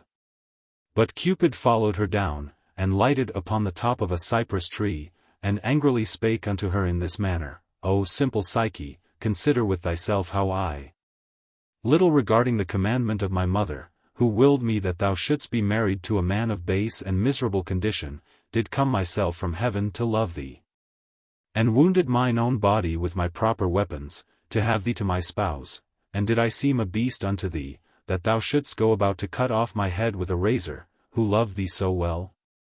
Did not I always give thee a charge? Did not I gently will thee to beware? But those cursed aids and counselors of thine shall be worthily rewarded for their pains. As for thee, thou shalt be sufficiently punished by my absence. When he had spoken these words, he took his flight into the air. Then Psyche fell flat on the ground, and as long as she could see her husband she cast her eyes after him into the air, weeping and lamenting piteously. But when he was gone out of her sight, she threw herself into the next running river, for the great anguish and dolour that she was in for the lack of her husband. Howbeit the water would not suffer her to be drowned, but took pity upon her, in the honour of Cupid, which accustomed to broil and burn the river, and threw her upon the bank amongst the herbs. Then Pan the rustical god, sitting on the riverside, embracing and instructing the goddess Canna to tune her songs and pipes, by whom were feeding the young and tender goats. After that he perceived Psyche in sorrowful case, not ignorant, I know not by what means, of her miserable estate, endeavoured to pacify her in this sort: O fair maid, I am a rustic and rude herdsman, howbeit by reason of my old age expert in many things. For as far as I can learnt by conjecture, which according as wise men do term is called divination, I perceive by your uncertain gait, your pale hue, your sobbing sighs, and your watery eyes, that you are greatly in love. Wherefore hearken to me, and go not about to slay yourself, nor weep not at all, but rather adore and worship the great god Cupid, and win him unto you by your gentle promise of service. When the god of shepherds had spoken these words, she gave no answer, but made reverence to him as to a god, and so departed. After that Psyche had gone a little way, she fortuned unawares to come to a city where the husband of one of her sisters did dwell. Which when Psyche did understand, she caused that her sister had knowledge of her coming, and so they met together, and after great embracing and salutation, the sister of Psyche demanded the cause of her travel thither. Mary, quoth she, do you not remember the counsel you gave me, whereby you would that I should kill the beast which under colour of my husband did lie with me every night? You shall understand, that as soon as I brought forth the lamp to see and behold his shape, I perceived that he was the son of Venus, even Cupid himself that lay with me. Then I, being stricken with great pleasure, and desirous to embrace him, could not thoroughly assuage my delight. But alas, by evil ill chanced the oil of the lamp fortune to fall on his shoulder, which caused him to awake, and seeing me armed with fire and weapons, gone say, How darest thou be so bold to do so great a mischief? Depart from me and take such things as thou didst bring, for I will have thy sister, and named you, to my wife, and she shall be placed in thy felicity. And by he commanded Zephyrus to carry me away from the bounds of his house. Psyche had scantly finished her tale, but her sister, pierced with the prick of carnal desire and wicked envy, ran home, and feigning to her husband that she had heard word of the death of her parents, took shipping and came to the mountain. And although there blew a contrary wind, yet being brought in a vain hope, she cried, O Cupid, take me a more worthy wife, and thou Zephyrus bear down thy mistress. And so she cast herself headlong from the mountain, but she fell not into the valley neither alive nor dead, for all the members and parts of her body were torn amongst the rocks. Whereby she was made prey unto the birds and wild beasts, as she worthily deserved. Neither was the vengeance of the other delayed, for Psyche, travelling in that country, fortuned to come to another city where her other sister did dwell. To whom when she had declared all such things as she told to her other sister, she ran likewise unto the rock and was slain in like sort. Then Psyche travelled about in the country to seek her husband Cupid, but he was gotten into his mother's chamber, and there bewailed the sorrowful wound which he caught by the oil of a burning lamp. Then the white bird, the gull, which swims on the waves of the water, flew toward the ocean sea, where he found Venus washing and bathing herself, to whom she declared that her son was burned and in danger of death. And moreover that it was a common brood in the mouth of every person, who spake evil of all the family of Venus, that her son doth nothing but haunt harlots in the mountain. And she herself lasciviously used to riot in the sea, whereby they say that they are now become no more gracious, pleasant nor gentle, but incivil, monstrous and horrible. Moreover, that marriages are not for any amity, or for love of procreation, but full of envy, discord, and debate. This the curious gull did clatter in the ears of Venus, reprehending her son. But Venus began to cry and said, What hath my son gotten any love? I pray thee, gentle bird that doest serve me so faithfully, tell me what she is, and what is her name that hath troubled my son in such sort? Whether she be any of the nymphs, of the number of the goddesses, of the company of the muses, or of the mystery of the graces. To whom the bird answered, Madam, I know not what she is, but this I know that she is called Psyche. Then Venus with indignation cried out, What is it she? The usurper of my beauty, the vicar of my name? What did he think that I was a bawd, by whose show he fell acquainted with the maid? And immediately she departed and went to her chamber, where she found her son wounded as it was told unto her, whom when she beheld she cries out in this sort. Is this an honest thing, is this honorable to thy parents? Is this reason, that thou hast violated and broken the commandment of thy mother and sovereign mistress, and whereas thou shouldst have vexed my enemy with loathsome love, thou hast done otherwise? For being of tender and unripe years, thou hast with too licentious appetite embraced my most mortal foe, to whom I shall be made a mother, and she a daughter. Thou presumest and thinkest, thou trifling boy, thou varlet, and without all reverence, that thou art most worthy and excellent, and that I am not able by reason of mine age to have another son. Which if I should have, thou shouldst well understand that I would bear a more worthier than thou. But to work thee a greater sovereign, I do determine to adopt one of my servants, and to give him these wings, this fire, this bow, and these arrows, and all other furniture which I gave to thee.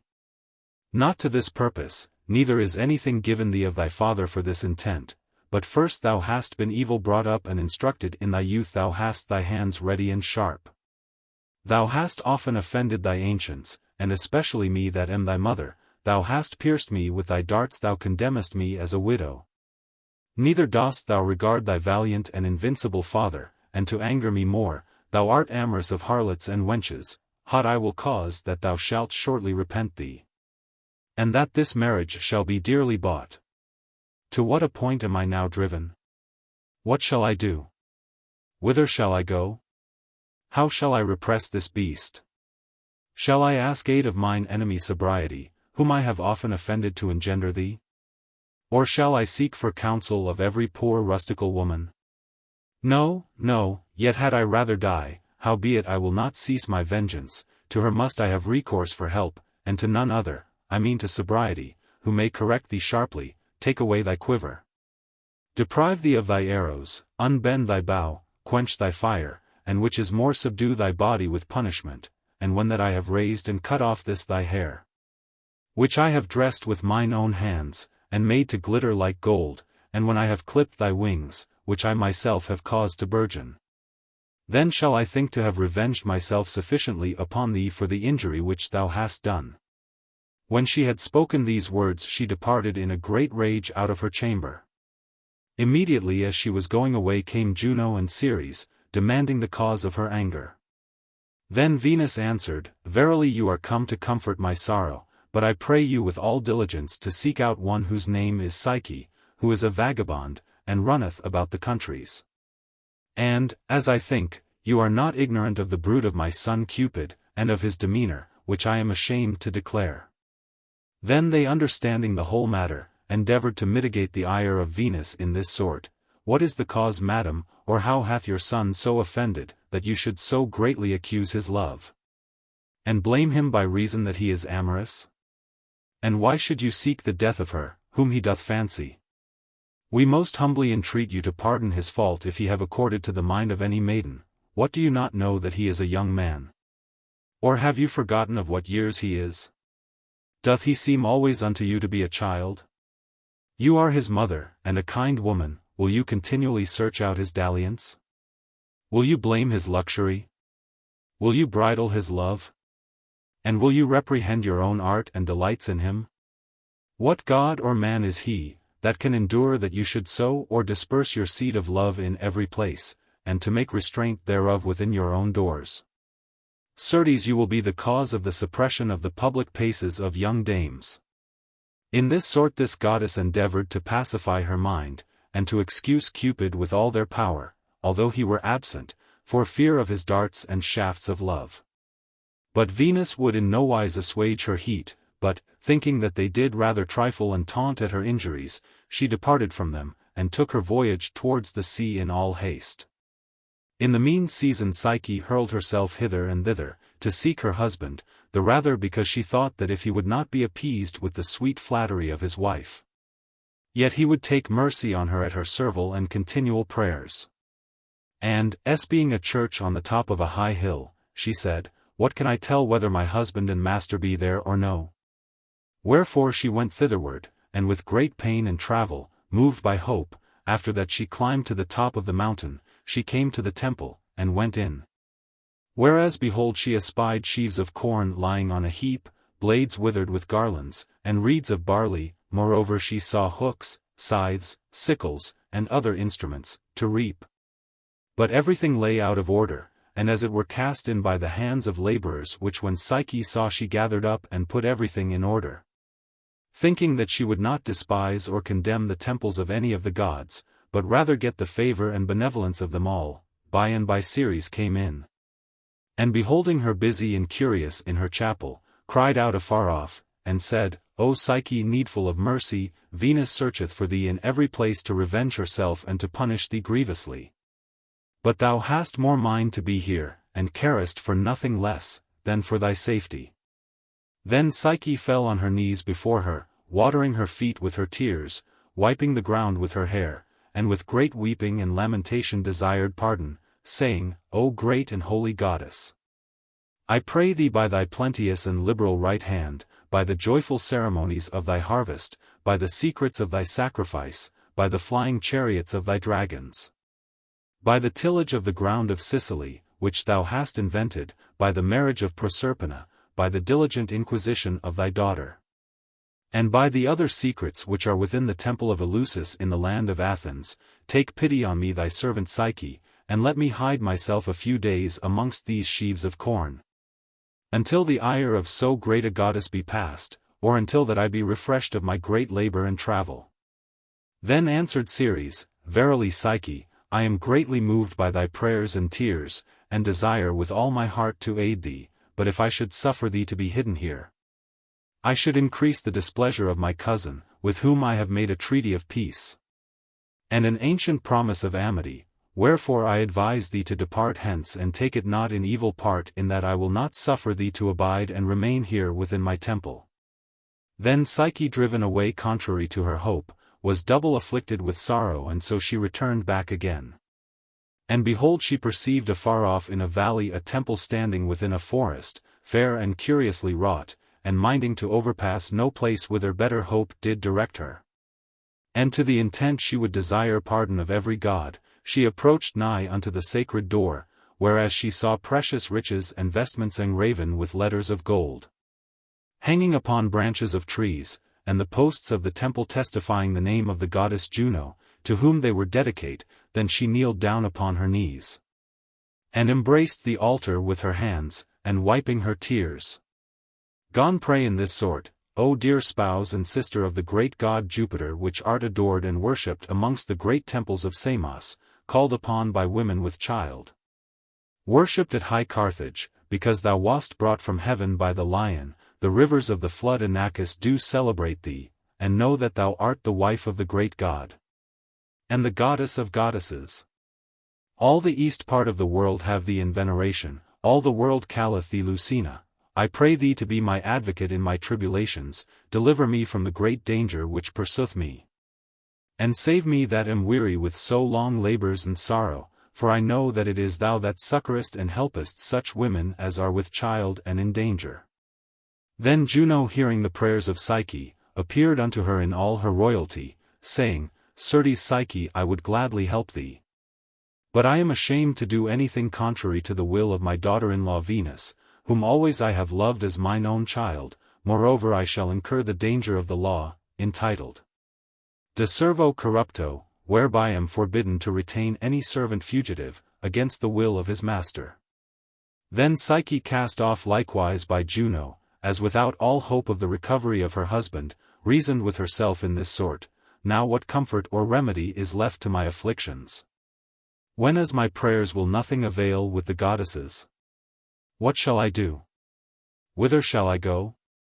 In what cave or darkness shall I hide myself, to avoid the furor of Venus? Why do I not take a good heart, and offer myself with humility unto her, whose anger I have wrought? What do I know whether he, whom I seek for, be in his mother's house or no? Thus being in doubt, poor Psyche prepared herself to her own danger, and devised how she might make her orison and prayer unto Venus. After that Venus was weary with searching by sea and land for Psyche, she returned toward heaven, and commanded that one should prepare her chariot, which her husband Vulcanus gave unto her by reason of marriage, so finely wrought that neither gold nor silver could be compared to the brightness thereof.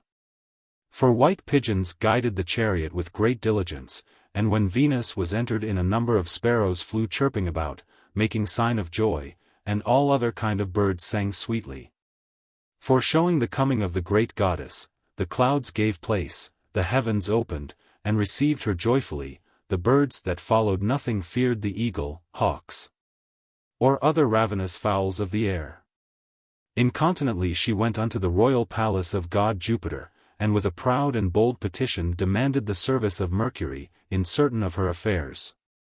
Whereunto Jupiter consented. Then with much joy she descended from heaven with Mercury, and gave him an earnest charge to put in execution her words, saying, O my brother, born in Arcadia, thou knowest well, that I, who am thy sister, did never enterprise to do anything without thy presence. Thou knowest also how long I have sought for a girl and cannot find her.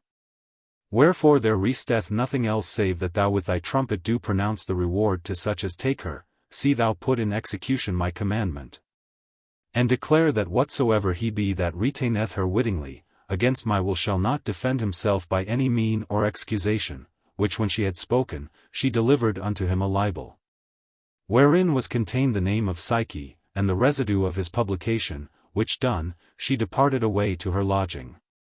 By and by, Mercury, not delaying the matter, proclaimed throughout all the world, that whatsoever he were that could tell any tidings of a king's fugitive daughter, the servant of Venus, named Psyche, should bring word to Mercury, and for reward of his pains, he should receive 7 sweet kisses of Venus.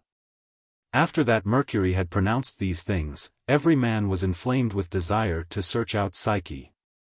This proclamation was the cause that put all doubt from Psyche, who was scantly come in the sight of the house of Venus, but one of her servants called Castome came out, who being Psyche, cried with a loud voice, saying, O wicked harlot as thou art, now at length thou shalt know that thou hast a mistress above thee. What, dost thou make thyself ignorant, as though thou didst not understand what travel we have taken in searching for thee?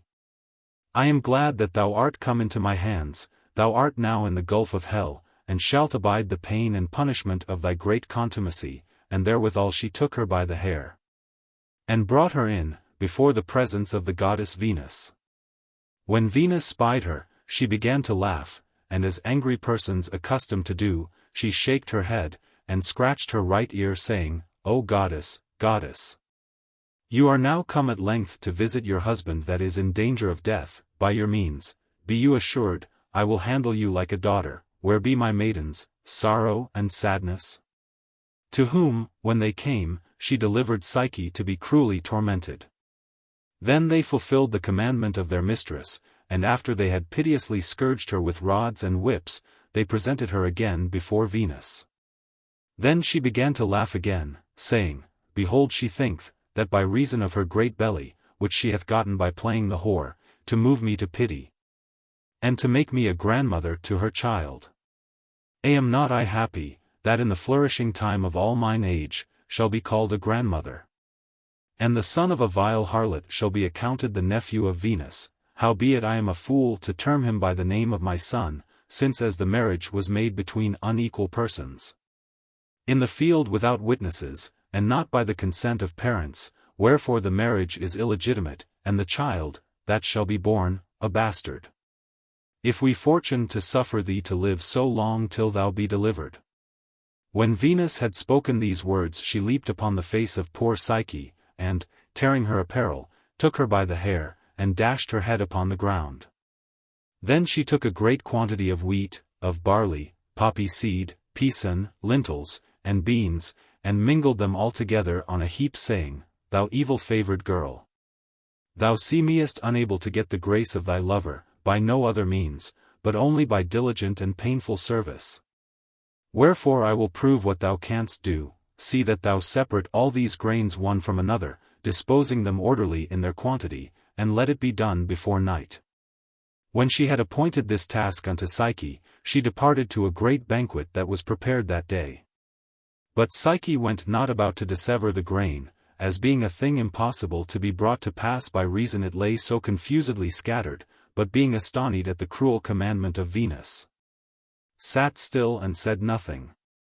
Then the little pismire the emote, taking pity of her great difficulty and labor, cursing the cruelness of the daughter of Jupiter, and of so evil a mother, ran about, hither and thither, and called to all her friends, Ye quick sons of the ground, the mother of all things, take mercy on this poor maid, espoused to Cupid, who is in great danger of her person. I pray you help her with all diligence. Incontinently one came after another, dissevering and dividing the grain, and after that they had put each kind of corn in order, they ran away again in all haste. When night came, Venus returned home from the banquet well tippled with wine, smelling of balm, and crowned with garlands of roses, who when she had espied what Psyche had done, gone say, This is not the labor of thy hands, but rather of his that is amorous of thee. Then she gave her a morsel of brown bread, and went to sleep. In the mean season, Cupid was closed fast in the surest chamber of the house, partly because he should not hurt himself with wanton dalliance, and partly because he should not speak with his love, so these two lovers were divided one from another. When night was past Venus called Psyche, and said, Sayest thou yonder forest that extendeth out in length with the river? There be great sheep shining like gold, and kept by no manner of person. I command thee that thou go thither and bring me home some of the wool of their fleeces. Psyche arose willingly not to do her commandment, but to throw herself headlong into water to end her sorrows. Then a green reed inspired by divine inspiration, with a gracious tune and melody gone say, O Psyche, I pray thee not to trouble or pollute my water by the death of thee. And yet beware that thou go not towards the terrible sheep of this coast, until such time as the heat of the sun be past, for when the sun is in his force, then seem they most dreadful and furious. With their sharp horns, their stony foreheads and their gaping throats, wherewith they arm themselves to the destruction of mankind. But until they have refreshed themselves in the river, thou must hide thyself here by me, under this great plane tree, and as soon as their great fury is past, thou mayest go among the thickets and bushes under the woodside and gather the locks their golden fleeces, which thou shalt find hanging upon the briars. Then spake the gentle and benign reed, showing a mean to Psyche to save her life, which she bore well in memory, and with all diligence went and gathered up such locks as she found, and put them in her apron, and carried them home to Venus. Howbeit the danger of this second labor did not please her, nor give her sufficient witness of the good service of Psyche, but with a sour resemblance of laughter, did say, Of a certain I know that this is not thy fact, but I will prove if that thou be of so stout, so good a courage, and singular prudency as thou seemest to be. Then Venus spake unto Psyche again saying, Sayest thou the top of yonder great hill, from whence there runneth down waters of black and deadly color, which nourisheth the floods of Styx, Cocytus? I charge thee to go thither, and bring me a vessel of that water. Wherewithal she gave her a bottle of crystal, menacing and threatening her rigorously. Then poor Psyche went in all haste to the top of the mountain, rather to end her life, than to fetch any water, and when she was come up to the ridge of the hill, she perceived that it was impossible to bring it to pass, for she saw a great rock gushing out most horrible fountains of waters, which ran down and fell by many stops and passages into the valley beneath. On each side she did see great dragons, which were stretching out their long and bloody necks, that did never sleep, but appointed to keep the river there. The waters seemed to themselves likewise saying, Away! Away, what wilt thou do? Fly, fly, or else thou wilt be slain. Then Psyche, seeing the impossibility of this affair, stood still as though she were transformed into a stone, and although she was present in body, yet was she absent in spirit and sense. By reason of the great peril which she saw, insomuch that she could not comfort herself with weeping, such was the present danger that she was in. But the royal bird of great Jupiter, the eagle, remembering his old service which he had done, when as by the prick of Cupid he brought up the boy Ganymedes, to the heavens, to be made butler of Jupiter, and minding to show the like service in the person of the wife of Cupid, came from the high house of the skies, and said unto Psyche, O simple woman without all experience, doest thou think to get or dip up any drop of this dreadful water? No, no, assure thyself thou art never able to come nigh it, for the gods themselves do greatly fear at the sight thereof. What, have you not heard, that it is a custom among men to swear by the puissance of the gods, and the gods do swear by the majesty of the river Styx? But give me thy bottle, and suddenly he took it, and filled it with the water of the river, and taking his flight through those cruel and horrible dragons, brought it unto Psyche, who being very joyful thereof, presented it to Venus, who would not yet be appeased, but menacing more and more said, What, thou seemest unto me a very witch and enchantress, that bringest these things to pass, howbeit thou shalt do nothing more. Take this box and to hell to Proserpina, and desire her to send me a little of her beauty, as much as will serve me the space of one day.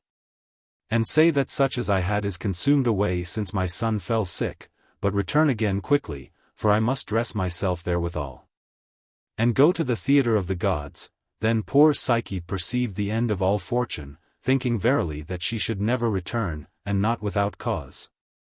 Whenas she was compelled to go to the gulf and furies of hell.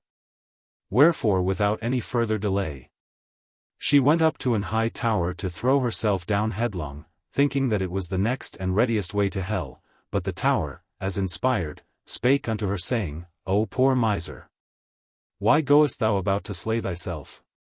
Why dost thou rashly yield unto thy last peril and danger? Know thou that if thy spirit be once separated from thy body, thou shalt surely go to hell, but never to return again, wherefore hearken to me. Lacedaemon, a city in Greece, is not far hence, go thou thither and inquire for the hill Tenerus, whereas thou shalt find a hold leading to hell, even to the palace of Pluto. But take heed thou go not with empty hands to that place of darkness, but carry 2 sops sodden in the flour of barley and honey in thy hands, and 2 halfpence in thy mouth. And when thou hast passed a good part of that way, thou shalt see a lame ass carrying of wood, and a lame fellow driving him, who will desire thee to give him up the sticks that fall down. But pass thou on and do nothing. By and by thou shalt come unto a river of hell, whereas Charon is ferryman, who will first have his fare paid him, before he will carry the souls over the river in his boat. Whereby you may see that avarice reigneth amongst the dead, neither Charon nor Pluto will do anything for naught, for if it be a poor man that would pass over and lacketh money, he shall be compelled to die in his journey before they will show him any relief. Wherefore deliver to Carrion Charon one of the halfpence, which thou bearest for thy passage, and let him receive it out of thy mouth. And it shall come to pass as thou sittest in the boat thou shalt see an old man swimming on the top of the river, holding up his deadly hands, and desiring thee to receive him into the bark. But have no regard to his piteous cry. When thou art passed over the flood, thou shalt be old women spinning, who will desire thee to help them, but beware thou do not consent unto them in any case. For these and like baits and traps will Venus set to make thee let fall one of thy sops, and think not that the keeping of thy sops is a light matter. For if thou lose one of them thou shalt be assured never to return again to this world. Then shalt thou see a great and marvelous dog, with 3 heads, barking continually at the souls of such as enter in, but he can do them no other harm. He leeth day and night before the gate of Proserpina, and keepeth the house of Pluto with great diligence, to whom if thou cast one of thy sops, thou mayest have access to Proserpina without all danger. She will make thee good cheer, and entertain thee with delicate meat and drink, but sit thou upon the ground, and desire brown bread. And then declare thy message unto her, and when thou hast received such beauty as she giveth, in thy return appease the rage of the dog with thy other sop. And give thy other halfpenny to covetous Charon, and come the same way again into the world as thou wentest, but above all things have a regard that thou look not in the box. Neither be not too curious about the treasure of the divine beauty. In this manner the tower spake unto Psyche, and advertised her what she should do, and immediately she took 2 halfpence, 2 sops, and all things necessary, and went to the mountain Tenerus to go towards hell. After that Psyche had passed by the lame ass, paid her halfpenny for passage, neglected the old man in the river, denied to help the woman spinning, and filled the ravenous month of the dog with a sop, she came to the chamber of Proserpina. There Psyche would not sit in any royal seat, nor eat any delicate meats, but kneeled at the feet of Proserpina, only contented with coarse bread, declared her message. And after she had received a mystical secret in a box, she departed, and stopped the mouth of the dog with the other sop, and paid the boatman the other halfpenny.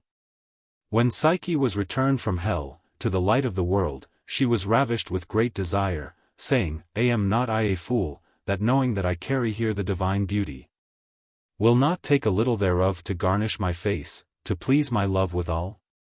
And by she opened the box where she could perceive no beauty nor anything else, save only an infernal and deadly sleep, which immediately invaded all her members as soon as the box was uncovered, in such sort that she fell down upon the ground, and lay there as a sleeping corpse.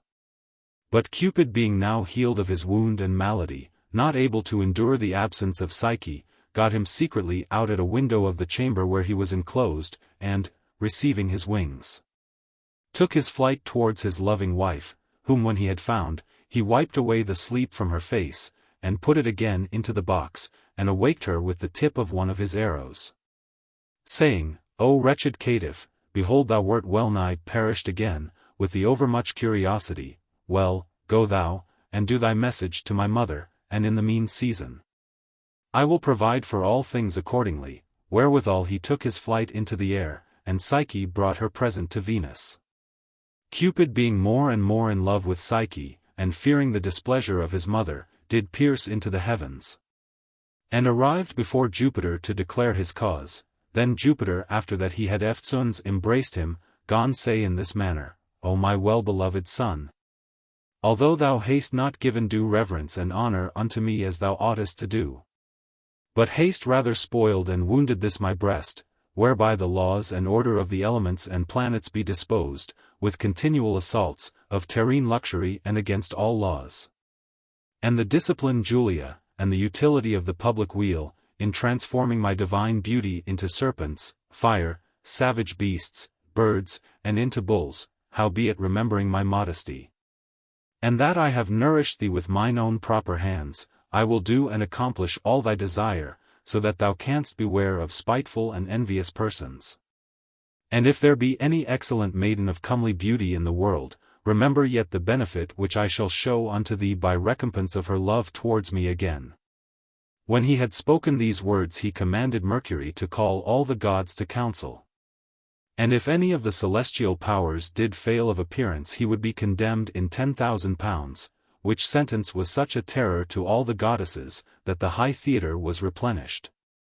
And Jupiter began to speak in this sort, O ye gods, registered in the books of the Muses, you all know this young man Cupid whom I have nourished with mine own hands, whose raging flames of his first youth, I thought best to bridle and restrain. It sufficeth that he is defamed in every place for his adulterous living, wherefore all occasion ought to be taken away by mean of marriage. He hath chosen a maiden that fancieth him well, and hath bereaved her of her virginity. Let him have her still, and possess her according to his own pleasure. Then he returned to Venus, and said, And you my daughter, take you no care, neither fear the dishonor of your progeny and estate, neither have regard in that it is a mortal marriage, for it seemeth unto me just, lawful, and legitimate by the law civil. Incontinently after Jupiter commanded Mercury to bring up Psyche, the spouse of Cupid, into the palace of heaven. And then he took a pot of immortality, and said, Hold Psyche, and drink, to the end thou mayest be immortal, and that Cupid may be thine everlasting husband. By and by the great banquet and marriage feast was sumptuously prepared. Cupid sat down with his dear spouse between his arms, Juno likewise with Jupiter, and all the other gods in order. Ganymedes filled the pot of Jupiter, and Bacchus served the rest.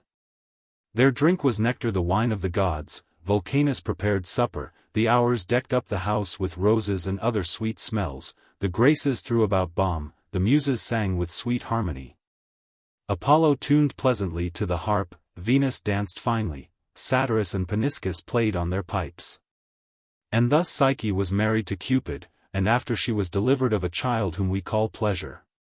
This the trifling old woman declared unto the captive maiden, but I, poor ass, not standing far off, was not a little sorry in that I lacked pen and ink to write so worthy a tale. Book. Chapter 6. Chapter 23. How Apuleius carried away the gentlewoman, and how they were taken again by the thieves, and what a kind of death was invented for them. By and by the thieves came home laden with treasure, and many of them which were of strongest courage, leaving behind such as were lame and wounded. To heal and air themselves, said they would return back again to fetch the rest of their pillage, which they had hidden in a certain cave, and so they snatched up their dinner greedily. And brought us forth into the way and beat us before them with staves. About night, after that we had passed over many hills and dales, we came to a great cave, where they laded us with mighty burdens. And would not suffer us to refresh ourselves any season, but brought us again in our way, and hied so fast homeward, that what with their haste and their cruel stripes, I fell down upon a stone by the wayside. Then they beat me pitifully in lifting me up, and hurt my right thigh and my left hoof, and one of them said, What shall we do with this lame ill-favored ass? That is not worth the meat he eats. And other said, Since the time that we had him first he never did any good, and I think he came unto our house with evil luck, for we have had great wounds since, and loss of our valiant captains.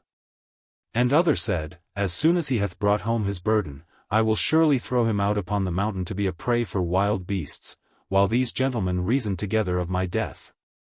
We fortuned to come home, for the fear that I was in, caused my feet to turn into wings. After that we were discharged of our burdens, they went to their fellows that were wounded, and told them of our great tardity and slowness by the way. Neither was I brought into small anguish, when I perceived my death prepared before my face. Why standest thou still, Lucius? Why dost thou not look for thy death? Knowst thou not that the thieves have ordained to slay thee?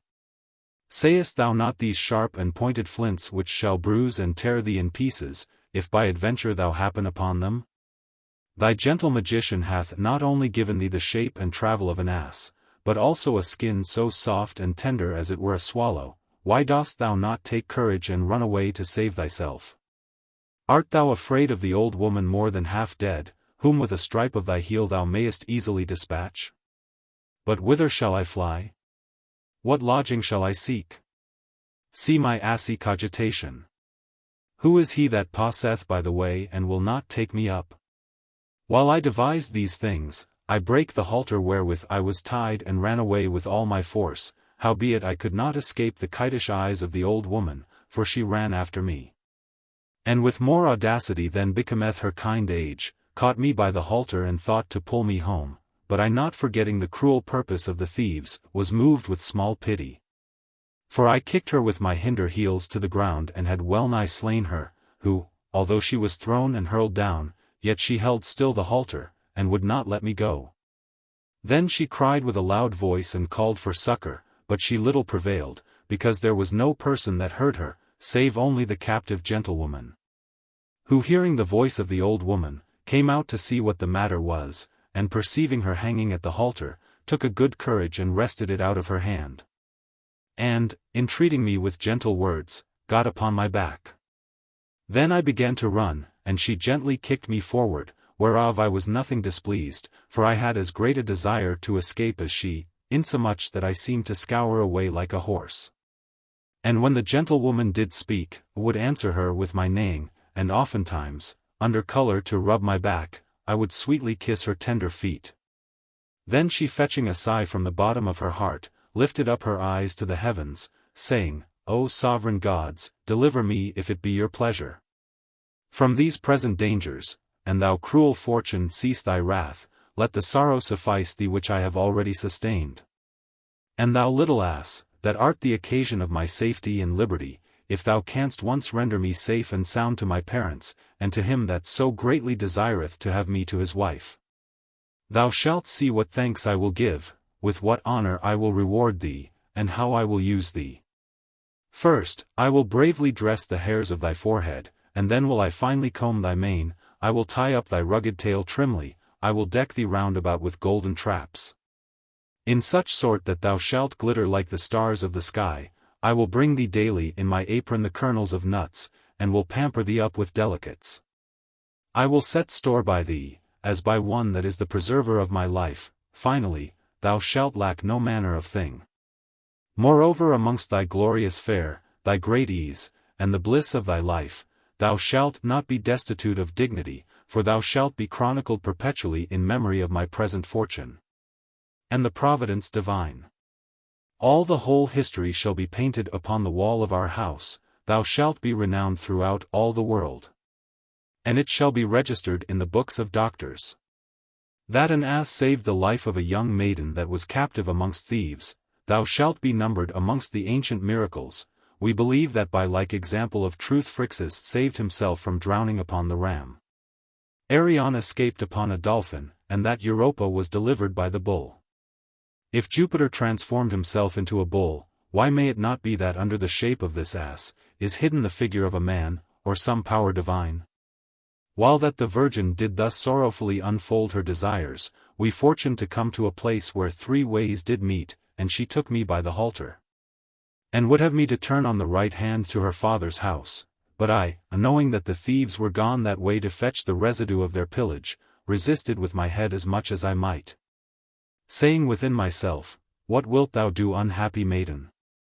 Why wouldst thou go so willingly to hell?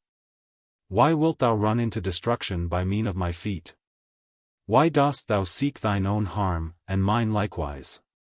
And while we strived together whether way we might take, the thieves returned, laden with their prey, and perceived us afar off by the light of the moon, and after they had known us. One of them gone say, Whither go you so hastily? Be you not afraid of spirits? And you harlot, do you not go to see your parents? Come on, we will bear you company. And therewithal they took me by the halter, and drave me back again, beating me cruelly with a great staff, that they had, full of knobs, then I returning again to my ready destruction.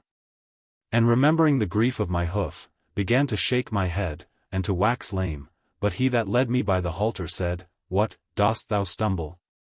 Canst thou not go? These rotten feet of thine ran well enough, but they cannot walk, thou couldst mince it finely even now with the gentlewoman, that thou seemedst to pass the horse Pegasus in swiftness. In saying of these words they beat me again, that they broke a great staff upon me. And when we were come almost home, we saw the old woman hanging upon a bough of a cypress tree. Then one of them cut down the bough whereon she hanged, and cast her into the bottom of a great ditch. After this they bound the maiden and fell greedily to their victuals, which the miserable old woman had prepared for them. At which time they began to devise with themselves of our death, and how they might be revenged.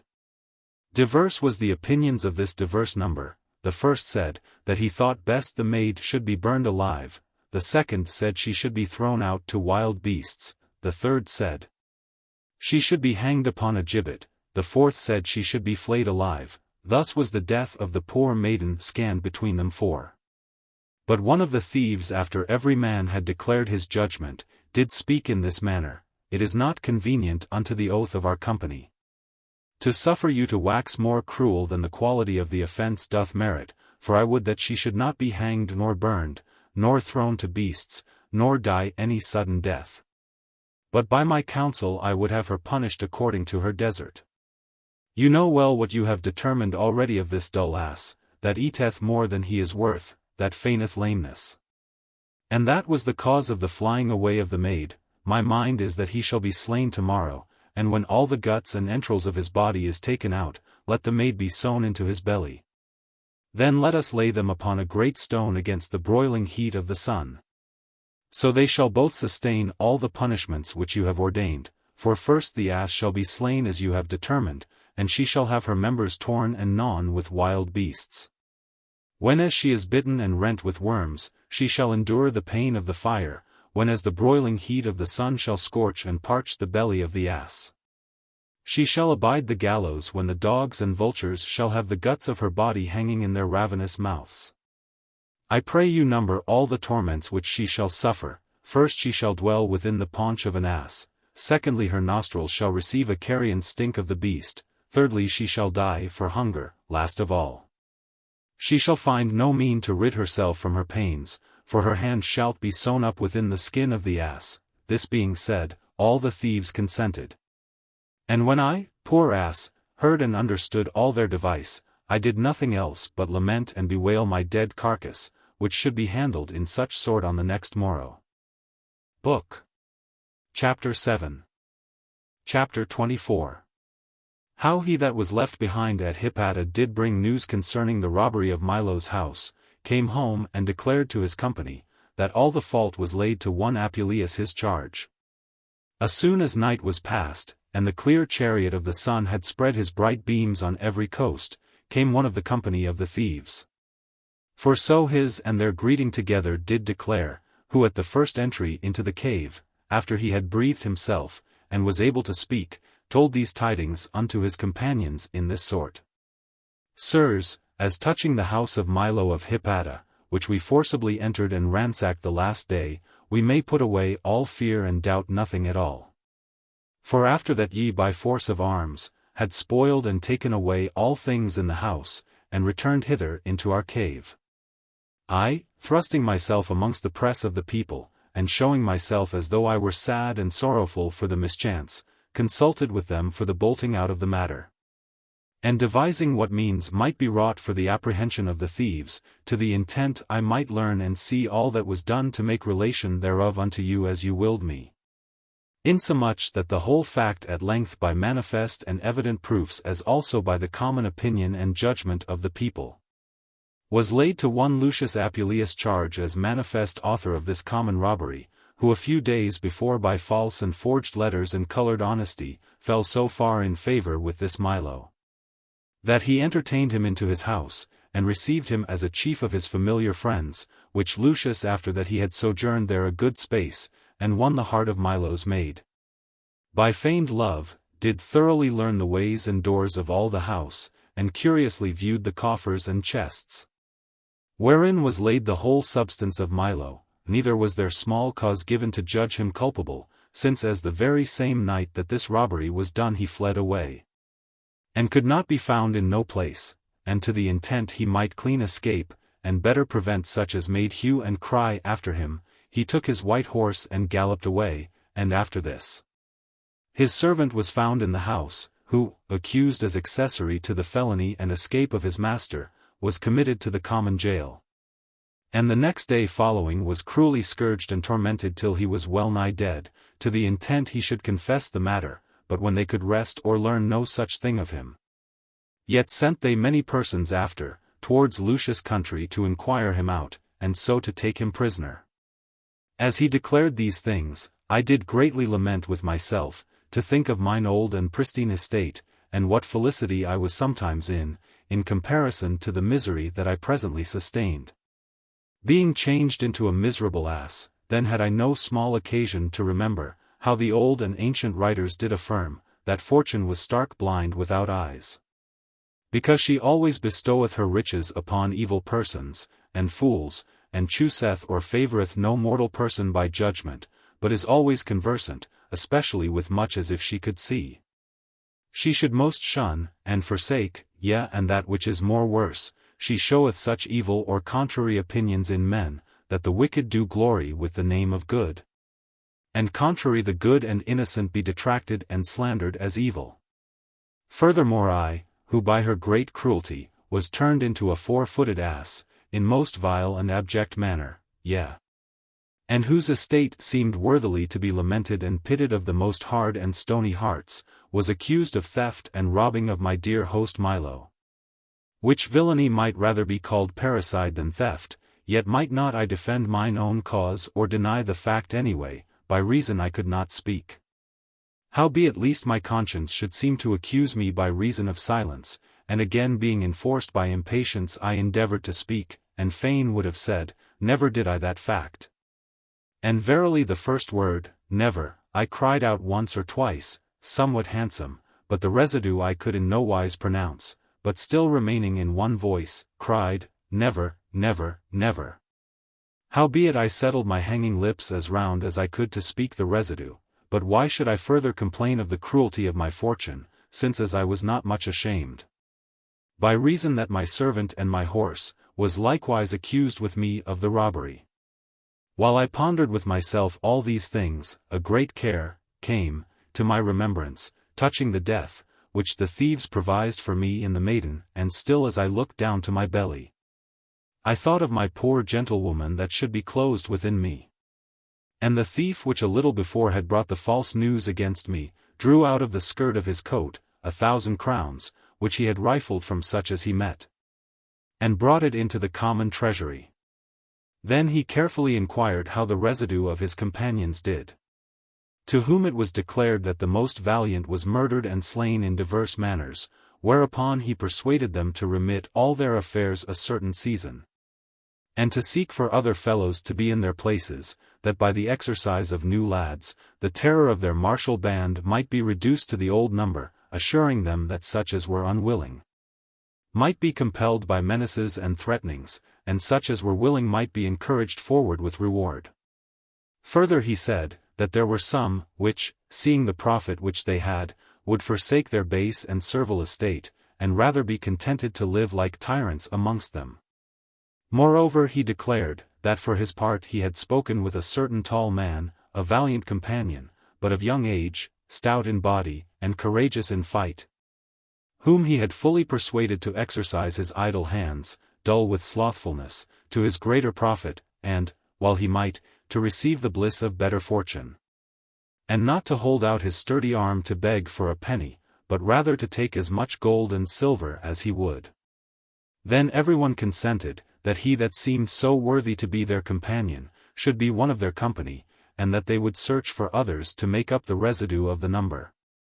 Whereupon he went out, and by, returning again, brought in a tall young man, as he promised, to whom none of the residue might be compared, for he was higher than they by the head, and of more bigness in body. His beard began to burgeon, but he was poorly apparelled, insomuch that you might see all his belly naked. As soon as he was entered in he said, God speed ye soldiers of Mars and my faithful companions, I pray you make me one of your band, and I will ensure you that you shall have a man of singular courage and lively audacity, for I had rather receive stripes upon my back, than money or gold in my hands. And as for death, which every man doth fear, I pass nothing at all, yet think you not that I am an abject or a beggar, neither judge you my virtue and prowess by ragged clothes. For I have been a captain of a great company, and subdued all the country of Macedonia. I am the renowned thief Haemus the Thracian, whose name all countries and nations do so greatly fear. I am the son of Theron the noble thief, nourished with human blood, entertained amongst the stoutest. Finally I am inheritor and follower of all my father's virtues, yet I lost in a short time all my company and all my riches, by one assault, which I made upon a factor of the prince, which sometime had been captain of 200 men, for fortune was clean against me. Hearken and I will tell you the whole matter.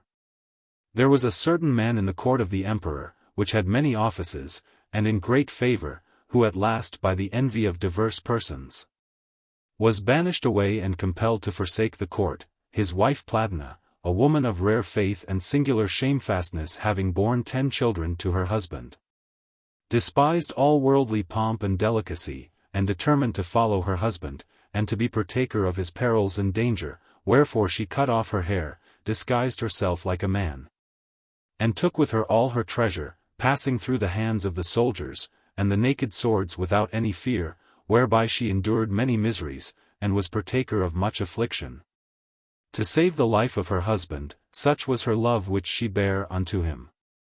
And when they had escaped many perilous dangers, as well by land as by sea, they went together towards Zacinthe, to continue their courting as fortune had appointed.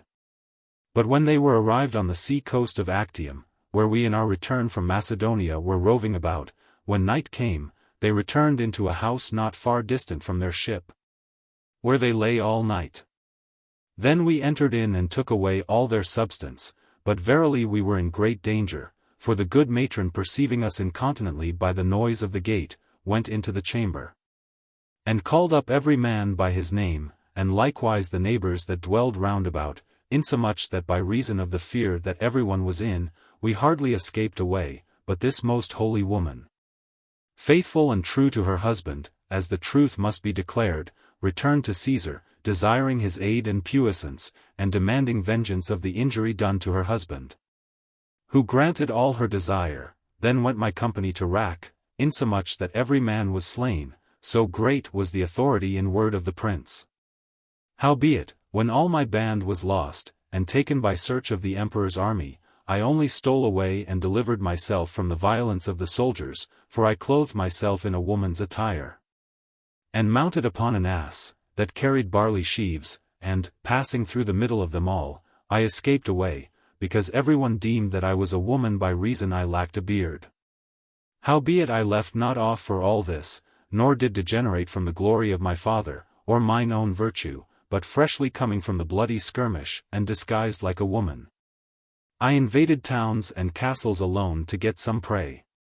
And therewithal he pulled out 2,000 crowns, which he had under his coat, saying, Hold here the dowry which I present unto you, hold eke my person, which you shall always find trusty and faithful, if you willingly receive me, and I will ensure you that in so doing, within short space I wilt make and turn this stony house of yours into gold.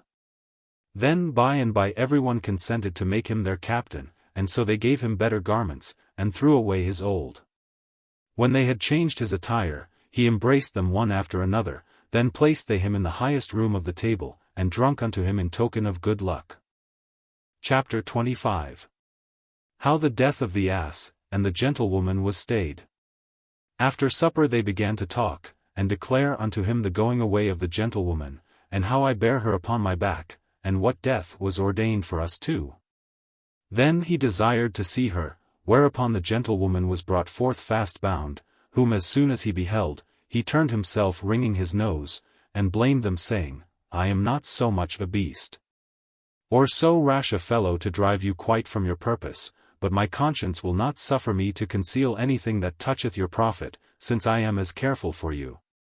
Howbeit if my counsel do displease you, you may at your liberty proceed in your enterprise.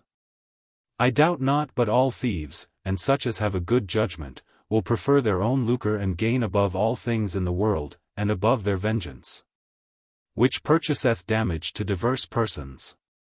Therefore if you put this virgin in the ass belly, you shall but execute your indignation against her, without all manner of profit. But I would advise you to carry the virgin to some town and to sell her, and such a brave girl as she is, may be sold for a great quantity of money. And I myself know certain bawdy merchants, amongst whom peradventure one will give us sums of gold for her. This is my opinion touching this affair, but advise you what you intend to do, for you may rule me in this case.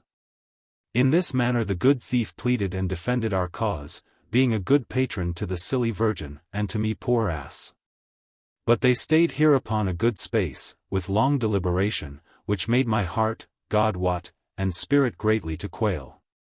Howbeit in the end they consented to his opinion, and by the maiden was unloosed of her bonds, who seeing the young man, and hearing the name of brothels and bawdy merchants, began to wax joyful, and smiled with herself.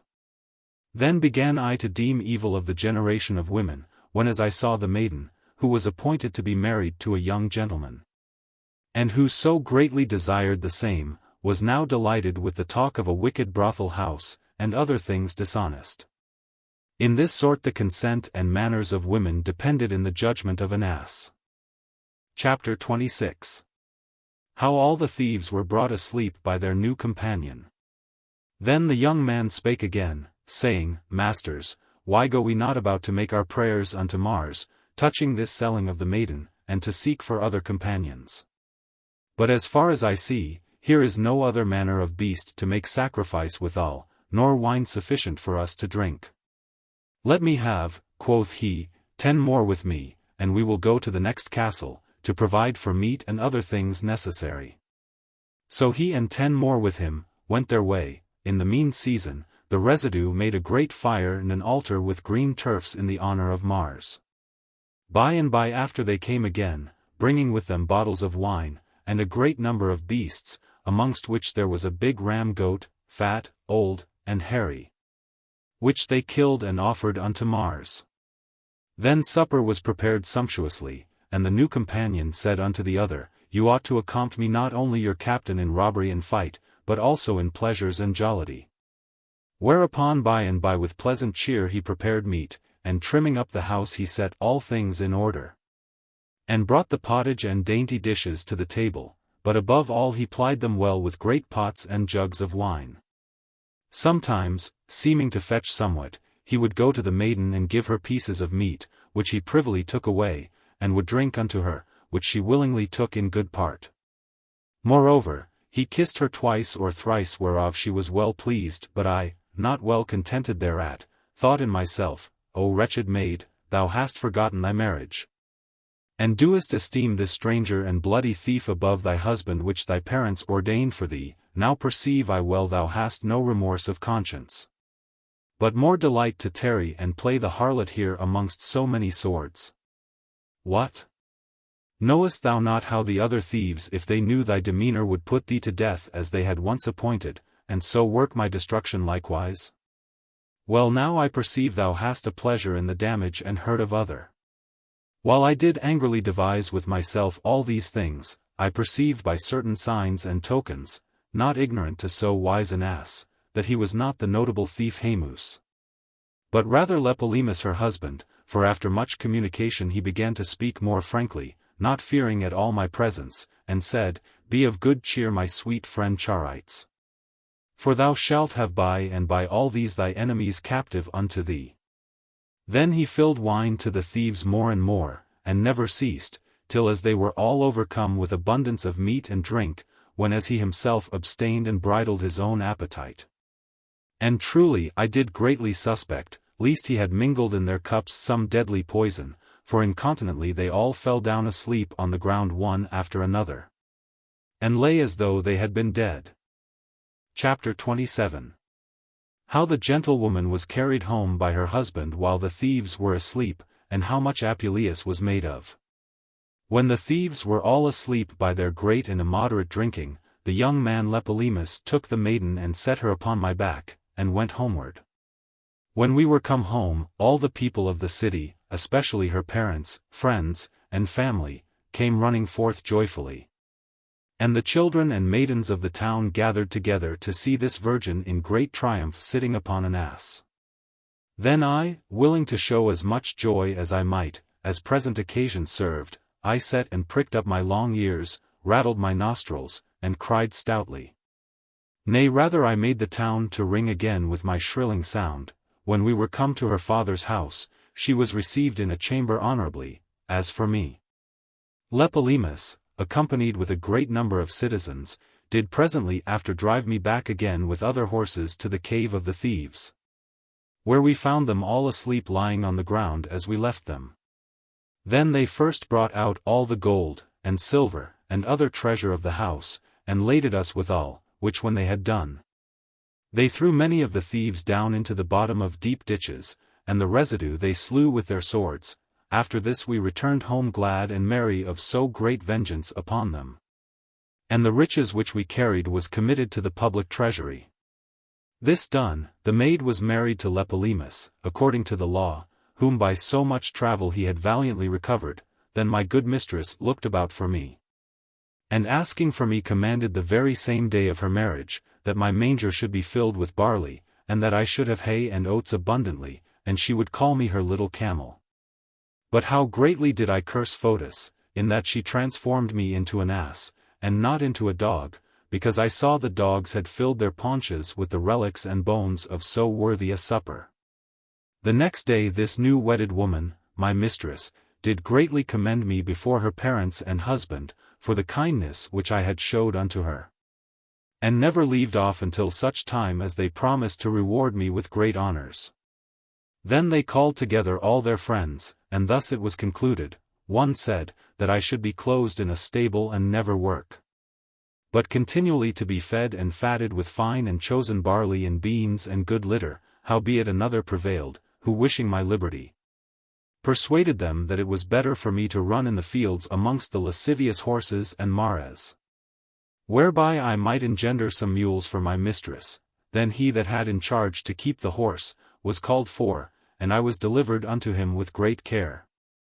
Insomuch that I was right pleasant and joyous, because I hoped that I should carry no more fardels nor burdens. Moreover I thought that when I should thus be at liberty, in the springtime of the year when the meadows and fields were green, should find some roses in some place.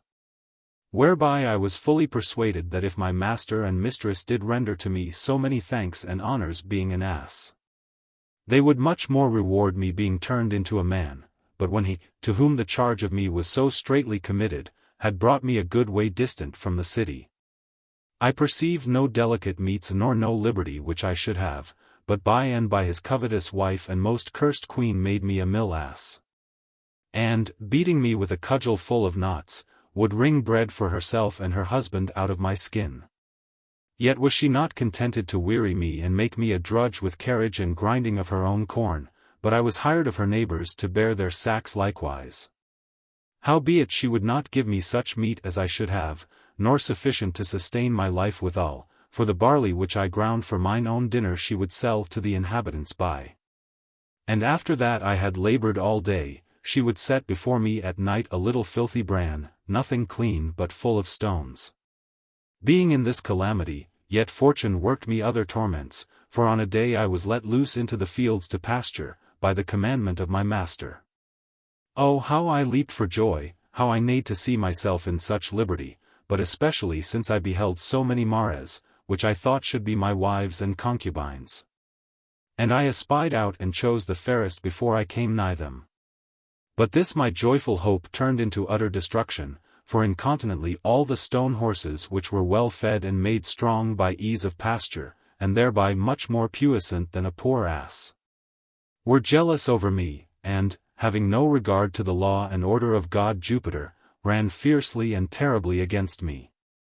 One lifted up his 4 feet and kicked me spitefully, another turned himself, and with his hinder heels spurned me cruelly, the third threatening with a malicious neighing, dressed his ears and showing his sharp and white teeth bit me on every side.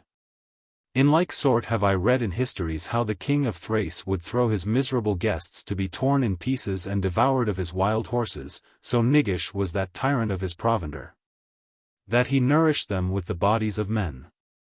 Chapter 28. How Apuleius was made a common ass to fetch home wood, and how he was handled by a boy. After that I was thus handled by horses, I was brought home again to the mill, but behold fortune, insatiable of my torments, had devised a new pain for me. I was appointed to bring home wood every day from a high hill, and who should drive me thither and home again, but a boy that was the veriest hangman in all the world, who was not contented with the great travel that I took in climbing up the hill, neither pleased when he saw my hoof torn and worn away by sharp flints, but he beat me cruelly with a great staff, insomuch that the marrow of my bones did ache for woe, for he would strike me continually on the right hip, and still in one place, whereby he tore my skin and made of my wide sore a great hole or trench, or rather a window to look out at, and although it run down of blood, yet would he not cease beating me in that place. Moreover he laded me with such great burdens of wood that you would think they had been rather prepared for elephants than for me. And when he perceived that my wood hanged more on one side than another, when he should rather take away the heavy sides, and so ease me, or else lift them up to make them equal with the other, he laid great stones upon the weaker side to remedy the matter. Yet could not be contented with this my great misery and immoderate burdens of wood, but when he came to any river, as there were many by the way, he to save his feet from water, would leap upon my loins likewise, which was no small load upon load. And if by adversity I had fell down in any dirty or miry place, when he should have pulled me out either with ropes, or lifted me up by the tail, he would never help me. but lay me on from top to toe with a mighty staff, till he had left no hair on all my body, no not so much as on mine ears, whereby I was compelled by force of blows to stand up. The same hangman boy did invent another torment for me. He gathered a great many sharp thorns as sharp as needles and bound them together like a faggot, and tied them at my tail to prick me. Then was I afflicted on every side, for if I had endeavored to run away, the thorns would have pricked me; if I had stood still, the boy would have beaten me, and yet the boy beat me to make me run. Whereby I perceived that the hangman did devise nothing else save only to kill me by some manner of means, and he would swear and threaten to do me worse harm. And because he might have some occasion to execute his malicious mind, upon a day, after that I had endeavored too much by my patience, I lifted up my heels and spurned him well favoredly. Then he invented this vengeance against me, after that he had well laded me with shrubs and rubble, and trussed it round upon my back. He brought me out into the way, then he stole a burning coal out of a man's house of the next village, and put it into the middle of the rubble. The rubble and shrubs being very dry, did fall on a light fire and burned me on every side. I could see no remedy how I might save myself, and in such a case it was not best for me to stand still, but fortune was favorable towards me, perhaps to reserve me for more dangers. For I espied a great hole full of rain water that fell the day before, thither I ran hastily and plunged myself therein, in such sort that I quenched the fire, and was delivered from that present peril. But the vile boy, to excuse himself, declared to all the neighbors and shepherds about, that I willingly tumbled in the fire as I passed through the village. Then he laughed upon me, saying, "How long shall we nourish and keep this fiery ass in vain?" Chapter 29. How Apuleius was accused of lechery by the boy. A few days after, the boy invented another mischief, for when he had sold all the wood which I bare, to certain men dwelling in a village by, he led me homeward unladen, and then he cried that he was not able to rule me, and that he would not drive me any longer to the hill for wood, saying, "Do you not see this slow and dull ass, who besides all the mischiefs that he hath wrought already, inventeth daily more and more? For he espieth any woman passing by the way, whether she be old or married, or if it be a young child, he will throw his burden from his back, and runneth fiercely upon them. And after that he hath thrown them down, he will stride over them to commit his boogery and beastly pleasure, moreover he will feign as though he would kiss them. But he will bite their faces cruelly, which thing may work us great displeasure, or rather to be imputed unto us as a crime, and even now when he espied an honest maiden passing by the highway, he by and by threw down his wood and run after her, and when he had thrown her down upon the ground, he would have ravished her before the face of all the world, had it not been that by reason of her crying out, she was succored and pulled from his heels, and so delivered. And if it had so come to pass that this fearful maid had been slain by him, what danger had we been in? By these and like lies, he provoked the shepherds earnestly against me, which grieved me, God wot, full sore that said nothing. Then one of the shepherds said, "Why do we not make sacrifice of this common adulterous ass? My son," quoth he, "let us kill him and throw his guts to the dogs, and reserve his flesh for the laborer's supper. Then let us cast dust upon his skin, and carry it home to our master, and say that the wolves have devoured him."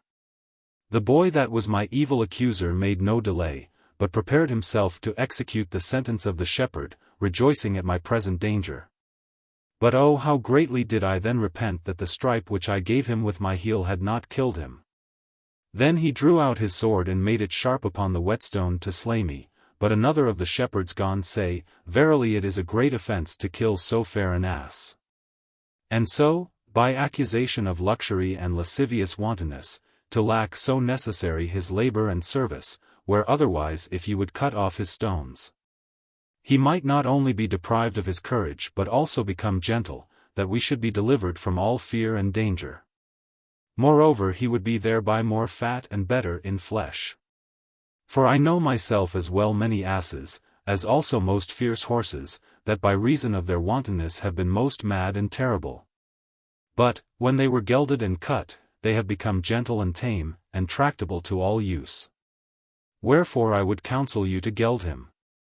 And if you consent thereto, I will by and by, when I go to the next market, fetch mine irons and tools for the purpose, and I ensure you after that I have gelded and cut off his stones.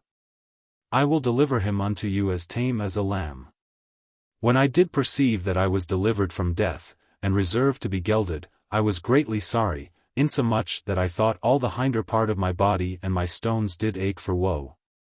But I sought about to kill myself by some manner of means, to the end if I should die, I would die with unperished members. Chapter 30.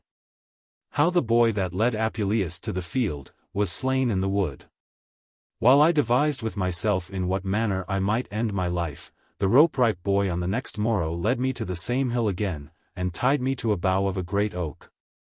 And in the mean season he took his hatchet and cut wood to load me withal, but behold there crept out of a cave by, a marvellous great bear, holding out his mighty head, whom when I saw, I was suddenly stricken in fear, and, throwing all the strength of my body into my hinder heels, lifted up my strained head and brake the halter, wherewith I was tied.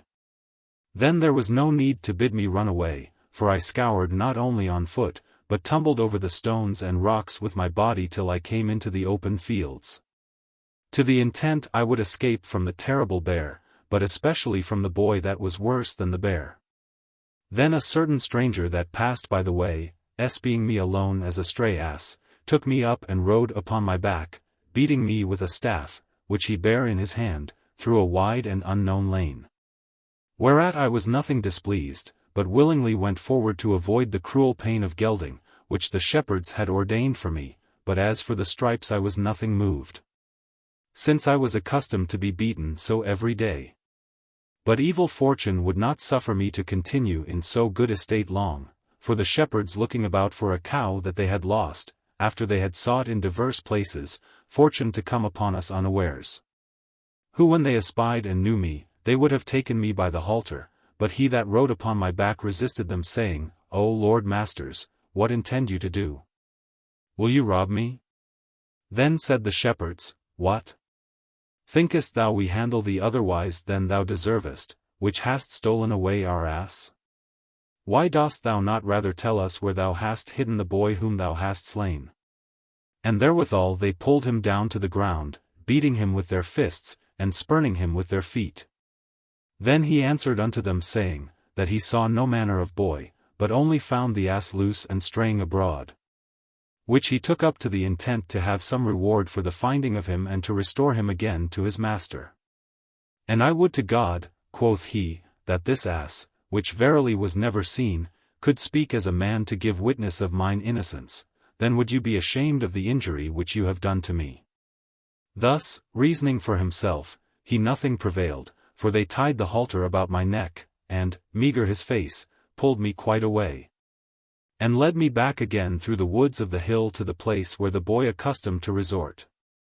And after they could find him in no place, at length they found his body rent and torn in pieces, and his members dispersed in sundry places. Which I well knew was done by the cruel bear, and verily I would have told it if I might have spoken, but, which I could only do, I greatly rejoiced at his death, although it came too late. Then they gathered together the pieces of his body and buried them. By and by they laid the fault to my new master, that took me up by the way, and, bringing him home fast bound to their houses, purposed on the next morrow to accuse him of murder, and to lead him before the justices to have judgment of death. Chapter 31. How Apuleius was cruelly beaten by the mother of the boy that was slain. In the mean season, while the parents of the boy did lament and for the death of their son, the shepherd, according to his promise, came with his instruments and tools to geld me. Then one of them said, Tush, we little esteem the mischief he did yesterday, but now we are contented that tomorrow his stones shall not only be cut off, but also his head. So was it brought to pass, that my death was delayed till the next morrow, but what thanks did I give to that good boy, who, being so slain, was the cause of my pardon for one short day. Howbeit I had no time then to rest myself, for the mother of the boy, weeping and lamenting for his death, attired in mourning vesture, tore her hair and beat her breast, and came presently into the stable, saying, Is it reason that this careless beast should do nothing all day but hold his head in the manger? filling and belling his guts with meat without compassion of my great misery, or remembrance of the pitiful death of his slain master, and condemning my age and infirmity. Think that I am unable to revenge his mischiefs, moreover he would persuade me, that he were not culpable. Indeed, it is a convenient thing to look and plead for safety, when as the conscience doeth confess the offence, as thieves and malefactors accustomed to do. But O good Lord, thou cursed beast, if thou couldest utter the contents of thine own mind. Whom, though it were the veriest fool in all the world, mightest thou persuade that this murder was void or without thy fault, when as it lay in thy power, either to keep off the thieves with thy heels, or else to bite and tear them with thy teeth? Couldst not thou, that so often in his lifetime didst spurn and kick him, defend him now at the point of death by the like mean? Yet at least, thou shouldest have taken him upon thy back, and so brought him from the cruel hands of the thieves, where contrary thou runnest away alone, forsaking thy good master, thy pastor and conductor. Knowest thou not, that such as deny their wholesome help and aid to them which lie in danger of death, ought to be punished, because they have offended against good manners, and the law natural? But I promise thee, thou shalt not long rejoice at my harms, thou shalt feel the smart of thy homicide and offence. I will see what I can do. And therewithal she unclosed her apron, and bound all my feet together, to the end I might not help myself. Then she took a great bar, which accustomed to bar the stable door, and never ceased beating me till she was so weary that the bar fell out of her hands. Whereupon she, complaining of the soon faintness of her arms, ran to her fire and brought a firebrand and thrust it under my tail, burning me continually, till such time as, having but one remedy, I all arrayed her face and eyes with my dirty dung, whereby, what with the stink thereof, and what with the filthiness that fell in her eyes, she was well nigh blinded. So I enforced the queen to leave off, otherwise I had died as Meleager did by the stick, which his mad mother Althea cast into the fire. Book. Chapter 8. Chapter 32. How a young man came and declared the miserable death of Tlepolemus and his wife Charites. About midnight came a young man, which seemed to be one of the family of the good woman Charites, who sometimes endured so much misery and calamity with me amongst the thieves. Who after that he had taken a stool, and sat down before the fireside, in the company of the servants, began to declare many terrible things that had happened unto the house of Charites, saying, O ye housekeepers, shepherds and cowherds, you shall understand that we have lost our good mistress Charites miserably and by evil adventure, and to the end you may learn and know all the whole matter. I purpose to tell you the circumstances of every point, whereby such as are more learned than I, to whom fortune hath ministered more copious style, may paint it out in paper in form of an history.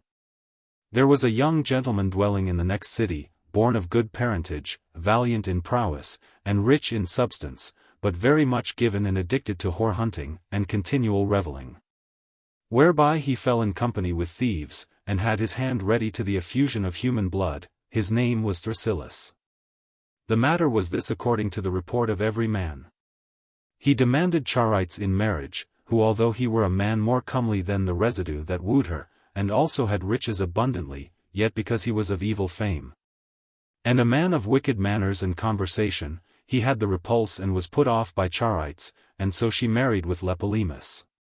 Howbeit this young man secretly loved her, yet moved somewhat at her refusal, he busily searched some means to work his damnable intent, and, having found occasion and opportunity to accomplish his purpose, which he had long time concealed, brought to pass, that the same day that Charites was delivered by the subtle mean and valiant audacity of her husband, from the puissance of the thieves, he mingled himself among the assembly, feigning that he was glad of the new marriage, and coming home again of the maiden, whereby, by reason that he came of so noble parents, he was received and entertained into the house as one of their chief and principal friends, howbeit under cloak of a faithful well-willer.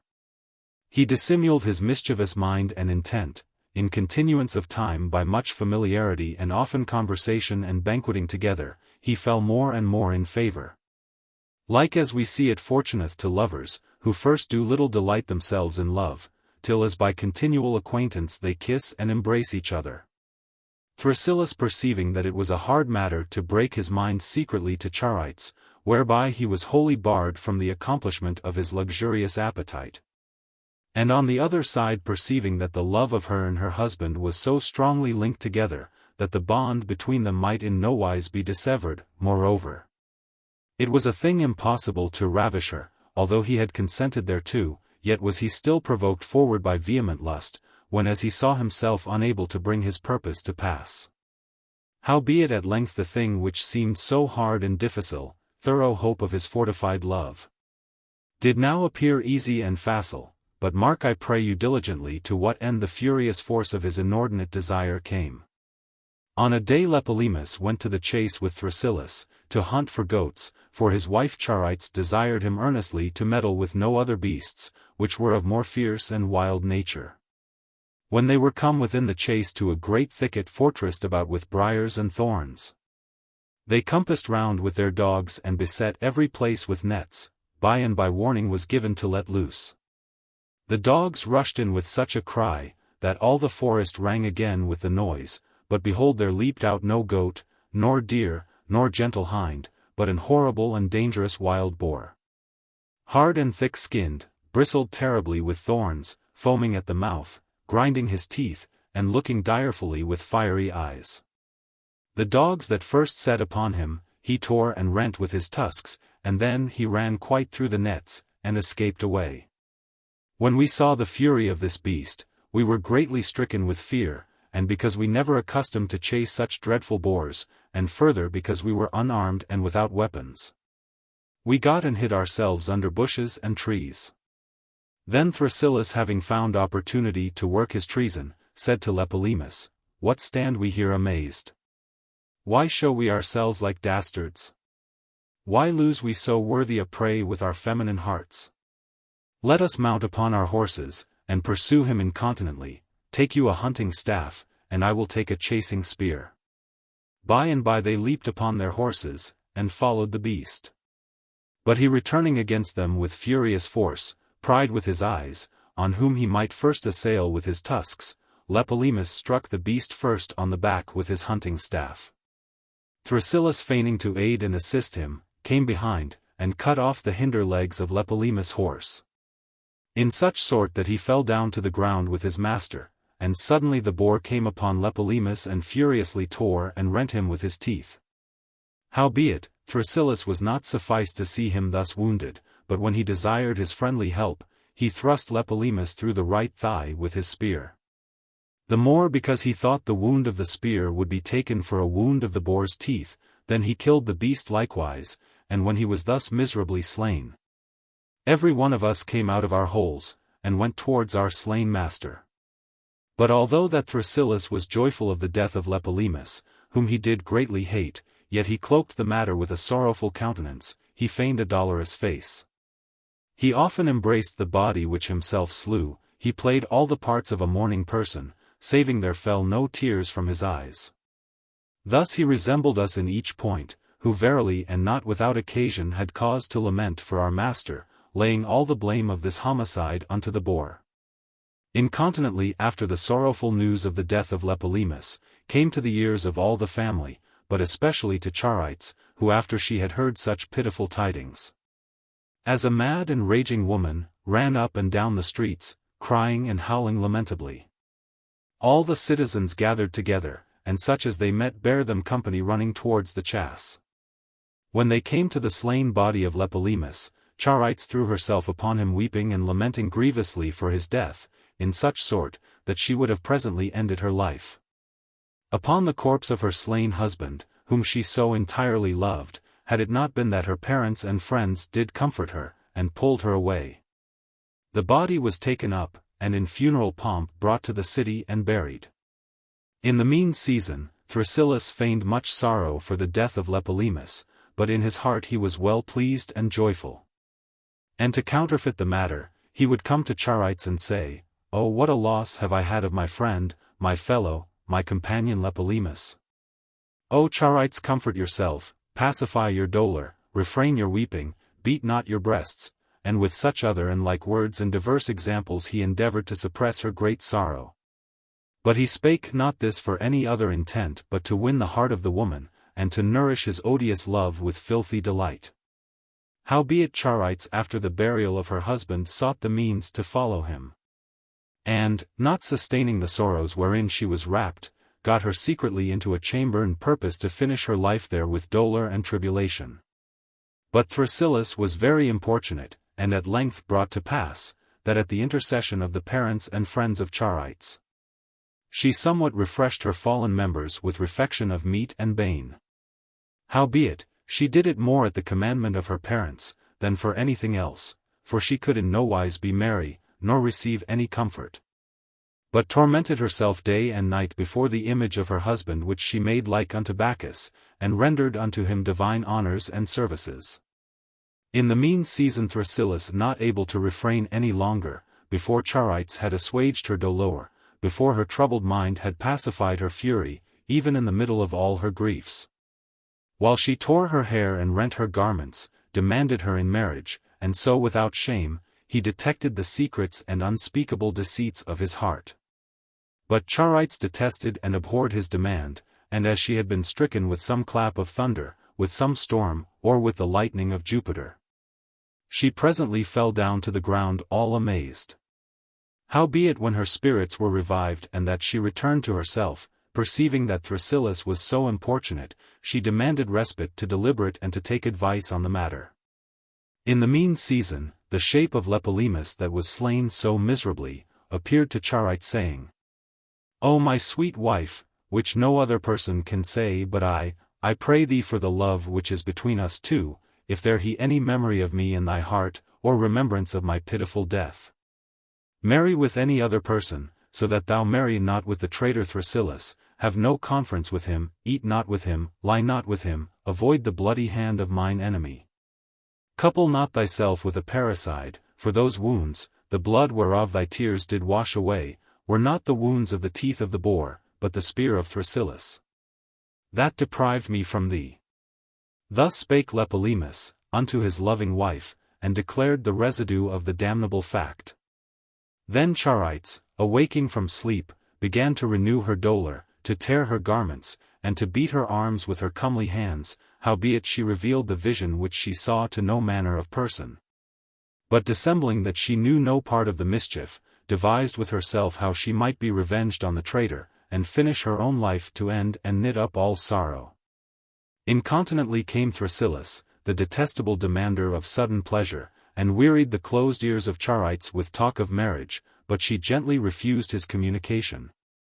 And colouring the matter, with passing craft in the midst of his earnest desires gone say, Thrasyllus you shall understand that yet the face of your brother and my husband is always before mine eyes, I smell yet the cinnamon scent of his precious body, I yet feel Tlepolemus alive in my heart, wherefore you shall do well if you grant to me miserable woman necessary time to bewail his death, that after the residue of a few months, the whole year may be expired, which thing toucheth as well my shame as your wholesome profit.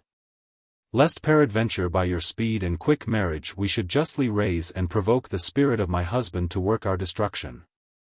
Howbeit, Thrasyllus was not contented with this promise, but more and more came upon her, insomuch, that she was enforced to speak to him in this manner, My friend Thrasyllus, if thou be so contented until the whole year be complete and finished, behold here is my body, take thy pleasure, but in such sort and so secret that no servant of the house may perceive it.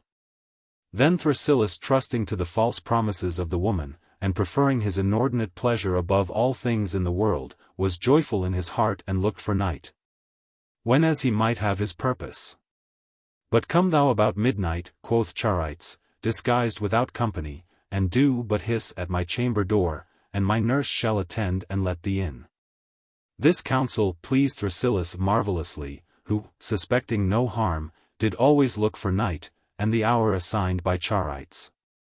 The time was scarce come, when as, according to her commandment, he disguised himself, and went straight to the chamber, where he found the nurse attending for him, who, by the appointment of her mistress, fed him with flattering talk, and gave him mingled and doled drink in a cup, excusing the absence of her mistress Charites. by reason that she attended on her father being sick, until such time, that with sweet talk and operation of the wine, he fell in a sound sleep. Now when he lay prostrate on the ground ready to all adventure, Charites, being called for, came in, and with manly courage and bold force stood over the sleeping murderer, saying, Behold the faithful companion of my husband, behold this valiant hunter. Behold me dear spouse, this is the hand which shed my blood, this is the heart which hath devised so many subtle means to work my destruction, these be the eyes whom I have ill-pleased. Behold now they foreshow their own destiny, sleep careless, dream that thou art in the hands of the merciful. For I will not hurt thee with thy sword or any other weapon, God forbid that I should slay thee as thou slewest my husband, but thy eyes shall fail thee, and thou shalt see no more.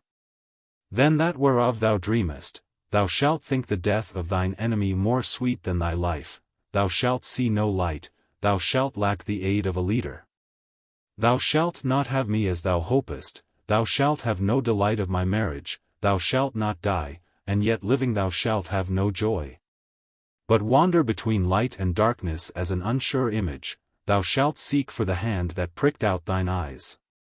Yet shalt thou not know of whom thou shouldest complain, I will make sacrifice with the blood of thine eyes upon the grave of my husband. But what gainest thou through my delay? Perhaps thou dreamest that thou embracest me in thy arms, leave off the darkness of sleep and awake thou to receive a penal deprivation of thy sight, lift up thy face. Regard thy vengeance and evil fortune, reckon thy misery. So pleaseth thine eyes to a chaste woman, that thou shalt have blindness to thy companion, and an everlasting remorse of thy miserable conscience. When she had spoken these words, she took a great needle from her head and pricked out both his eyes, which done, she by and by caught the naked sword which her husband Tlepolemus accustomed to wear, and ran throughout all the city like a mad woman towards the sepulchre of her husband. Then all we of the house, with all the citizens, ran incontinently after her to take the sword out of her hand, but she clasping about the tomb of Tlepolemus, kept us off with her naked weapon. And when she perceived that every one of us wept and lamented, she spake in this sort, I pray you my friends weep not, nor lament for me, for I have revenged the death of my husband. I have punished deservedly the wicked breaker of our marriage. Now is it time to seek out my sweet Tlepolemus, and presently with this sword to finish my life. And therewithal after she had made relation of the whole matter, declared the vision which she saw and told by what means she deceived Thrasyllus, thrusting her sword under her right breast, and wallowing in her own blood, at length with manly courage yielded up the ghost. Then immediately the friends of miserable Charites did bury her body within the same sepulchre. Thrasyllus hearing all the matter, and knowing not by what means he might end his life, for he thought his sword was not sufficient to revenge so great a crime, at length went to the same sepulchre, and cried with a loud voice, saying, O ye dead spirits whom I have so highly and greatly offended, vouchsafe to receive me, behold I make sacrifice unto you with my whole body, which said. He closed the sepulchre, purposing to famish himself, and to finish his life there in sorrow. These things the young man with pitiful sighs and tears, declared unto the cowherds and shepherds, which caused them all to weep, but they fearing to become subject unto new masters, prepared themselves to depart away. Chapter 33. How Apuleius was led away by the horse-keeper, and what danger he was in. By and by the horse-keeper, to whom the charge of me was committed, brought forth all his substance, and laded me in other horses withal, and so departed thence. We bare women, children, pullets, sparrows, kids, whelps, and other things which were not able to keep pace with us, and that which I bare upon my back, although it was a mighty burden, yet seemed it very light because I was driven away from him that most terribly had appointed to kill me. When we had passed over a great mountain full of trees, and were come again into the open fields, behold we approached nigh to a fair and rich castle, where it was told unto us that we were not able to pass in our journey that night, by reason of the great number of terrible wolves which were in the country about, so fierce and cruel that they put every man in fear, in such sort that they would invade and set upon such which passed by like thieves, and devour both them and their beasts. Moreover, We were advertised that there lay in the way where we should pass, many dead bodies eaten and torn with wolves. Wherefore we were willed to stay there all night, and on the next morning, to go close and round together, whereby we might pass and escape all dangers. But, notwithstanding this good counsel, our caitiff drivers were so covetous to go forward, and so fearful of pursuit, that they never stayed till the morning, but being well nigh midnight, they made us trudge in our way apace. Then I, fearing the great danger which might happen, ran amongst the middle of the other horses, to the end I might defend and save my poor buttocks from the wolves. Whereat every man much marvelled to see, that I scoured away swifter than the other horses. But such was my agility, not to get me any praise, but rather for fear. At that time I remembered with myself that the valiant horse Pegasus did fly in the air more to avoid the danger of dreadful chimera, than for anything else. The shepherds which drave us before them were well armed like warriors. One had a spear, another had a sheep-hook, some had darts, some clubs, some gathered up great stones. Some held up their sharp javelins, and some feared away the wolves with light firebrands. Finally we lacked nothing to make up an army, but only drums and trumpets. But when we had passed these dangers, not without small fear, we fortuned to fall into worse, for the wolves came not upon us, either because of the great multitude of our company, or else because of our firebrands, or peradventure they were gone to some other place, for we could see none. But the inhabitants of the next villages, supposing that we were thieves by reason of the great multitude, for the defense of their own substance, and for the fear that they were in, set great and mighty mastiffs upon us, which they had kept and nourished for the safety of their houses, who compassing us round about leaped on every side, tearing us with their teeth, in such sort that they pulled many of us to the ground. Verily it was a pitiful sight to see so many dogs, some following such as flied, some invading such as stood still, some tearing those which lay prostrate, but generally there were none which escaped clear. Behold, upon this another danger ensued. The inhabitants of the town stood in their garrets and windows, throwing great stones upon our heads, that we could not tell whether it were best for us to avoid the gaping mouths of the dogs at hand or the peril of the stones afar. Amongst whom there was one that hurled a great flint upon a woman, which sat upon my back, who cried out piteously, desiring her husband to help her. Then he, coming to succor and aid his wife, began to speak in this sort: Alas, masters, what mean you to trouble us poor labouring men so cruelly? What mean you to revenge yourselves upon us, that do you no harm? What think you to gain by us? You dwell not in caves or dens, you are no people barbarous, that you should delight in effusion of human blood. At these words the tempest of stones did cease, and the storm of the dogs vanished away. Then one, standing on the top of a great cypress tree, spake unto us saying, Think you not, masters, that we do this to the intent to rifle or take away any of your goods, but for the safeguard of ourselves and family? Now a God's name you may depart away. So we went forward, some wounded with stones, some bitten with dogs, but generally there was none which escaped free. Chapter 34. How the shepherds determined to abide in a certain wood to cure their wounds. When we had gone a good part of our way, we came to a certain wood environed with great trees and compassed about with pleasant meadows. Whereas the shepherds appointed to continue a certain space to cure their wounds and sores. Then they sat down on the ground to refresh their weary minds, and afterwards they sought for medicines to heal their bodies. Some washed away their blood with the water of the running river, some stopped their wounds with sponges and cloths. In this manner everyone provided for his own safety. In the mean season we perceived an old man, who seemed to be a shepherd, by reason of the goats and sheep that fed round about him. Then one of our company demanded whether he had any milk, butter, or cheese to sell. To whom he made answer saying, Do you look for any meat or drink, or any other refection here? Know you not in what place you be? And therewithal he took his sheep and drave them away as fast as he might possible. This answer made our shepherds greatly to fear, that they thought of nothing else, but to inquire what country they were in, howbeit they saw no manner of person of whom they might demand. At length, as they were thus in doubt, they perceived another old man with a staff in his hand, very weary with travel, who approaching nigh to our company, began to weep and complain, saying, Alas, masters, I pray you succor me, miserable caitiff, and restore my nephew to me again, that by following a sparrow that flew before him is fallen into a ditch hereby, and verily I think he is in danger of death. As for me, I am not able to help him out by reason of mine old age, but you that are so valiant and lusty may easily help me herein, and deliver me my boy, my heir and guide of my life. These words made us all to pity him. And then the youngest and stoutest of our company, who alone escaped best the late skirmish of dogs and stones, rose up and demanded in what ditch the boy was fallen. Mary, quoth he, yonder. And pointed with his finger, and brought him to a great thicket of bushes and thorns, where they both entered in. In the mean season, after we cured our wounds, we took up our packs, purposing to depart away.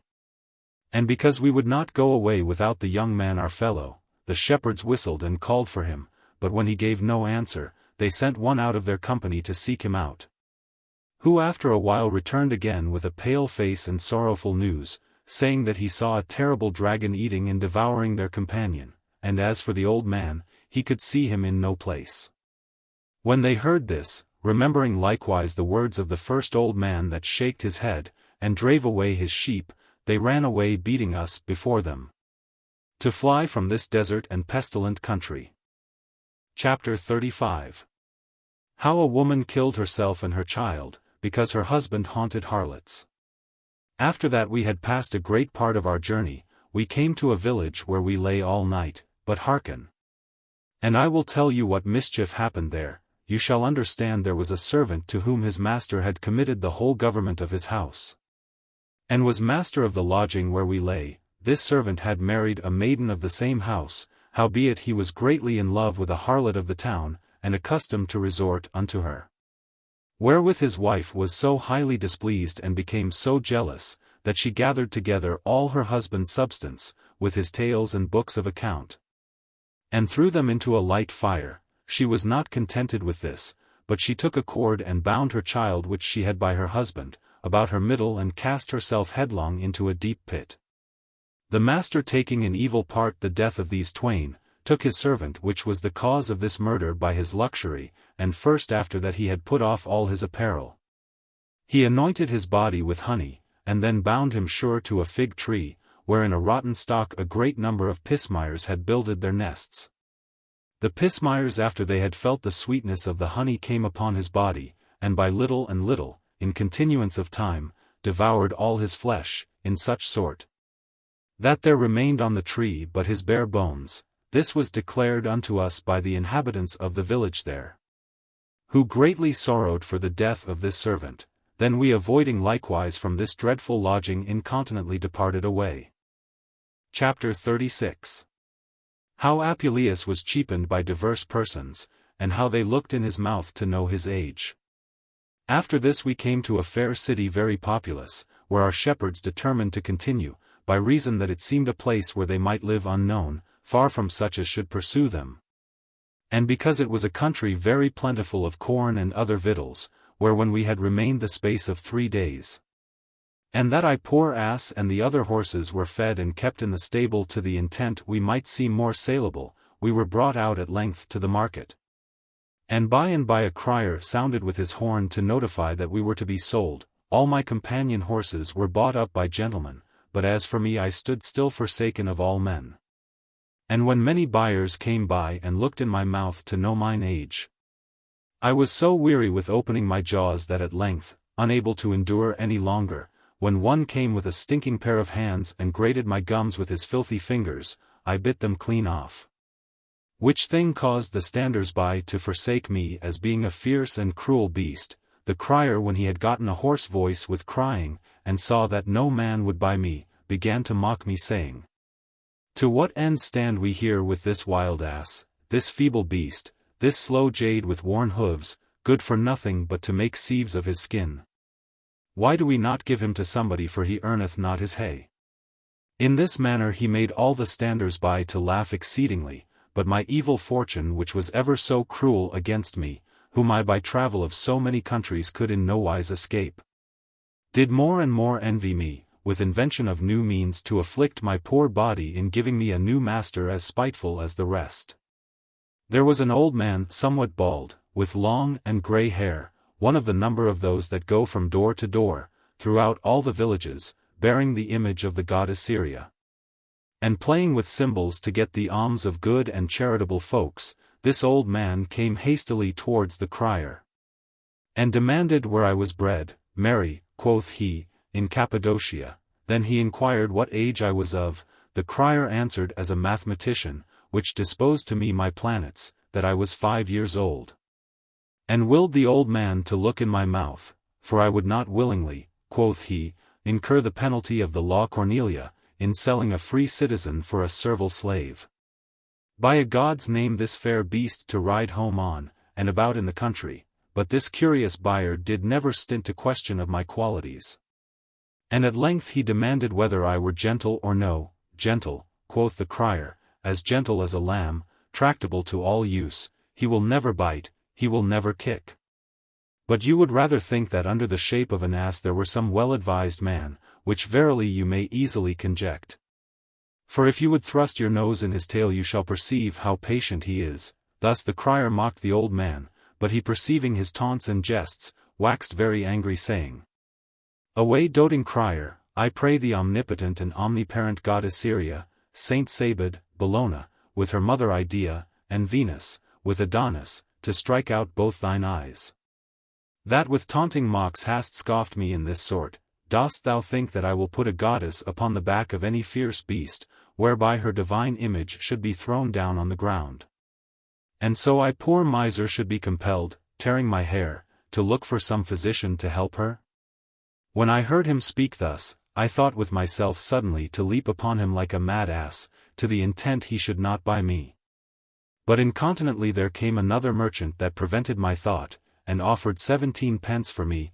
Then my master was glad and received the money, and delivered me to my new master who was called Philebus, and he carried his new servant home, and before he came to his house, he called out his daughters saying, Behold my daughters.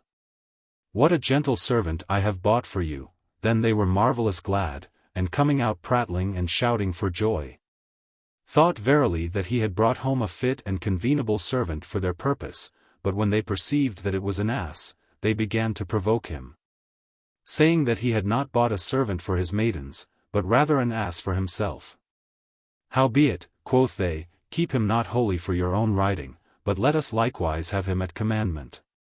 Therewithal they led me into the stable, and tied me to the manger. There was a certain young man with a mighty body, well skilled in playing on instruments before the gods to get money, who, as soon as he had espied me, entertained me very well, for he filled my rack and manger full of meat, and spake merrily saying, O master ass, you are very welcome. Now you shall take my office in hand, you are come to supply my room, and to ease me of my miserable labor, but I pray God thou mayest long live and please my master well, to the end thou mayest continually deliver me from so great pain. When I heard these words I did prognosticate my misery to come. The day following I saw there a great number of persons apparelled in diverse colors, having painted faces, mitres on their heads, vestments colored like saffron, surplices of silk, and on their feet yellow shoes, who attired the goddess in a robe of purple, and put her upon my back. Then they went forth with their arms naked to their shoulders, bearing with them great swords and mighty axes, and dancing like mad persons. After that we had passed many small villages, we fortuned to come to one Bretoni's house, where at our first entry they began to hurl themselves hither and thither, as though they were mad. They made 1,000 gestures with their feet and their hands, they would bite themselves. Finally, everyone took his weapon and wounded his arms in diverse places. Amongst whom there was one more mad than the rest, that let many deep sighs from the bottom of his heart, as though he had been ravished in spirit, or replenished with divine power. And after that, he somewhat returning to himself, invented and forged a great lie, saying, that he had displeased the divine majesty of the goddess, by doing of something which was not convenable to the order of their holy religion, wherefore he would do vengeance of himself, and therewithal he took a whip, and scourged his own body. That the blood issued out abundantly, which thing caused me greatly to fear, to see such wounds and effusion of blood, lest the same goddess desiring so much the blood of men, should likewise desire the blood of an ass. After they were weary with hurling and beating themselves, they sat down, and behold, the inhabitants came in, and offered gold, silver, vessels of wine, milk, cheese, flour, wheat and other things, amongst whom there was one, that brought barley to the ass that carried the goddess, but the greedy whoresons thrust all into their sack, which they brought for the purpose and put it upon my back, to the end I might serve for two purposes, that is to say, for the barn by reason of my corn, and for the temple by reason of the goddess. In this sort, they went from place to place, robbing all the country over. At length they came to a certain castle where under colour of divination, they brought to pass that they obtained a fat sheep of a poor husbandman for the goddess' supper and to make sacrifice withal. After that the banquet was prepared, they washed their bodies, and brought in a tall young man of the village, to sup with them, who had scarce tasted a few pottage, when he began to discover their beastly customs and inordinate desire of luxury. For they compassed him round about, sitting at the table, and abused the young man, contrary to all nature and reason. When I beheld this horrible fact, I could not but attempt to utter my mind and say, O masters, but I could pronounce no more but the first letter O, which I roared out so valiantly, that the young men of the town seeking for a stray ass, that they had lost the same night, and hearing my voice, whereby they judged that I had been theirs, entered into the house unawares, and found these persons committing their vile abomination, which when they saw, they declared to all the inhabitants by their unnatural villainy, mocking and laughing at this the pure and clean chastity of their religion. In the mean season, Philebus and his company, by reason of the bruit which was dispersed throughout all the region there of their beastly wickedness, put all their trumpery upon my back, and departed away about midnight. When we had passed a great part of our journey, before the rising of the sun, we came into a wild desert, where they conspired together to slay me. For after they had taken the goddess from my back and set her gingerly upon the ground, they likewise took off my harness, and bound me surely to an oak, beating me with their whip, in such sort that all my body was mortified. Amongst whom there was one that threatened to cut off my legs with his hatchet, because by my noise I defamed his chastity, but the other regarding more their own profit than my utility, thought best to spare my life, because I might carry home the goddess. So they laded me again, driving me before them with their naked swords, till they came to a noble city, where the principal patron bearing high reverence unto the goddess, came in great devotion before us with tympani, cymbals, and other instruments, and received her, and all our company with much sacrifice and veneration. But there I remember, I thought myself in most danger, for there was one that brought to the master of the house, a side of a fat buck for a present, which being hanged behind the kitchen door, not far from the ground, was clean eaten up by a greyhound, that came in. The cook when he saw the venison devoured, lamented and wept pitifully. And because supper time approached nigh, when as he should be reproved of too much negligence, he took a halter to hang himself, but his wife perceiving whereabout he went, ran incontinently to him, and taking the halter in both her hands, stopped him of his purpose, saying, O husband, are you out of your wits? Pray husband follow my counsel, carry this strange ass out into some secret place and kill him, which done, cut off one of his sides, and sauce it well like the side of the buck, and set it before your master. Then the cook hearing the counsel of his wife, was well pleased to slay me to save himself, and so he went to the whetstone, to sharp his tools accordingly. Book. Chapter 9. Chapter 37. How Apuleius saved himself from the cook, breaking his halter, and of other things that happened. In this manner the traitorous cook prepared himself to slay me, and when he was ready with his knives to do his feat, I devised with myself how I might escape the present peril. And I did not long delay, for incontinently I brake the halter wherewith I was tied, and flinging my heels hither and thither to save myself, at length I ran hastily into a parlour, where the master of the house was feasting with the priests of the god Assyria, and disquieted all the company, throwing down their meats and drinks from the table. The master of the house, dismayed at my great disorder, commanded one of his servants to take me up, and lock me in some strong place, to the end I might disturb them no more. But I little regarded my imprisonment, considering that I was happily delivered from the hands of the traitorous cook. Howbeit fortune, or the fatal disposition of the divine providence, which neither can be avoided by wise counsel, neither yet by any wholesome remedy, invented a new torment. For by and by a young lad came running into the parlor all trembling, and declared to the master of the house, that there was a mad dog running about in the streets, which had done much harm. For he had bitten many greyhounds and horses in the inn by, and he spared neither man nor beast. For there was one Metilius a muleteer, Ephesius, a cook, Hypanius a chamberlain, and Apollonius a physician, who, thinking to chase away the mad dog, were cruelly wounded by him. Insomuch that many horses and other beasts infected with the venom of his poisonous teeth became mad likewise. Which thing caused them all at the table greatly to fear, and thinking that I had been bitten in like sort, came out with spears, clubs, and pitchforks purposing to slay me. And I had undoubtedly been slain, had I not by and by crept into the chamber, where my master intended to lodge all night. Then they closed and locked fast the doors about me, and kept the chamber round, till such time as they thought that the pestilent rage of madness had killed me. When I was thus shut in the chamber alone, I laid me down upon the bed to sleep, considering it was long time past, since I lay and took my rest as a man doth. When morning was come, and that I was well reposed, I rose up lustily.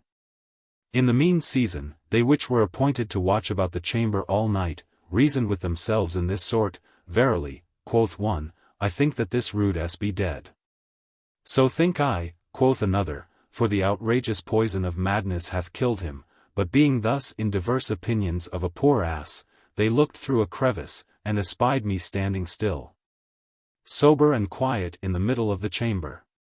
Then they opened the doors, and came towards me, to prove whether I were gentle or no. Amongst whom there was one, which in my opinion, was sent from heaven to save my life, that willed the other to set a basin of fair water before me. And thereby they would know whether I were mad or no, for if I did drink without fear as I accustomed to do, it was a sign that I was whole, and in mine assy wits. Where contrary if I did fly and abhor the taste of the water, it was evident proof of my madness, which thing he said that he had read in ancient and credible books.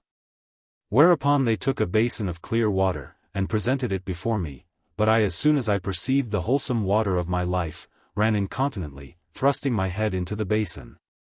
Drank as though I had been greatly athirst. Then they stroked me with their hands, and bowed mine ears, and took me by the halter, to prove my patience, but I taking each thing in good part, disproved their mad presumption. By my meek and gentle behavior, when I was thus delivered from this double danger, the next day I was laded again with the god Assyria, and other trumpery. And was brought into the way with trumpets and cymbals to beg in the villages which we passed by according to our custom. And after that we had gone through a few towns and castles, we fortuned to come to a certain village, which was builded, as the inhabitants there affirm, upon the foundation of a famous ancient city. And after that we had turned into the next inn, we heard of a pretty jest committed in the town there, which I would that you should know likewise. Chapter 38. Of the deceit of a woman which made her husband cuckold. There was a man dwelling in the town very poor, that had nothing but that which he got by the labor and travel of his hands. His wife was a fair young woman, but very lascivious, and given to the appetite and desire of the flesh. It fortuned on a day, that while this poor man was gone betimes in the morning to the field about his business, according as he accustomed to do, his wife's lover secretly came into his house to have his pleasure with her. And so it chanced that during the time that she and he were basking together, her husband, suspecting no such matter, returned home praising the chaste continence of his wife. In that he found his doors fast closed, wherefore as his custom was, he whistled to declare his coming. Then his crafty wife, ready with shifts, caught her lover and covered him under a great tub standing in a corner, and therewithal she opened the door. blaming her husband in this sort, "Comest thou home every day with empty hands, and bringest nothing to maintain our house? Thou hast no regard for our profit, neither providest for any meat or drink, whereas I poor wretch do nothing day and night but occupy myself with spinning. And yet my travel will scarce find the candles which we spend. Oh, how much more happy is my neighbor Daphne, that eateth and drinketh at her pleasure and passeth the time with her amorous lovers according to her desire." "What is the matter," quoth her husband, "though our master hath made holiday at the fields, yet think not but I have made provision for our supper. Doest thou not see this tub that keepeth a place here in our house in vain, and doth us no service? Behold, I have sold it to a good fellow, that is here present, for 5 pence, wherefore I pray thee lend me thy hand, that I may deliver him the tub." His wife, having invented a present shift, laughed on her husband, saying, "What merchant, I pray you, have you brought home hither, to fetch away my tub for 5 pence? For which I, poor woman that sit all day alone in my house, have been proffered so often 7. Her husband, being well apaid of her words, demanded what he was that had bought the tub. "Look," quoth she, "he is gone under. To see where it be sound or no." Then her lover, which was under the tub, began to stir and rustle himself, and because his words might agree to the words of the woman, he said, "Dame, will you have me tell the truth? This tub is rotten and cracked as me seemeth on every side." And then turning to her husband said, "I pray you, honest man, light a candle, that I may make clean the tub within, to see if it be for my purpose or no. For I do not mind to cast away my money wilfully." He by and by, being made a very ox, lighted a candle, saying, "I pray you, good brother, put not yourself to so much pain. Let me make the tub clean and ready for you." Whereupon he put off his coat, and crept under the tub to rub away the filth from the sides. In the mean season this minion lover cast his wife on the bottom of the tub and had his pleasure with her over his head, and as he was in the midst of his pastime, he turned his head on this side and that side, finding fault with this and with that, till as they had both ended their business, when as he delivered 7 pence for the tub, and caused the good man himself to carry it on his back again to his inn. Chapter 39. How the priests of the goddess Syria were taken and put in prison, and how Apuleius was sold to a baker. After that we had tarried there a few days at the cost and charges of the whole village, and had gotten much money by our divination and prognostication of things to come. The priests of the goddess Syria invented a new means to pick men's purses, for they had certain lots, whereon were written, "Coniuncti terram proscindent boves ut in futurum loida germinant sata," that is to say, the oxen tied and yoked together, do till the ground to the intent it may bring forth his increase, and by these kind of lots they deceive many of the simple sort, for if one had demanded whether he should have a good wife or no, they would say that his lot did testify the same, that he should be tied and yoked to a good woman and have increase of children. If one demanded whether he should buy lands and possession, they said that he should have much ground that should yield his increase. If one demanded whether he should have a good and prosperous voyage, they said he should have good success, and it should be for the increase of his profit. If one demanded whether he should vanquish his enemies, and prevail in pursuit of thieves, they said that this enemy should be tied and yoked to him, and his pursuits after thieves should be prosperous. Thus by the telling of fortunes, they gathered a great quantity of money, but when they were weary with giving of answers, they drave me away before them next night, through a lane which was more dangerous and stony than the way which we went the night before, for on the one side were quagmires and foggy marshes. On the other side were falling trenches and ditches, whereby my legs failed me, in such sort that I could scarce come to the plain field paths. And behold, by and by a great company of inhabitants of the town armed with weapons and on horseback overtook us, and incontinently arresting Philebus and his priests, tied them by the necks and beat them cruelly, calling them thieves and robbers, and after they had manacled their hands, "Show us," quoth they, "the cup of gold, which, under the color of your solemn religion, ye have taken away, and now ye think to escape in the night without punishment for your fact." By and by one came towards me, and thrusting his hand into the bosom of the goddess Syria, brought out the cup which they had stole. Howbeit for all they appeared evident and plain they would not be confounded or abashed, but jesting and laughing out the matter. Gone say, is it reason, masters, that you should thus rigorously entreat us, and threaten for a small trifling cup, which the mother of the goddess determined to give to her sister for a present? Howbeit for all their lies and cavalations, they were carried back unto the town, and put in prison by the inhabitants, who taking the cup of gold, and the goddess which I bear, did put and consecrate them amongst the treasure of the temple. The next day I was carried to the market to be sold, and my price was set at 7 pence more than Philebus gave for me. There fortuned to pass by a baker of the next village, who after that he had bought a great deal of corn, bought me likewise to carry it home, and when he had well laded me therewith, drave me through a thorny and dangerous way to his bakehouse. There I saw a great company of horses that went in the mill day and night grinding of corn, but lest I should be discouraged at the first, my master entertained me well. For the first day I did nothing but fare daintily, howbeit such mine ease and felicity did not long endure.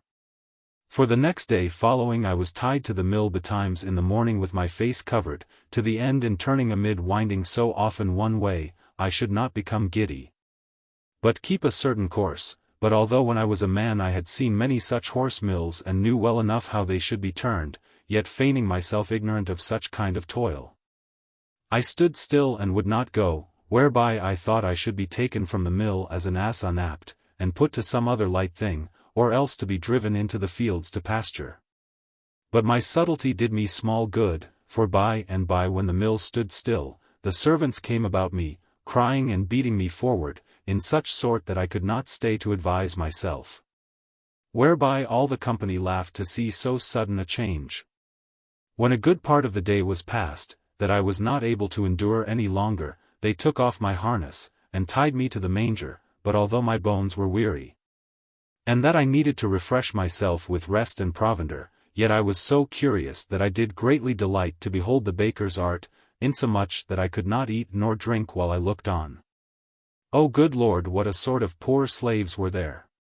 Some had their skin black and blue, some had their backs striped with lashes, some were covered with rugged sacks, some had their members only hidden, some wore such ragged cloths that you might perceive all their naked bodies, some were marked and burned in the heads with hot irons, some had their hair half clipped, some had locks of their legs.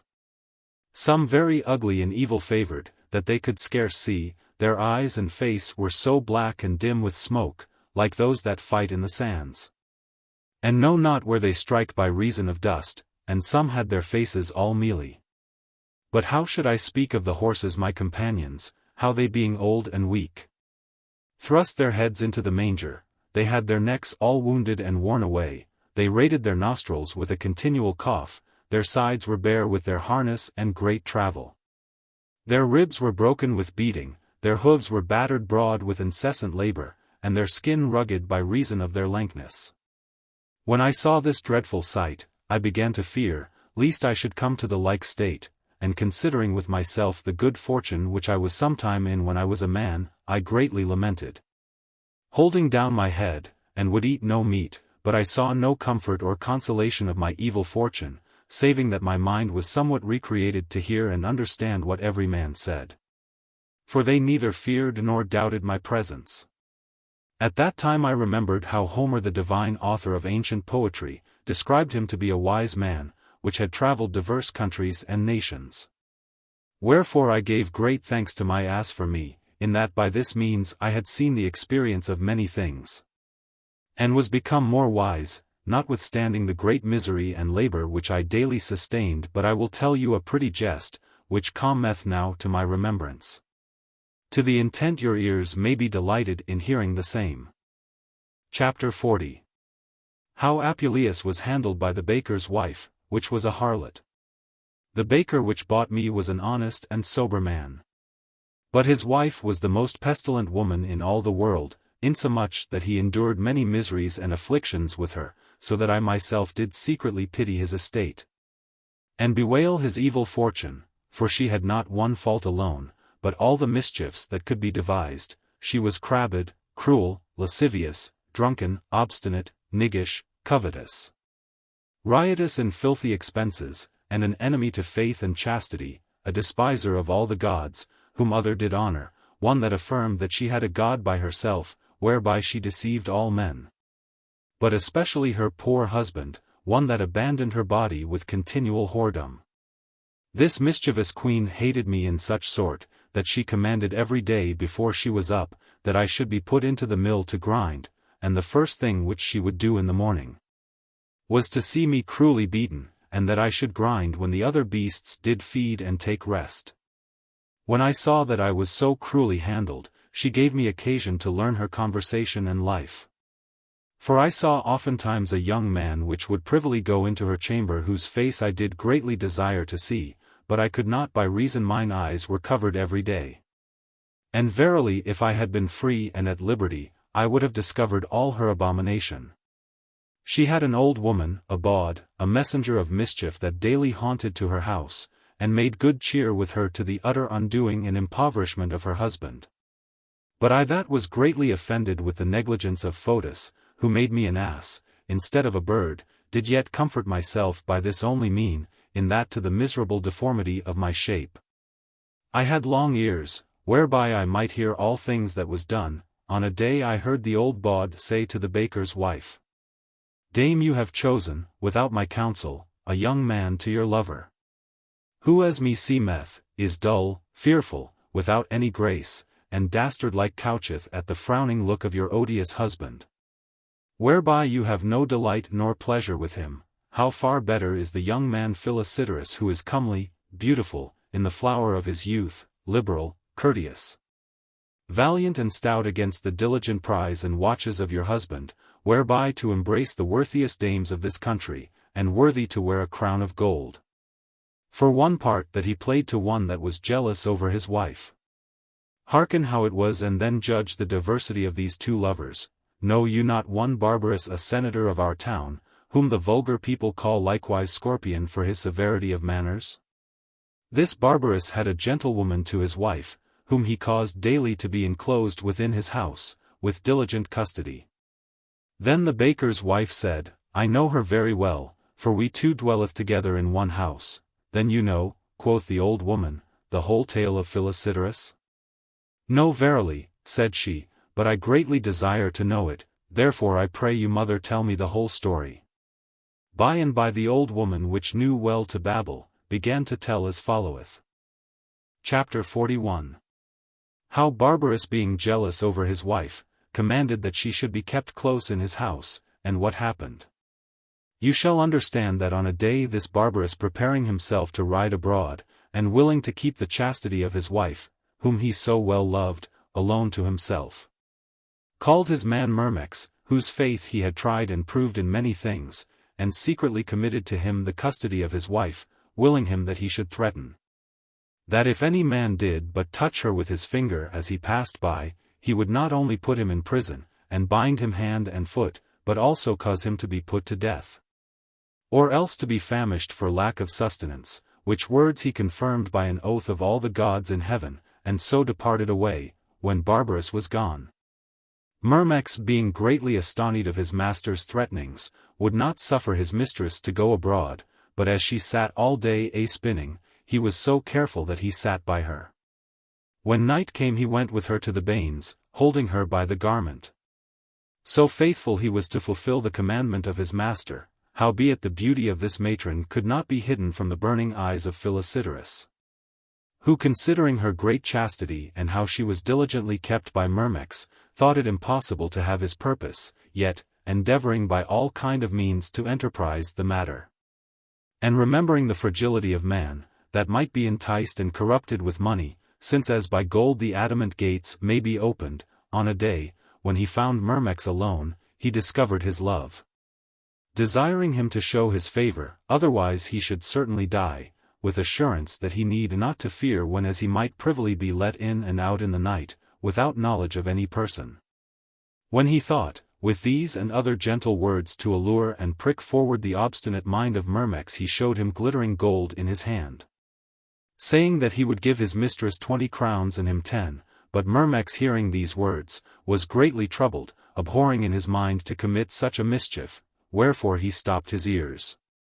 And turning his head departed away, howbeit the glittering view of these crowns could never be out of his mind, but being at home he seemed to see the money before his eyes, which was so worthy a prey, wherefore poor Myrmex being in diverse opinions could not tell what to do, for on the one side he considered the promise which he made to his master, and the punishment that should ensue if he did contrary. On the other side he thought of the gain, and the passing pleasure of the crowns of gold.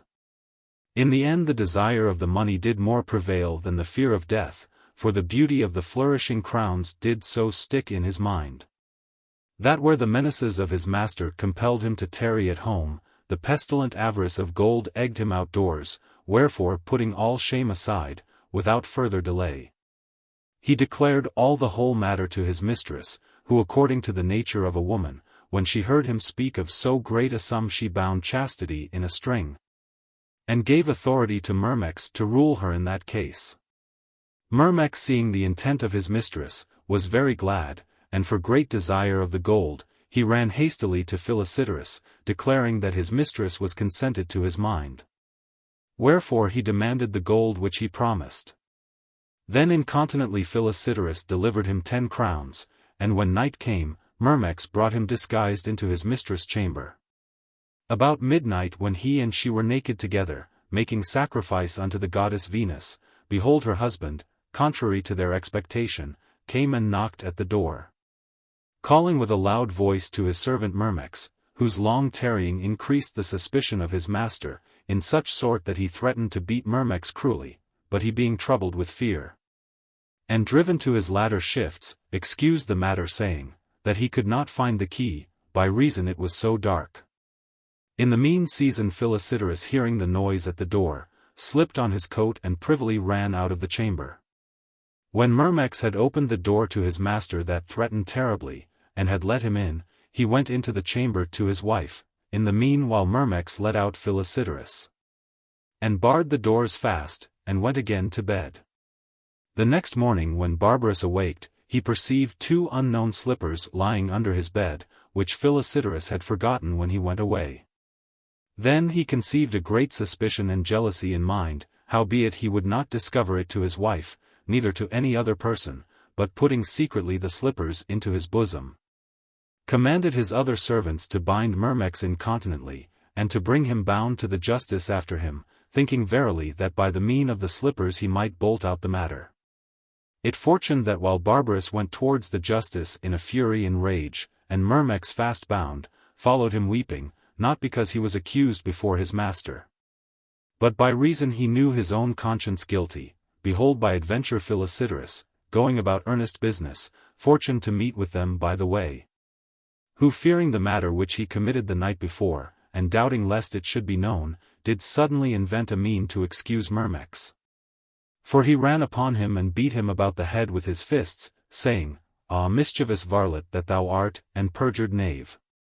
It were a good deed if the goddess and thy master here, would put thee to death, for thou art worthy to be imprisoned and to wear out these irons, that stealest my slippers away when thou werest at my banes yesternight. Barbarus hearing this returned incontinently home, and called his servant Myrmex, commanding him to deliver the slippers again to the right owner. The old woman had scant finished her tale when the baker's wife gone say, Verily she is blessed and most blessed, that hath the fruition of so worthy a lover, but as for me poor miser, I am fallen into the hands of a coward, who is not only afraid of my husband but also of every clap of the mill, and dares not do nothing, before the blind face of yonder scabbed ass.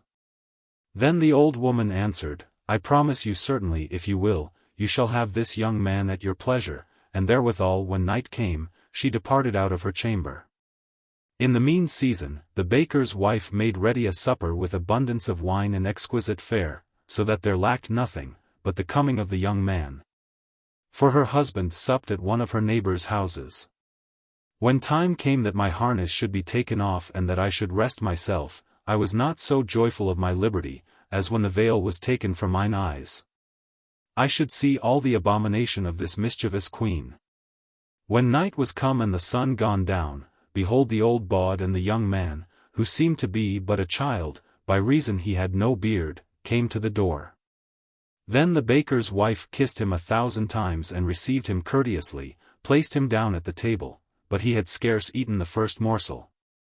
When the good man, contrary to his wife's expectation, returned home, for she thought he would not have come so soon, but Lord how she cursed him, praying God that he might break his neck at the first entry in. In the mean season, she caught her lover and thrust him into the bin where she bolted her flour, and dissembling the matter, finally came to her husband demanding why he came home so soon. I could not abide, quoth he, to see so great a mischief and wicked fact, which my neighbour's wife committed, but I must run away. O harlot as she is, how hath she dishonoured her husband?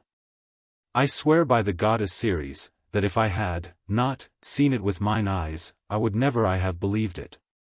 His wife desirous to know the matter, desired him to tell what she had done, then he accorded to the request of his wife, and ignorant of the estate of his own house, declared the mischance of another. You shall understand, quoth he, that the wife of the fuller my companion, who seemed to me a wise and chaste woman, regarding her own honesty and profit of her house, was found this night with her knave. For while we went to wash our hands, he and she were together, who being troubled with our presence ran into a corner, and she thrust him into a mow made with twigs, appointed to lay on cloths to make them white with the smoke of fume and brimstone. Then she sat down with us at the table to colour the matter. In the mean season the young man covered in the mow, could not forbear sneezing, by reason of the smoke of the brimstone. The good man thinking it had been his wife that sneezed, cried, Christ help. But when he sneezed more, he suspected the matter, and willing to know who it was, rose from the table, and went to the mow, where he found a young man well nigh dead with smoke. When he understood the whole matter, he was so inflamed with anger that he called for a sword to kill him, and undoubtedly he had killed him, had I not restrained his violent hands from his purpose, assuring him, that his enemy would die with the force of his brimstone, without the harm which he should do. Howbeit my words would not appease his fury, but as necessity required he took the young man well nigh choked, and carried him out at the doors. In the mean season, I counselled his wife to absent herself at some of her neighbours' houses, till the choler of her husband was pacified, lest he should be moved against her, as he was against the young man. And so being weary of their supper, I forthwith returned home. When the baker had told his tale, his impudent wife began to curse and abhor the wife of the fuller, and generally all other wives, which abandon their bodies with any other than with their own husbands, breaking the faith and bond of marriage, whereby she said, they were worthy to be burned alive. But knowing her own guilty conscience and proper whoredom, lest her lover should be hurt lying in the bin, she willed her husband to go to bed, but he having eaten nothing, said that he would sup before he went to rest, whereby she was compelled to meagre her eyes, to set such things on the table as she had prepared for her lover. But I, considering the great mischief of this wicked queen, devised with myself how I might reveal the matter to my master. And by kicking away the cover of the bin, where like a snail the young man was couched, to make her whoredom apparent and known. At length I was aided by the providence of God, for there was an old man to whom the custody of us was committed, that drave me poor ass, and the other horses the same time to the water to drink.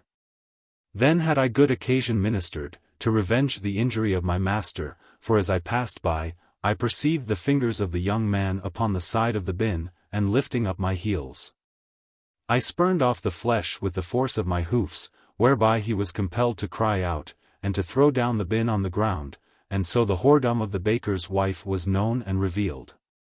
The baker seeing this was not a little moved at the dishonesty of his wife, but he took the young man trembling for fear by the hand, and with cold and courteous words spake in this sort, Fear not my son, nor think that I am so barbarous or cruel a person, that I would stifle thee up with the smoke of sulphur as our neighbour accustometh, nor I will not punish thee according to the rigour of the law of Julia, which common death the adulterers should be put to death. No, no, I will not execute my cruelty against so fair and comely a young man as you be, but we will divide our pleasure between us, by lying all three in one bed, to the end there may be no debate nor dissension between us, but that either of us may be contented, for I have always lived with my wife in such tranquillity. That according to the saying of the wise men, whatsoever I say, she holdeth for law, and indeed equity will not suffer. But that the husband should bear more authority than the wife. With these and like words he led the young man to his chamber, and closed his wife in another chamber. On the next morrow, he called 2 of the most sturdiest servants of his house, who held up the young man, while he scourged his buttocks well favourably with rods like a child. When he had well beaten him, he said, Art not thou ashamed, thou that art so tender and delicate a child, to desire the violation of honest marriages, and to defame thyself with wicked living? Whereby thou hast gotten the name of an adulterer? After he had spoken these and like words, he whipped him again, and chased him out of his house. The young man who was the comeliest of all the adulterers, ran away, and did nothing else that night save only bewail his striped and painted buttocks. Soon after the baker sent one to his wife, who divorced her away in his name, but she beside her own natural mischief, offended at this great contumely. Though she had worthily deserved the same, had recourse to wicked arts and trumpery, never ceasing until she had found out an enchantress, who, as it was thought, could do what she would with her sorcery and conjuration. The baker's wife began to entreat her, promising that she would largely recompense her, if she could bring one of these things to pass, either to make that her husband may be reconciled to her again, or else if he would not agree thereto, to send an ill spirit into him, to dispossess the spirit of her husband. Then the witch with her abominable science, began to conjure and to make her ceremonies, to turn the heart of the baker to his wife, but all was in vain. Wherefore considering on the one side that she could not bring her purpose to pass, and on the other side the loss of her gain, she ran hastily to the baker, threatening to send an evil spirit to kill him, by mean of her conjurations. But peradventure some scrupulous reader may demand me a question, how I, being an ass, and tied always in the mill house, could know the secrets of these women. Verily I answer, notwithstanding my shape of an ass, I had the sense and knowledge of a man, and curiously endeavoured to know out such injuries as were done to my master. About no one there came a woman into the mill house, very sorrowful, raggedly attired, with bare feet, meagre, ill-favoured, and her hair scattering upon her face. This woman took the baker by the hand, and feigning that she had some secret matter to tell him, went into a chamber, where they remained a good space, till all the corn was ground, when as the servants were compelled to call their master to give them more corn, but when they had called very often, and no person gave answer, they began to mistrust. Insomuch that they brake open the door. When they were come in, they could not find the woman, but only their master hanging dead upon a rafter of the chamber. Whereupon they cried and lamented greatly, and according to the custom, when they had washed themselves, they took the body and buried it. The next day morrow, the daughter of the baker, which was married but a little before to one of the next village, came crying and beating her breast. Not because she heard of the death of her father by any man, but because his lamentable spirit, with a halter about his neck appeared to her in the night, declaring the whole circumstance of his death, and how by enchantment he was descended into hell, which caused her to think that her father was dead. After that she had lamented a good space, and was somewhat comforted by the servants of the house, and when 9 days were expired, as inheritrix to her father, she sold away all the substance of the house, whereby the goods chanced into diverse men's hands. Chapter 42. How Apuleius after the baker was hanged, was sold to a gardener, and what dreadful things happened. There was a poor gardener amongst the rest, which bought me for the sum of 50 pence, which seemed to him a great price, but he thought to gain it again by the continual travel of my body. The matter requireth to tell likewise, how I was handled in his service. This gardener accustomed to drive me, every morning laden with herbs to the next village, and when he had sold his herbs, he would mount upon my back and return to the garden. And while he digged the ground and watered the herbs, and went about other business, I did nothing but repose myself with great ease. But when winter approached with sharp hail, rain, and frosts, and I standing under a hedge side, was well nigh killed up with cold, and my master was so poor that he had no lodging for himself, much less had he any litter or place to cover me withal.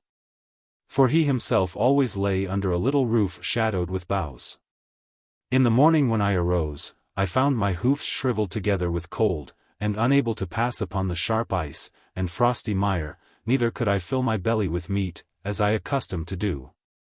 For my master and I supped together, and had both one fare, howbeit it was very slender, since as we had nothing else saving old and unsavourous sowlets which were suffered to grow for seed, like long brooms, and that had lost all their sweet sap and juice.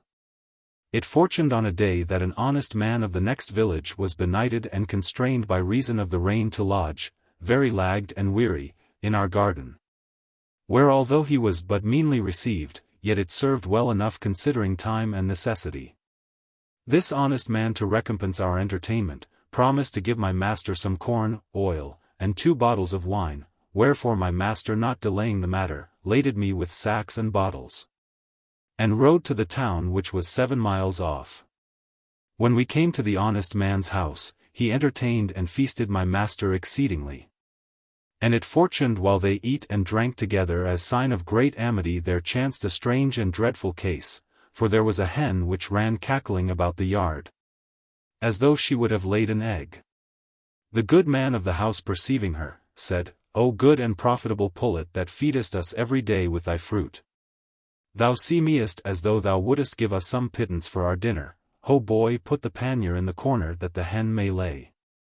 Then the boy did as his master commanded, but the hen, forsaking the pannier, came toward her master and laid at his feet not an egg, which every man knoweth, but a chicken with feathers, claws, and eyes, which incontinently ran peeping after his dame.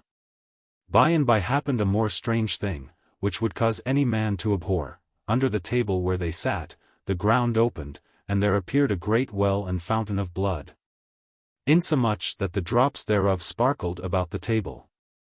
At the same time, while they wondered at this dreadful sight, one of the servants came running out of the cellar, and told that all the wine was boiled out of the vessels, as though there had been some great fire under. By and by a weasel was seen that drew into the house a dead serpent, and out of the mouth of a shepherd's dog leaped a live frog. And immediately after one brought word that a ram had strangled the same dog at one bit. All these things that happened, astonied the good man of the house, and the residue that were present, insomuch that they could not tell what to do, or with what sacrifice to appease the anger of the gods. While every man was thus stricken in fear, behold, one brought word to the good man of the house, that his 3 sons who had been brought up in good literature, and endued with good manners, were dead, for they 3 had great acquaintance and ancient amity with a poor man which was their neighbor, and dwelled hard by them. And next unto him dwelled another young man very rich both in lands and goods, but bending from the race of his progeny's dissensions, and ruling himself in the town according to his own will. This young royster did mortally hate this poor man, insomuch that he would kill his sheep, steal his oxen, and spoil his corn and other fruits before the time of ripeness. Yet was he not contented with this, but he would encroach upon the poor man's ground, and claim all the heritage as his own. The poor man, which was very simple and fearful, seeing all his goods taken away by the avarice of the rich man, called together and assembled many of his friends to show them all his land, to the end he might have but so much ground of his father's heritage, as might bury him. Amongst whom, he found these 3 brethren, as friends to help and aid him in his adversity and tribulation. Howbeit, the presence of these honest citizens could in no wise persuade him to leave his extort power, no, nor yet to cause any temperance of his tongue.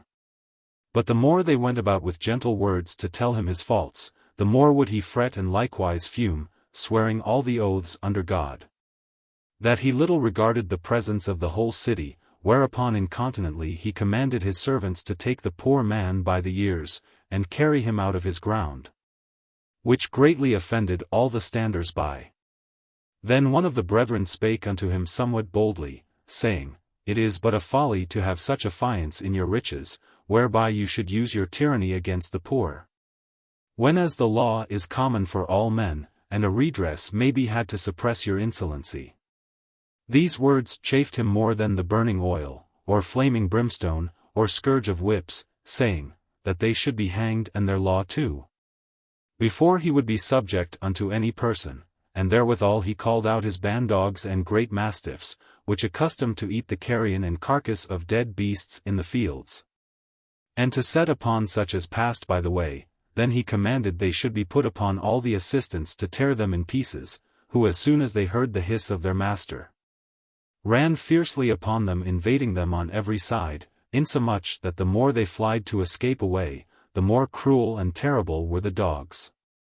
It fortuned amongst all this fearful company, that in running, the youngest of the 3 brethren stumbled at a stone, and fell down to the ground. Then the dogs came upon him and tore him in pieces with their teeth, whereby he was compelled to cry for succor. His other 2 brethren, hearing his lamentable voice, ran towards him to help him, casting their cloaks about their left arms, took up stones to chase away the dogs, but all was in vain, for they might see their brother dismembered in every part of his body, who lying at the very point of death, desired his brethren to revenge his death against that cruel tyrant, and therewithal he gave up the ghost. The other 2 brethren, perceiving so great a murder, and neglecting their own lives, like desperate persons dressed themselves against the tyrant, and threw a great number of stones at him. But the bloody thief, exercised in such and like mischiefs, took a spear and thrust it clean through the body, howbeit he fell not down to the ground. For the spear that came out at his back ran into the earth, and sustained him up.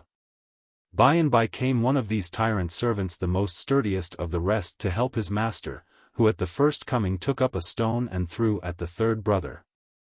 But by reason the stone ran along his arm it did not hurt him, which chanced otherwise than all men's expectation was. By and by the young man, feigning that his arm was greatly wounded, spake these words unto the cruel bloodsucker: Now mayest thou, thou wretch, triumph upon the destruction of all our family. Now hast thou fed thy insatiable cruelty with the blood of 3 brethren. Now mayest thou rejoice at the fall of us citizens, yet think not but that how far thou dost remove and extend the bounds of thy land, thou shalt have some neighbor. But how greatly am I sorry in that I have lost mine arm wherewithal I minded to cut off thy head. When he had spoken these words, the furious thief drew out his dagger, and running upon the young man thought verily to have slain him. But it chanced otherwise, for the young man resisted him stoutly, and in buckling together by violence wrested the dagger out of his hand, which done, he killed the rich thief with his own weapon. And to the intent the young man would escape the hands of the servants which came running to assist their master, with the same dagger he cut his own throat. These things were signified by the strange and dreadful wonders which fortuned in the house of the good man, who after he had heard these sorrowful tidings could in nowise weep.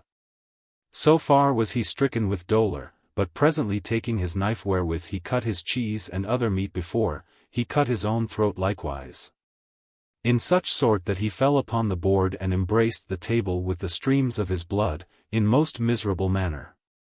Hereby was my master the gardener deprived of his hope, and paying for his dinner the watery tears of his eyes, mounted upon my back, and so we went homeward the same way as we came. Chapter 43. How Apuleius was found by his shadow. As we passed by the way we met with a tall soldier, for so his habit and countenance declared, who with proud and arrogant words spake to my master in this sort: Quorsum vacuum ducis asinum? My master, somewhat astonied at the strange sights which he saw before, and ignorant of the Latin tongue, rode on and spake never a word, the soldier unable to refrain his insolence, and offended at his silence, strake him on the shoulders as he sat on my back.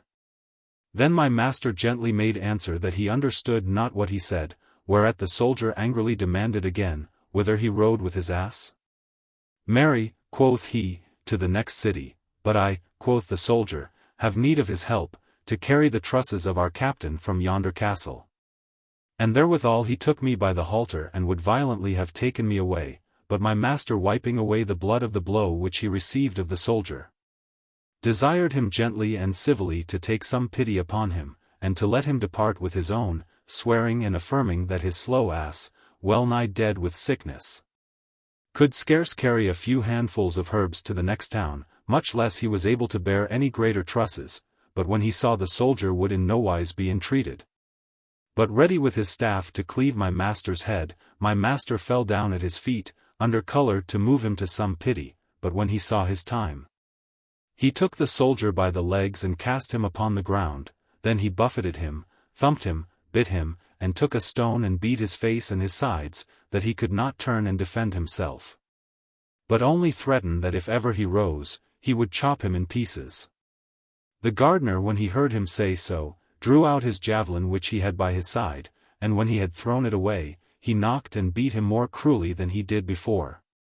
Insomuch that the soldier could not tell by what means to save himself, but by feigning that he was dead. Then my master took the javelin and mounted upon my back, riding in all haste to the next village, having no regard to go to his garden, and when he came thither, he turned into one of his friend's house and declared all the whole matter, desiring him to save his life and to hide himself and his ass in some secret place, until such time as all danger were past. Then his friends, not forgetting the ancient amity between them, entertained him willingly and drew me up a pair of stairs into a chamber. My master crept into a chest, and lay there with the cover closed fast. The soldier, as I afterwards learned, rose up as one awaked from a drunken sleep. But he could scarce go by reason of his wounds, howbeit at length by little and little through aid of his staff he came to the town. But he would not declare the matter to any person nor complain to any justice, lest he should be accused of cowardice or dastardness. Yet in the end he told some of his companions of all the matter that happened.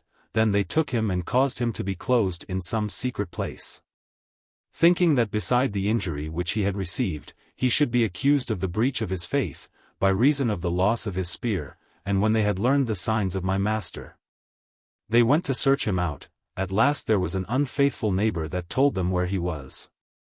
Then incontinently the soldiers went to the justice, declaring that they had lost by the way a silver goblet of their captain's, and that a gardener had found it, who, refusing to deliver the goblet, was hidden in one of his friends' houses. By and by the magistrates, understanding the loss of the captain, came to the doors where we were, commanded our host to deliver my master upon pain of death. Howbeit these threatenings could not enforce him to confess that he was within his doors. But by reason of his faithful promise and for the safeguard of his friend, he said, that he saw not the gardener a great while, neither knew where he was. The soldiers said contrary.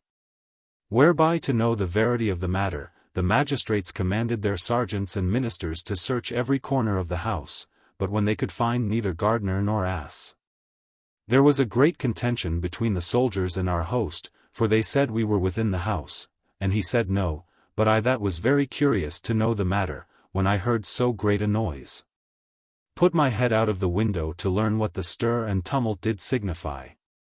It fortuned that one of the soldiers perceived my shadow, whereupon he began to cry, saying, that he had certainly seen me. Then they were all glad and came up into the chamber, and pulled me down like a prisoner.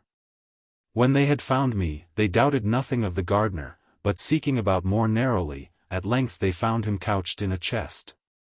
And so they brought out the poor gardener to the justices, who was committed immediately to prison, but they could never forbear laughing from the time they found me by my shadow.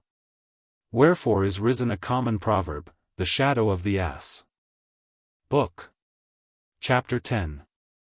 Chapter 44. How the soldier drave Apuleius away, and how he came to a captain's house, and what happened there.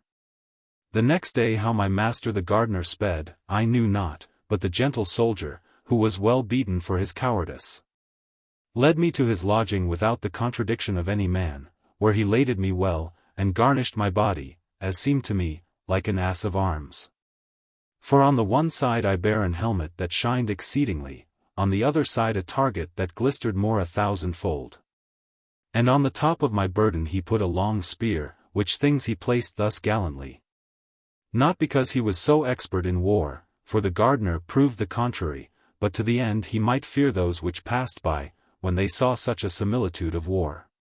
When we had gone a good part of our journey, over the plain and easy fields, we fortuned to come to a little town, where we lodged at a certain captain's house. And there the soldier took me to one of the servants, while he himself went towards his captain, who had the charge of 1,000 men. And when we had remained there a few days, I understood of a wicked and mischievous fact committed there, which I have put in writing to the end you may know the same.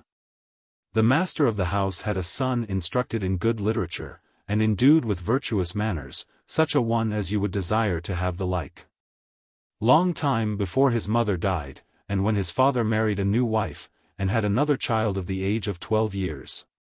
The stepdame was more excellent in beauty than honesty, for she loved this young man her son-in-law, either because she was unchaste by nature, or because she was enforced by fate of stepmother to commit so great a mischief.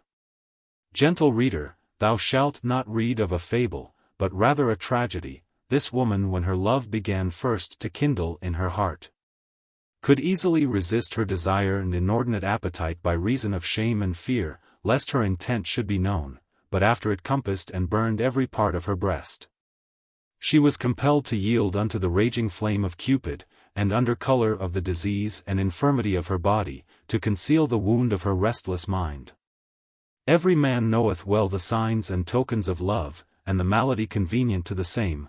Her countenance was pale, her eyes sorrowful, her knees weak, and there was no comfort in her, but continual weeping and sobbing, insomuch that you would have thought that she had some spice of an ague, saving that she wept unmeasurably. The physicians knew not her disease. When they felt the beating of her veins, the intemperance of her heart, the sobbing sighs, and her often tossing of every side, no, the cunning physician knew it not. But a scholar of Venus' court might easily conjecture the whole. After that she had been long time tormented in her affliction, and was no more able to conceal her ardent desire, she caused her son to be called for. Which word son she would fain put away if it were not for shame. Then he, nothing disobedient to the commandment of his mother, with a sad and modest countenance, came into the chamber of his stepdame, the mother of his brother, but she, speaking never a word, was in great doubt what she might do, and could not tell what to say first, by reason of shame. The young man, suspecting no ill, with humble courtesy demanded the cause of her present disease. Then she, having found an occasion to utter her intent, with weeping eyes and covered face, began boldly to speak unto him in this manner: Thou art the original cause of all my dolour, thou art my comfort and only health, for those thy comely eyes are so enfastened within my breast, that unless they succour me, I shall certainly die. Have pity therefore upon me, be not the occasion of my destruction, neither let my conscience reclaim to offend thy father, whenas thou shalt save the life of thy mother. Moreover, since thou dost resemble thy father's shape in every point, it giveth me cause the more to fancy thee. Now is ministered unto thee time and place, now hast thou occasion to work thy will, seeing that we are alone. And it is a common saying, never known, never done. This young man, troubled in mind at so sudden an ill, although he abhorred to commit so beastly a crime, yet he would not cast her off with a present denial, but warily pacified her mind with delay of promise. Wherefore he promised to do all according to her desire, and in the mean season, he willed his mother to be of good cheer, and comfort herself till as he might find some convenient time to come unto her, when his father was ridden forth, wherewithal he got him away from the pestilent sight of his stepdame. And knowing that this matter touching the ruin of all the whole house needed the counsel of wise and grave persons, he went incontinently to a sage old man and declared the whole circumstance of the matter. The old man, after long deliberation, thought there was no better way to avoid the storm of cruel fortune to come, than to run away. In the mean season this wicked woman, impatient of her love, and the long delay of her son, egged her husband to ride abroad into far countries. And then she asked the young man the accomplishment of his promise, but he, to rid himself entirely from her hands, would find always excuses. Till in the end she understood by the messengers that came in and out, that he nothing regarded her. Then she, by how much she loved him before, by so much and more she hated him now. And by she called one of her servants, ready to all mischiefs, to whom she declared all her secrets. And there it was concluded between them two, that the surest way was to kill the young man, whereupon this varlet went incontinently to buy poison, which he mingled with wine, to the intent he would give it to the young man to drink, and thereby presently to kill him. But while they were in deliberation how they might offer it unto him, behold, here happened a strange adventure. For the young son of the woman that came from school at No one, being very thirsty, took the pot wherein the poison was mingled, and ignorant of the venom, drank a good draught thereof, which was prepared to kill his brother, whereby he presently fell down to the ground dead. His schoolmaster, seeing his sudden change, called his mother, and all the servants of the house with a loud voice. Incontinently every man declared his opinion, touching the death of the child, but the cruel woman, the only example of stepmother's malice, was nothing moved by the bitter death of her son, or by her own conscience of parricide, or by the misfortune of her house, or by the dolour of her husband, but rather devised the destruction of all her family. For by and by she sent a messenger after her husband to tell him the great misfortune which happened after his departure. And when he came home, the wicked woman declared that his son had empoisoned his brother, because he would not consent to his will, and told him divers other leasings, adding in the end that he threatened to kill her likewise, because she discovered the fact.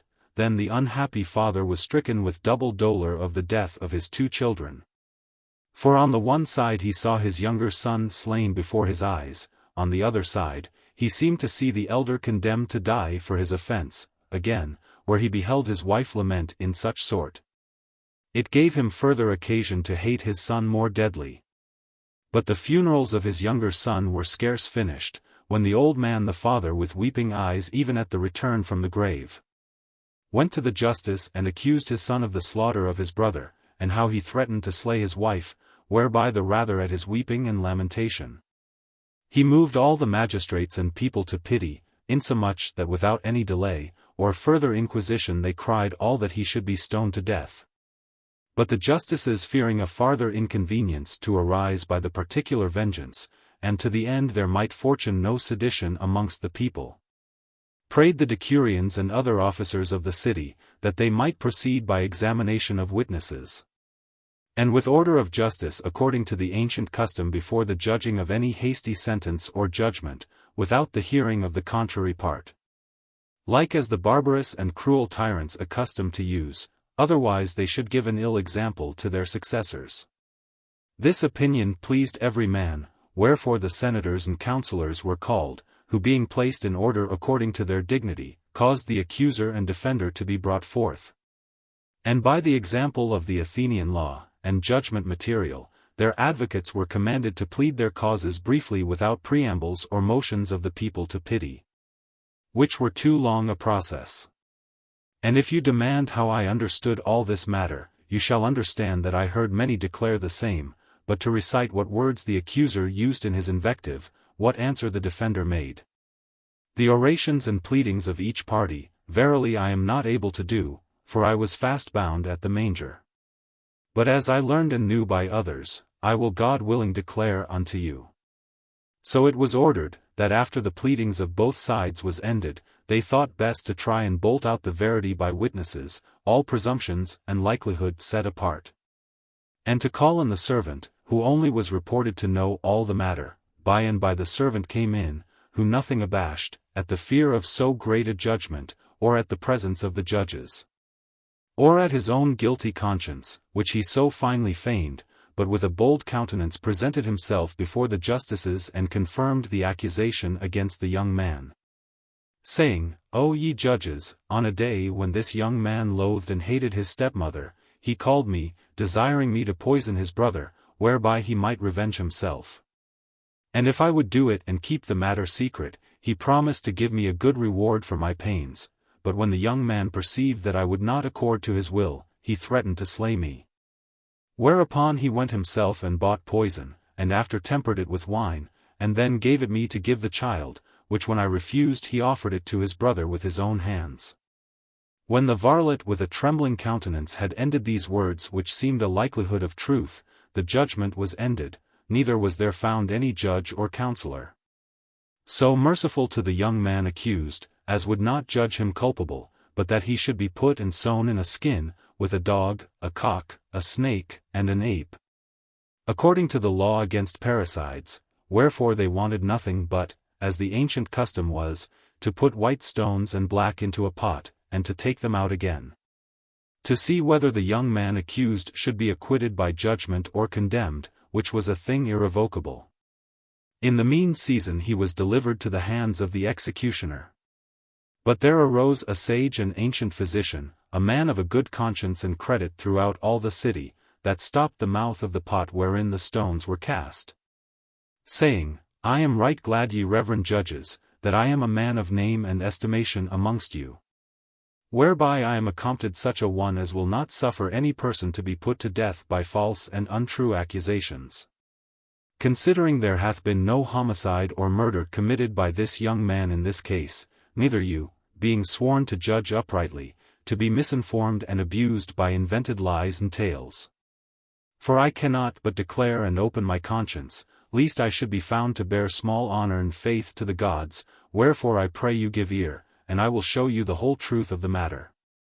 You shall understand that this servant which hath merited to be hanged, came one of these days to speak with me, promising to give me 100 crowns, if I would give him present poison, which would cause a man to die suddenly, saying, that he would have it for one that was sick of an incurable disease, to the end he might be delivered from all torment. But I, smelling his crafty and subtle fetch, and fearing lest he would work some mischief withal, gave him a drink.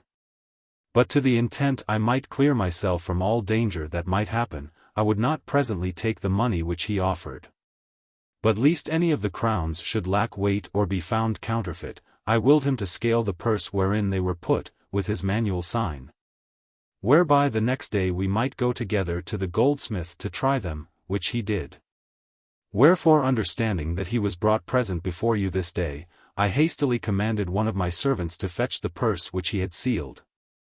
And here I bring it unto you to see whether he will deny his own sign or no, and you may easily conject that his words are untrue, which he alleged against the young man, touching the buying of the poison, considering he bought the poison himself. When the physician had spoken these words, you might perceive how the traitorous knave changed his color, how he sweat for fear, how he trembled in every part of his body, and how he set one leg upon another, scratching his head and grinding his teeth, whereby there was no person but would judge him culpable. In the end, when he was somewhat returned to his former subtlety, he began to deny all that was said, and stoutly affirmed, that the physician did lie. But the physician, perceiving that he was railed at and his words denied, did never cease to confirm his sayings, and to disprove the varlet, till such time as the officers by the commandment of the judges, bound his hands and brought out the seal, wherewith he had sealed the purse, which augmented suspicion which was conceived of him first. Howbeit, neither the fear of the wheel or any other torment according to the use of the Grecians, which were ready prepared, no, nor yet the fire could enforce him to confess the matter. So obstinate and grounded was he in his mischievous mind. But the physician, perceiving that the menaces of these torments did nothing prevail, gone say, I cannot suffer or abide that this young man who is innocent, should against all law and conscience be punished and condemned to die, and the other which is culpable, should escape so easily. And after mock and flout at your judgment, for I will give you an evident proof and argument of this present crime. You shall understand, that when this caitiff demanded of me a present and strong poison, considering that it was not my part to give occasion of any other's death, but rather to cure and save sick persons by mean of medicines, and on the other side, fearing lest if I should deny his request, I might minister a further cause of his mischief, either that he would buy poison of some other, or else return and work his wicked intent, with a sword or some dangerous weapon, I gave him no poison, but a doling drink of mandragora, which is of such force, that it will cause any man to sleep as though he were dead.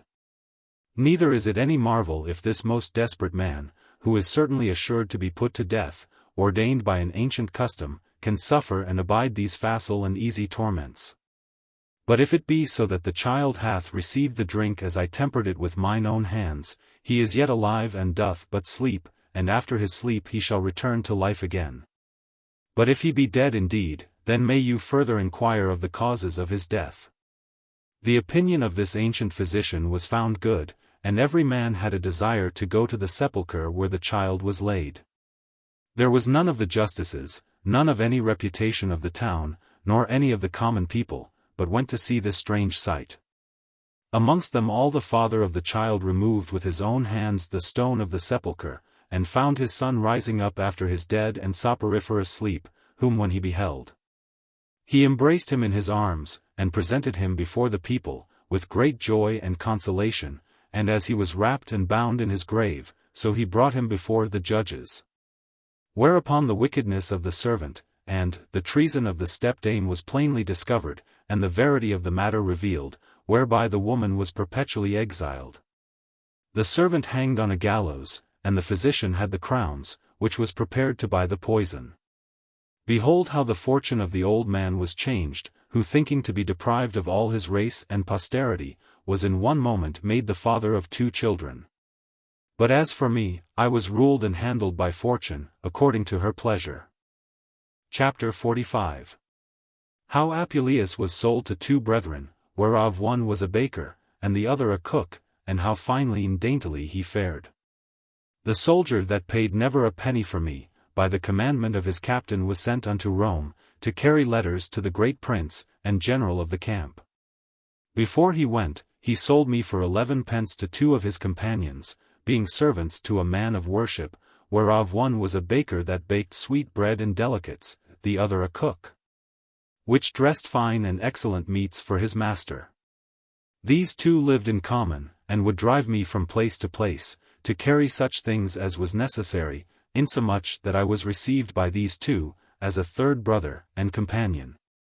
And I thought I was never better placed than with them, for when night came that supper was done, and their business ended, they would bring many good morsels into their chamber for themselves. One would bring pigs, chickens, fish, and other good meats, the other fine bread, pasties, tarts, custards and other delicate junkets dipped in honey. And when they had shut their chamber door, and went to the bains, O Lord, how I would fill my guts with these goodly dishes, neither was I so much a fool, or so very an ass, to leave the dainty meats, and to grind my teeth upon hard hay. In this sort I continued a great space, for I played the honest ass, taking but a little of one dish, and a little of another, whereby no man distrusted me. In the end, I was more hardier and began to devour the whole messes of the sweet delicates, which caused the baker and the cook to suspect, howbeit they nothing mistrusted me, but searched about to apprehend the thief. At length they began to accuse one another of theft, and to set the dishes and morsels of meat in order, one by another, because they would learn what was taken away. Whereby one of them was compelled to say thus to his fellow, Is it reason to break promise and faith in this sort, by stealing away the best meat and to sell it to augment thy good? And yet nevertheless to have thy part in the residue that is left, if our partnership do mislike thee, we will be partners and brothers in other things. But in this we will break of, for I perceive that the great loss which I sustain, will at length be a cause of great discord between us. Then answered the other, Verily I praise thy great constancy and subtleness, in that, when thou hast secretly taken away the meat, thou dost begin to complain first. Whereas I by long space of time have suffered thee, because I would not seem to accuse my brother of theft, but I am right glad in that we are fallen into communication of the matter. Lest by our silence, like contention might arise between us, as fortune between Eteocles and his brother. When they had reasoned together in this sort, they swore both earnestly, that neither of them stole or took away any jot of the meat. Wherefore they concluded to search out the thief by all kind of means. For they could not imagine or think, the ass who stood alone there, would eat any such meats, neither could they think that mice or flies, were so ravenous, as to devour whole dishes of meat. Like the birds harpies which carried away the meats of Phineas the king of Arcadia. In the mean season while I was fed with dainty morsels, I gathered together my flesh, my skin waxed soft, my hair began to shine, and was gallant on every part. But such fair and comely shape of my body, was cause of my dishonor, for the baker and cook marveled to see me so slick and fine, considering I did eat no hay at all. Wherefore on a time at their accustomed hour, they went to the bains, and locked their chamber door. It fortuned that ere they departed away, they espied me through a hole, how I fell roundly to my victuals, then they marveled greatly, and little esteemed the loss of their meat.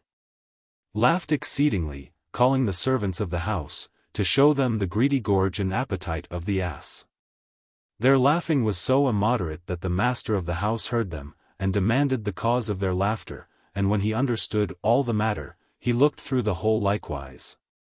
Wherewith he took such a delectation that he commanded the door to be opened, that he might see me at his pleasure. Then I, perceiving every man laugh, was nothing abashed, but rather more bold, whereby I never rested eating, till such time as the master of the house commanded me to be brought into his parlour as a novelty, and there caused all kinds of meats which were never touched to be set on the table.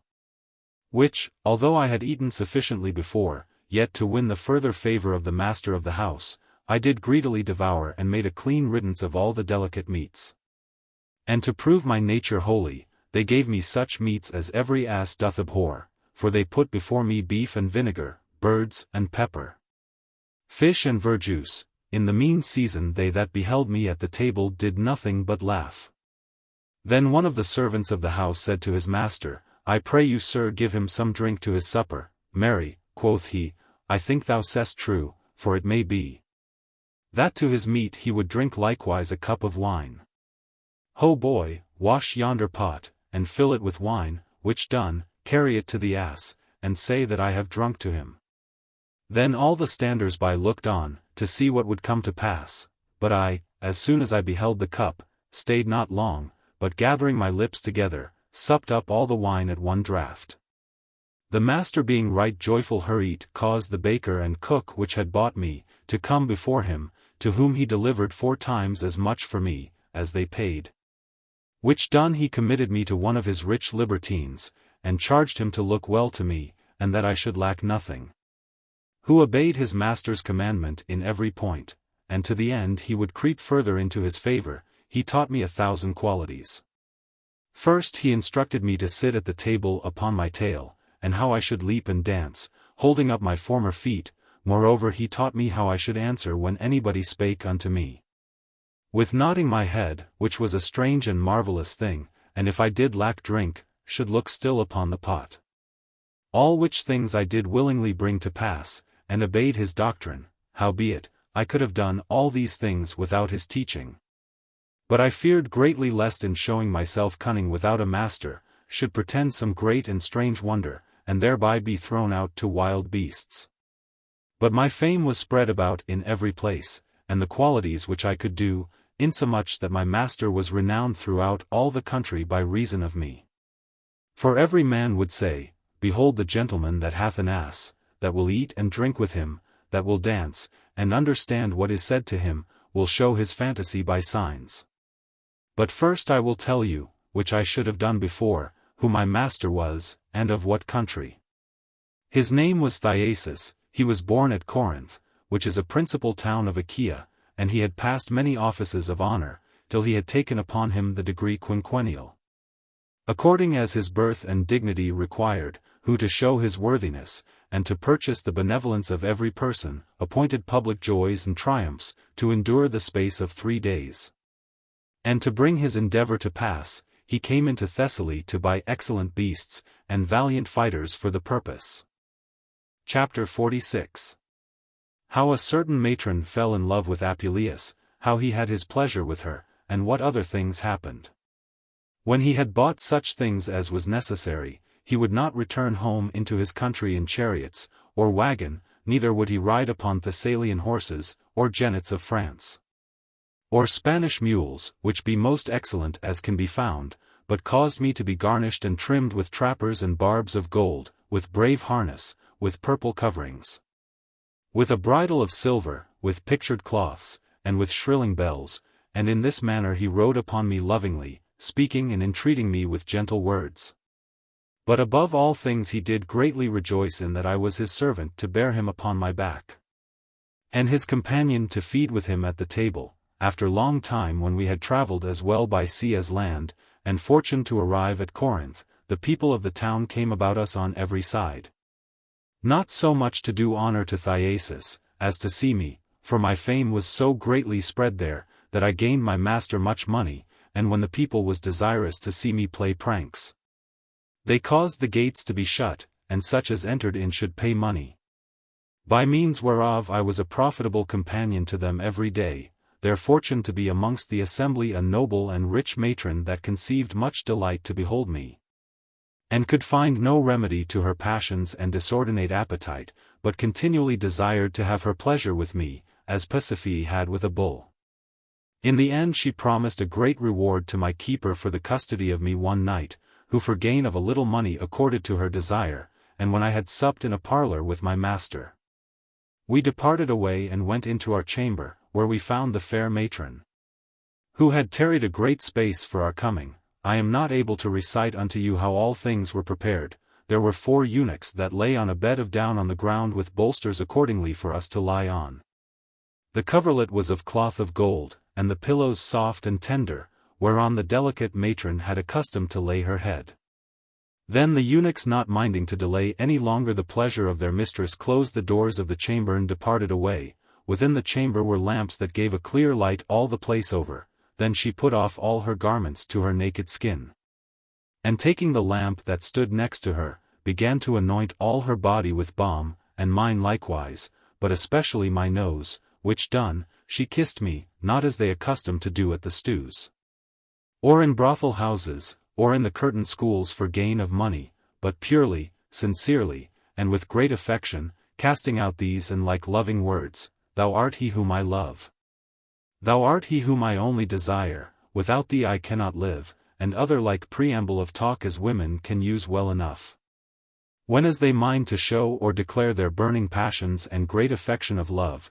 Then she took me by the halter and cast me down upon the bed, which was nothing strange unto me, considering that she was so beautiful a matron and I so well boldened out with wine, and perfumed with balm, whereby I was readily prepared for the purpose.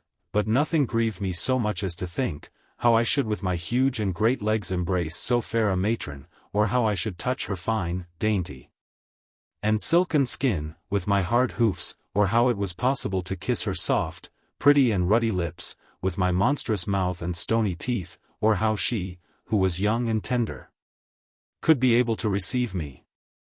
And I verily thought, if I should hurt the woman by any kind of mean, should be thrown to the wild beasts. But in the mean season she kissed me, and looked in my mouth with burning eyes, saying, I hold thee my cunny, I hold thee my nops, my sparrow, and therewithal she eftsoons embraced my body round about, and had her pleasure with me. Whereby I thought the mother of miniatures did not ceaseless quench her inordinate desire with a bull. When night was past, with much joy and small sleep, the matron went before day to my keeper to bargain with him another night, which he willingly granted, partly for gain of money, and partly to find new pastime for my master, who after he was informed of all the history of my luxury, was right glad, and rewarded my keeper well for his pain, minding to show before the face of all the people what I could do, but because they would not suffer the matron to abide such shame, by reason of her dignity, and because they could find no other that would endeavour so great a reproach. At length they obtained for money a poor woman, which was condemned to be eaten of wild beasts, with whom I should openly have to do. But first I will tell you what tale I heard concerning this woman. This woman had a husband, whose father minding to ride forth, commanded his wife which he left at home great with child, that if she were delivered of a daughter, it should incontinently be killed. When the time of her delivery came, it fortuned that she had a daughter, whom she would not suffer to be slain, by reason of the natural affection which she bare unto her child, but secretly committed her to one of her neighbors to nurse. And when her husband returned home, she declared unto him that she was delivered of a daughter, whom, as he commanded, she had caused to be put to death. But when this child came to age, and ready to be married, the mother knew not by what means she should endow her daughter, but that her husband should understand and perceive it. Wherefore she discovered the matter to her son, who was the husband of this woman, condemned to be eaten of wild beasts, for she greatly feared lest he should unawares fancy or fall in love with his own sister. The young man, understanding the whole matter, to please and gratify his mother, went immediately to the young maiden, keeping the matter secret in his heart, for fear of inconvenience. And, lamenting to see his sister forsaken both of mother and father, incontinently after endowed her with part of his own goods, and would have married her to one of his especial and trusty friends. But although he brought this to pass very secretly and sagely, yet in the end cruel fortune sowed great sedition in his house. For his wife, who was now condemned to beasts, waxed jealous of her husband and began to suspect the young woman as a harlot and common queen.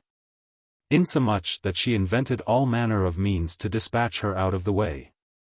And in the end she invented this kind of mischief: she privily stole away her husband's ring, and went into the country.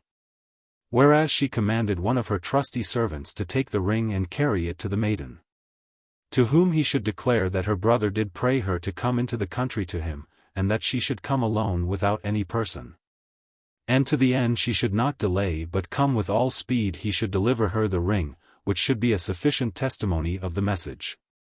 This maiden, as soon as she had received the ring of her brother, being very willing and desirous to obey his commandment, for she knew no otherwise but that he had sent for her, went in all haste as the messenger willed her to do.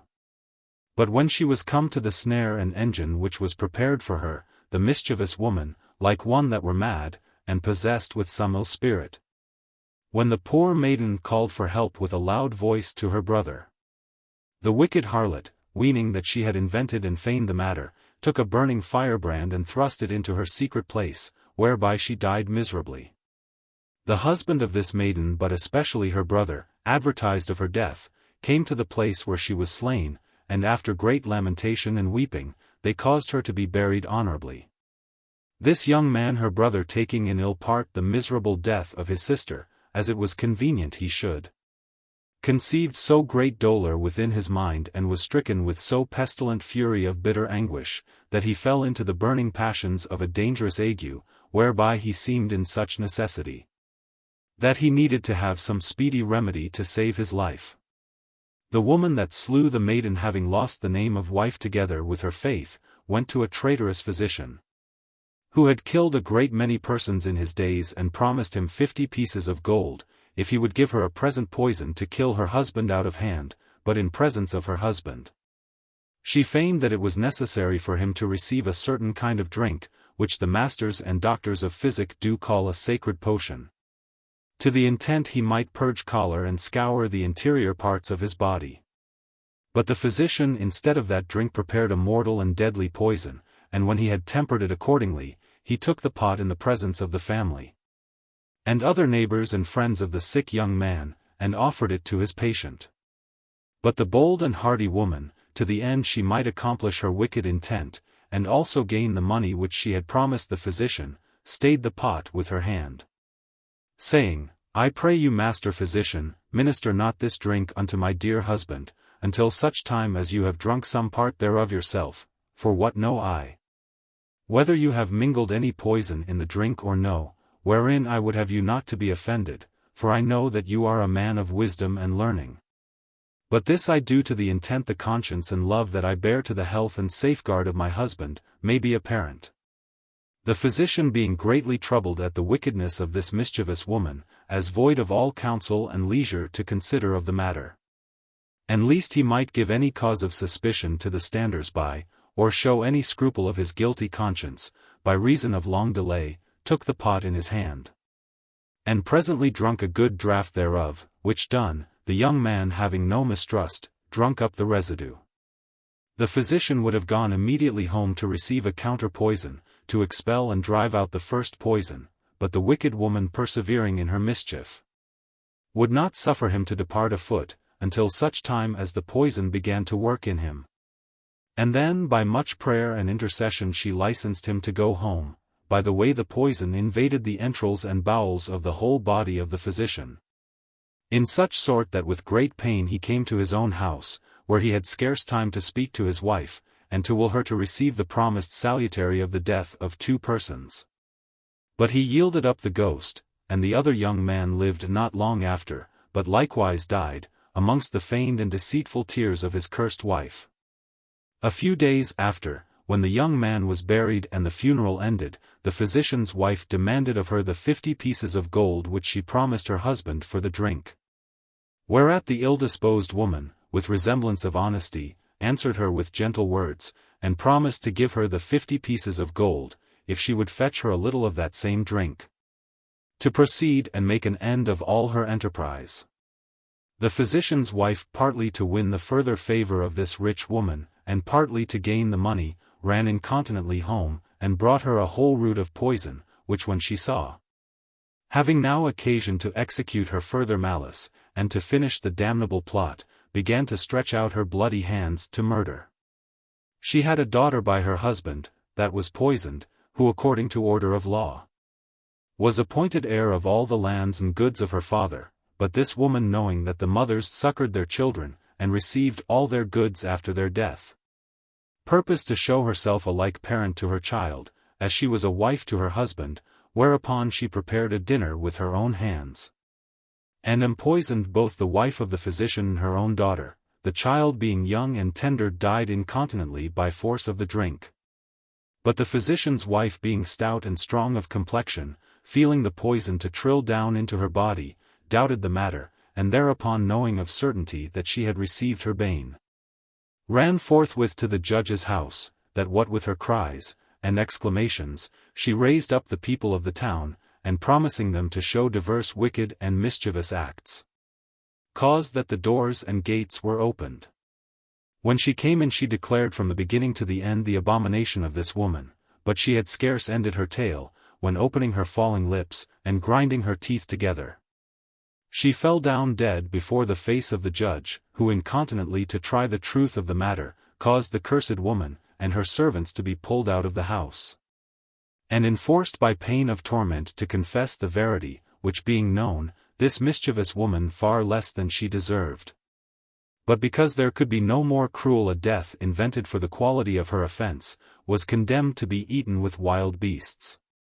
Behold, with this woman was I appointed to have to do before the face of the people, but I being wrapped in great anguish, and envying the day of the triumph, when we two should so abandon ourselves together, devised rather to slay myself, than to pollute my body with this mischievous harlot, and so forever to remain defamed.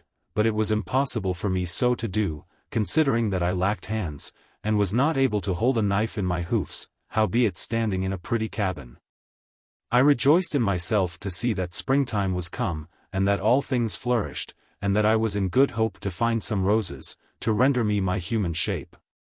When the day of triumph came, I was led with great pomp and benevolence to the appointed place, where when I was brought, I first saw the preamble of that triumph, dedicated with dancers and merry taunting jests, and in the mean season was placed before the gate of the theatre.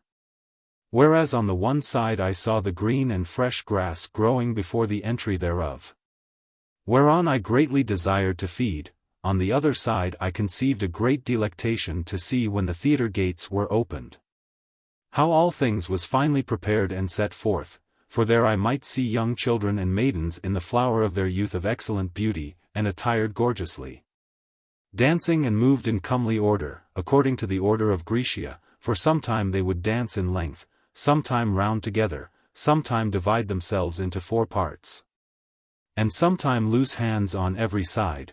But when the trumpet gave warning that every man should retire to his place, then began the triumph to appear. First there was a hill of wood, not much unlike that which the poet Homer called Idea, for it was garnished about with all sort of green verdures and lively trees, from the top whereof ran down a clear and fresh fountain, nourishing the waters below, about which wood were many young and tender goats, plucking and feeding daintily on the budding trees. Then came a young man, a shepherd representing Paris, richly arrayed with vestments of Barbary, having a mitre of gold upon his head, and seeming as though he kept the goats.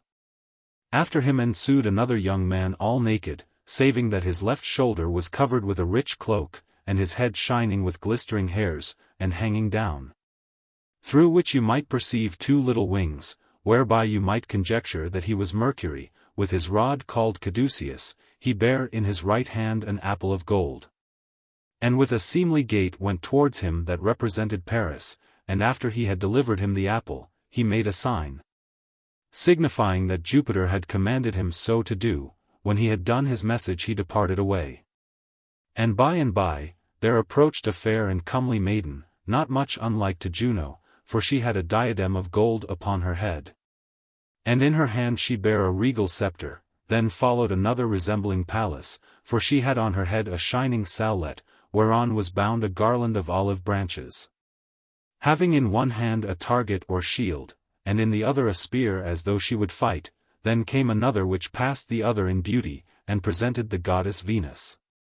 With the color of ambrosia, when she was a maiden, and to the end she would show her perfect beauty, she appeared all naked, saving that her fine and dainty skin was covered with a thin smock, which the wind blew hither and thither to testify the youth and flower of the age of the dame. Her color was of two sorts, for her body was white as descended from heaven, and her smock was bluish, as arrived from the sea, after every one of the virgins which seemed goddesses. Followed certain waiting servants. Castor and Pollux went behind Juno, having on their heads helmets covered with stars. This virgin Juno sounded a flute, which she bare in her hand, and moved herself towards the shepherd Paris, showing by honest signs and tokens, and promising that he should be lord of all Asia, if he would judge her the fairest of the three, and to give her the apple of gold. The other maiden, which seemed by her armor to be Pallas, was accompanied with two young men armed, and brandishing their naked swords in their hands, whereof one named Terror, and the other Fear. Behind them approached one sounding his trumpet to provoke and stir men to battle. This maiden began to dance and shake her head, throwing her fierce and terrible eyes upon Paris and promising that if it pleased him to give her the victory of beauty, she would make him the most strong and victorious man alive. Then came Venus and presented herself in the middle of the theatre, with much favor of all the people, for she was accompanied with a great many of youth, whereby you would have judged them all to be Cupidos, either to have flown from heaven or else from the river of the sea, for they had wings, arrows, and the residue of their habit according in each point, and they bare in their hands torches lighted, as though it had been a day of marriage. Then came in a great multitude of fair maidens. On the one side were the most comely Graces, on the other side, the most beautiful Hours carrying garlands and loose flowers, and making great honor to the goddess of pleasure. The flutes and pipes yielded out the sweet sound of Lydians, whereby they pleased the minds of the standers-by exceedingly, but the more pleasing Venus moved forward more and more, and shaking her head answered by her motion and gesture, to the sound of the instruments. For sometimes she would wink gently, sometimes threaten and look aspishly, and sometimes dance only with her eyes, as soon as she was come before the judge. She made a sign and token to give him the most fairest spouse of all the world, if he would prefer her above the residue of the goddesses. Then the young Phrygian shepherd Paris with a willing mind delivered the golden apple to Venus, which was the victory of beauty. Why do ye marvel, ye orators, ye lawyers, and advocates, if many of our judges nowadays sell their judgments for money? When as in the beginning of the world one only grace corrupted the sentence between God and men, and that one rustical judge and shepherd appointed by the counsel of great Jupiter sold his judgment for a little pleasure, which was the cause afterward of the ruin of all his progeny? By like manner of mean, was sentence given between the noble Greeks, for the noble and valiant personage Palamedes was convicted and attainted of treason, by false persuasion and accusation. And Ulysses being but of base condition, was preferred in martial prowess above great Ajax. What judgment was there likewise amongst the Athenian lawyers, sage and expert in all sciences? Was not Socrates, who was preferred by Apollo, above all the wise men in the world, by envy and malice of wicked persons empoisoned with the herb cicuta, as one that corrupted the youth of the country, whom always be kept under by correction? For we see nowadays many excellent philosophers greatly desire to follow his sect, and by perpetual study to value and revolve his works. But to the end I may not be reproved of indignation by anyone that might say, What, shall we suffer an ass to play the philosopher? I will return to my further purpose. After the judgment of Paris was ended, Juno and Pallas departed away angrily, showing by their gesture, that they would revenge themselves on Paris. But Venus, that was right pleased and glad in her heart, danced about the theatre with much joy. This done from the top of the hill through a privy spout, ran a flood of the color of saffron, which fell upon the goats, and changed their white hair into yellow, with a sweet odor to all them of the theatre. By and by after by certain engines, the ground opened, and swallowed up the hill of wood, and then behold there came a man of arms through the multitude, demanding by the consent of the people, The woman who was condemned to the beasts, and appointed for me to have to do withal, our bed was finely and bravely prepared, and covered with silk and other things necessary. But I, beside the shame to commit this horrible fact, and to pollute my body with this wicked harlot, did greatly fear the danger of death, for I thought in myself, that when she and I were together, the savage beast appointed to devour the woman, was not so instructed and taught, or would so temper his greediness, as that he would tear her in pieces lying under me, and spare me with a regard of mine innocence. Wherefore I was more careful for the safeguard of my life, than for the shame that I should abide, but in the mean season while my master made ready the bed, all the residue did greatly delight to see the hunting and pleasantness of the triumph, I began to think and devise for myself.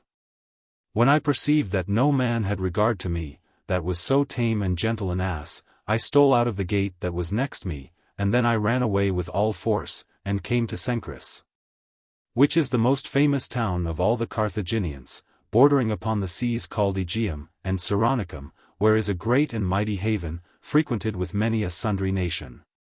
There, because I would avoid the multitude of the people, I went to a secret place of the sea coast, where I laid me down upon the sand, to ease and refresh myself. For the day was past and the sun gone down, and lying in this sort on the ground, did fall in a sound sleep. Book. Chapter 11. Chapter 47.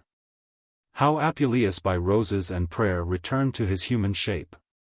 When midnight came that I had slept my first sleep, I awaked with sudden fear, and saw the moon shining bright, as when she is at the full, and seeming as though she leaped out of the sea. Then thought I with myself, that was the most secret time, when the goddess Ceres had most puissance and force. Considering that all human things be governed by her providence, and not only all beasts private and tame, but also all wild and savage beasts be under her protection. And considering that all bodies in the heavens, the earth and the seas, be by her increasing motions increased, and by her diminishing motions diminished, as weary of all my cruel fortune and calamity, I found good hope and sovereign remedy, though it were very late, to be delivered from all my misery. By invocation and prayer, to the excellent beauty of the goddess, whom I saw shining before mine eyes, wherefore shaking off mine assy and drowsy sleep, I arose with a joyful face. And moved by a great affection to purify myself, I plunged myself 7 times into the water of the sea, which number of 7 is convenable and agreeable to holy and divine things, as the worthy and sage philosopher Pythagoras hath declared. Then with a weeping countenance, I made this orison to the puissant goddess, saying, O blessed Queen of Heaven, whether thou be the Dame Ceres, which art the original and motherly nurse of all fruitful things in earth, who after the finding of thy daughter Proserpina, through the great joy which thou didst presently conceive, madest barren and unfruitful ground to be ploughed and sown, and now thou inhabitest in the land of Eleusis. Or whether thou be the celestial Venus, who in the beginning of the world didst couple together all kind of things with an engendered love, by an eternal propagation of humankind. Art now worshipped within the temples of the isle Paphos, thou which art the sister of the god Philebus, who nourishest so many people by the generation of beasts. And art now adored at the sacred places of Ephesus, thou which art horrible Proserpina, by reason of the deadly howlings which thou yieldest, that hast power to stop and put away the invasion of the hags and ghosts which appear unto men, and to keep them down in the closures of the earth, thou which art worshipped in diverse manners, and doest illuminate all the borders of the earth by thy feminine shape, thou which nourishest all the fruits of the world by thy vigor and force. With whatsoever name or fashion it is lawful to call upon thee, I pray thee, to end my great travail and misery, and deliver me from the wretched fortune, which had so long time pursued me. Grant peace and rest if it please thee to my adversities, for I have endured too much labor and peril. Remove from me my shape of mine ass, and render to me my pristine estate, and if I have offended in any point of divine majesty, let me rather die than live, for I am full weary of my life. When I had ended this orison, and discovered my plaints to the goddess, I fortuned to fall asleep, and by appeared unto me a divine and venerable face, worshipped even of the gods themselves. Then by little and little I seemed to see the whole figure of her body, mounting out of the sea and standing before me, wherefore I purpose to describe her divine semblance. If the poverty of my human speech will suffer me, or her divine power give me eloquence thereto. First she had a great abundance of hair, dispersed and scattered about her neck, on the crown of her head she bare many garlands interlaced with flowers. In the middle of her forehead was a compass in fashion of a glass, or resembling the light of the moon, in one of her hands she bare serpents, in the other, blades of corn. Her vestment was of fine silk yielding diverse colors, sometime yellow, sometime rosy, sometime flamy, and sometime, which troubled my spirit sore, dark and obscure. Covered with a black robe in manner of a shield, and pleated in most subtle fashion at the skirts of her garments, the welts appeared comely, whereas here and there the stars glimpsed. And in the middle of them was placed the moon, which shone like a flame of fire. Round about the robe was a coronet or garland made with flowers and fruits. In her right hand she had a timbrel of brass, which gave a pleasant sound. In her left hand she bare a cup of gold, out of the mouth whereof the serpent Aspes lifted up his head. With a swelling throat, her odoriferous feet were covered with shoes interlaced and wrought with victorious palm. Thus the divine shape breathing out the pleasant spice of fertile Arabia, disdained not with her divine voice to utter these words unto me, Behold Lucius the first am come. Thy weeping and prayers hath moved me to succor thee. I am she that is the natural mother of all things, mistress and governess of all the elements, the initial progeny of worlds, chief of powers divine, queen of heaven. The principle of the gods celestial, the light of the goddesses, at my will the planets of the air, the wholesome winds of the seas, and the silences of hell be disposed. My name, my divinity is adored throughout all the world in diverse manners, in variable customs and in many names, for the Phrygians call me the mother of the gods, the Athenians Minerva, the Cyprians, Venus, the Candians, Diana, the Sicilians Proserpina, the Eleusinians, Ceres, some Juno, other Bellona, other Hecate, and principally the Ethiopians which dwell in the Orient. And the Egyptians which are excellent in all kind of ancient doctrine, and by their proper ceremonies accustomed to worship me, do call me Queen Isis. Behold I am come to take pity of thy fortune and tribulation, behold I am present to favor and aid thee, leave off thy weeping and lamentation, put away all thy sorrow. For behold the healthful day which is ordained by my providence, therefore be ready to attend to my commandment.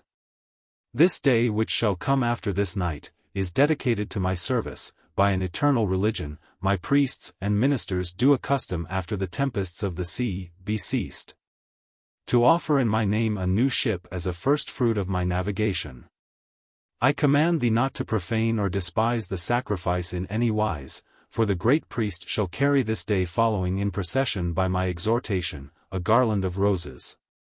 Next the timbrel of his right hand, follow thou my procession amongst the people, and when thou comest to the priest make as though thou wouldest kiss his hand, but snatch at the roses. Whereby I will put away the skin and shape of an ass, which kind of beast I have long time abhorred and despised, but above all things beware thou doubt not nor fear any of those things.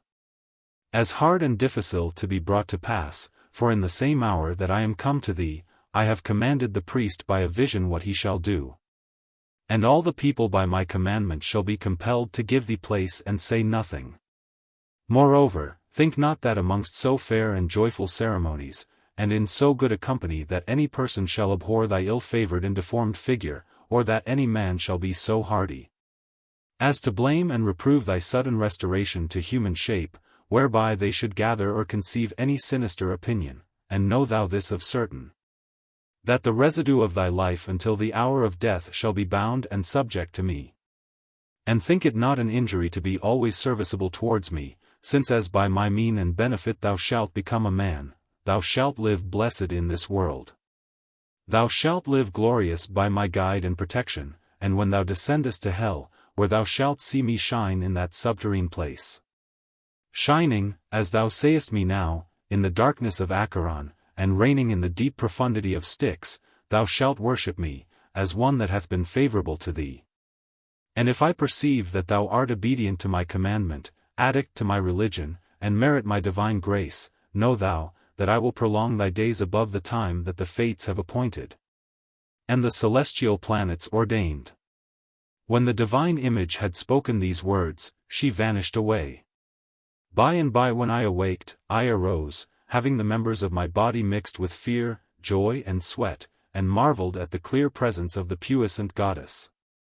And being sprinkled with the water of the sea, I recounted orderly her admonitions and divine commandments. Soon after, the darkness chased away, and the clear and golden sun arose, when as behold I saw the streets replenished with people going in a religious sort and in great triumph. All things seemed that day to be joyful, as well all manner of beasts and houses, as also the very day itself seemed to rejoice. For after the hoarfrost, ensued the hot and temperate sun, whereby the little birds weening that the springtime had been come, did chirp and sing in their Stephen melodiously, the mother of stars, the parent of times, and mistress of all the world. The fruitful trees rejoiced at their fertility, the barren and sterile were contented at their shadow, rendering sweet and pleasant shrills. The seas were quiet from winds and tempests, the heaven had chased away the clouds, and appeared fair and clear with his proper light. Behold then more and more appeared the pomps and processions, attired in regal manner and singing joyfully. One was girded about the middle like a man of arms, another bare and spare, and had a cloak and high shoes like a hunter. Another was attired in a robe of silk, and socks of gold, having his hair laid out, and dressed in form of a woman. There was another wore leg harness, and bare a target, a sowlet, and a spear like a martial soldier. After him marched one attired in purple with vergers before him like a magistrate. After him followed one with a mantle, a staff, a pair of pantofles, and with a grey beard, signifying a philosopher. After him went one with line, betokening a fowler. Another with hooks declaring a fisher. I saw there a meek and tame bear, which in matron habit was carried on a stool, an ape with a bonnet on his head, and covered with lawn, resembling a shepherd, and bearing a cup of gold in his hand, an ass which had wings glued to his back, and went after an old man, whereby you would judge the one to be Pegasus, and the other Bellerophon. Amongst the pleasures and popular delectations, which wandered hither and thither, you might see the pomp of the goddess triumphantly march forward, the woman attired in white vestments, and rejoicing, in that they bear garlands and flowers upon their heads, bespread the ways with herbs, which they bear in their aprons. Where this regal and devout procession should pass, other carried glasses on their backs, to testify obeisance to the goddess which came after. Other bare combs of ivory, and declared by their gesture and motions of their arms that they were ordained and ready to dress the goddess. Others dropped in the ways as they went balm and other precious ointments.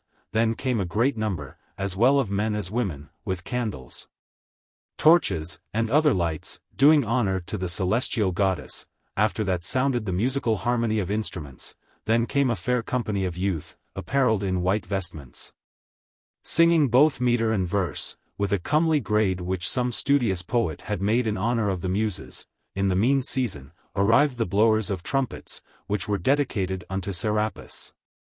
And to the temple before them were officers and beadles, preparing room for the goddess to pass. Then came the great company of men and women, which had taken divine orders, whose garments glistered all the streets over. The women had their hair anointed and their heads covered with linen, but the men had their crowns shaven, which were the terrene stars of the goddess, holding in their hand instruments of brass, silver and gold, which rendered a pleasant sound.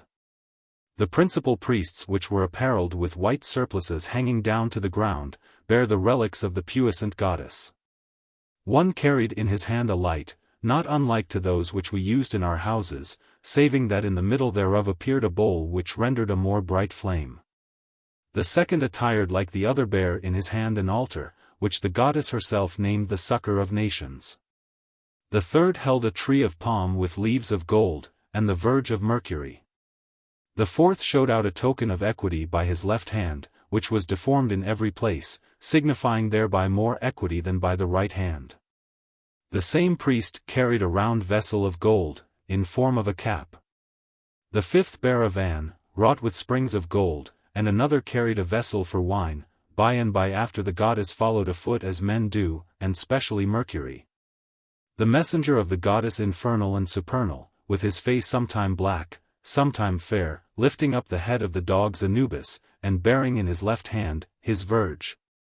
And in his right hand, the branches of a palm tree, after whom followed a cow with an upright gait, representing the figure of the great goddess, and he that guided her, marched on with much gravity. Another carried after the secrets of their religion, closed in a coffer. There was one that bare on his stomach a figure of his god, not formed like any beast, bird, savage thing or human shape, but made by a new invention. Whereby was signified that such a religion should not be discovered or revealed to any person.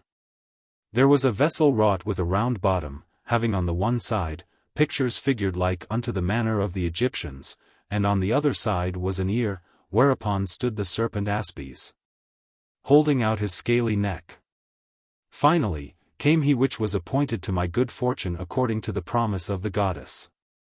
For the great priest which bare the restoration of my human shape, by the commandment of the goddess, approached more and more, bearing in his left hand the timbrel, and in the other a garland of roses to give me, to the end I might be delivered from cruel fortune, which was always mine enemy, after the sufferance of so much calamity and pain. And after the endurance of so many perils, then I not returning hastily, by reason of sudden joy, lest I should disturb the quiet procession with mine importunity, but going softly through the press of the people, which gave me place on every side, went after the priest. The priest being admonished the night before, as I might well perceive stood still and holding out his hand, thrust out the garland of roses into my mouth. I, trembling, devoured with a great affection, and as soon as I had eaten them, I was not deceived of the promise made unto me. For my deform and assy face abated, and first the rugged hair of my body fell off, my thick skin waxed soft and tender, the hoofs of my feet changed into toes, my hands returned again. My neck grew short, my head and mouth began round, my long ears were made little, my great and stony teeth waxed less like the teeth of men, and my tail which cumbered me most appeared nowhere. Then the people began to marvel, and the religious honored the goddess, for so evident a miracle, they wondered at the visions which they saw in the night, and the facility of my reformation, whereby they rendered testimony of so great a benefit which I received of the goddess. When I saw myself in such a state, I stood still a good space and said nothing, for I could not tell what to say, nor what word I should first speak, nor what thanks I should render to the goddess. But the great priest, understanding all my fortune and misery, by divine advertisement, commanded that one should give me garments to cover me, howbeit as soon as I was transformed from an ass to my human shape, I hid the privity of my body with my hands as shame and necessity compelled me. Then one of the company put off his upper robe and put it on my back, which done, the priest looked upon me, with a sweet and benign voice, gone say in this sort, O my friend Lucius, after the endurance of so many labors, and the escape of so many tempests of fortune, thou art at length come to the port and haven of rest and mercy, neither did thy noble lineage, thy dignity, thy doctrine, or anything prevail, but that thou hast endured so many servile pleasures, by a little folly of thy youthfulness, whereby thou hast had a sinister reward for thy unprosperous curiosity. But howsoever the blindness of fortune tormented thee in diverse dangers, so it is, that now unawares to her, thou art come to this present felicity, let fortune go and fume with fury in another place, let her find some other matter to execute her cruelty, for fortune hath no puissance against them which serve and honor our goddess. For what availed the thieves, the beast savage, thy great servitude, the ill and dangerous waits, the long passages, the fear of death every day? Know thou, that now thou art safe, and under the protection of her, who by her clear light doth lighten the other gods, wherefore rejoice and take a convenable countenance to thy white habit. Follow the pomp of this devout and honorable procession, to the end that such which be not devout to the goddess, may see and acknowledge their error. Behold Lucius, thou art delivered from so great miseries, by the providence of the goddess Isis, rejoice therefore and triumph of the victory of fortune. To the end thou mayest live more safe and sure, make thyself one of this holy order, dedicate thy mind to the obsequy of our religion.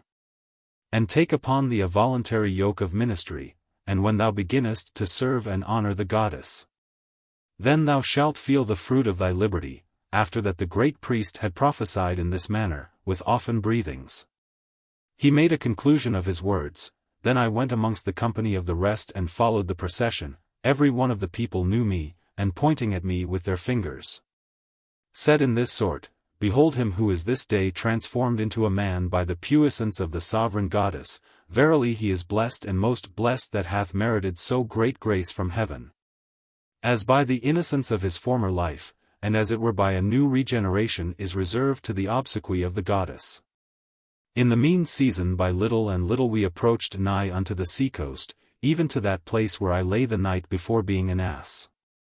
Thereafter the images and relics were orderly disposed, the great priest compassed about with diverse pictures according to the fashion of the Egyptians, did dedicate and consecrate with certain prayers a fair ship made very cunningly, and purified the same with a torch, an egg, and sulphur. The sail was of white linen cloth, whereon was written certain letters, which testified the navigation to be prosperous. The mast was of a great length, made of a pine tree, round and very excellent with a shining top. The cabin was covered over with coverings of gold, and all the ship was made of citron tree very fair.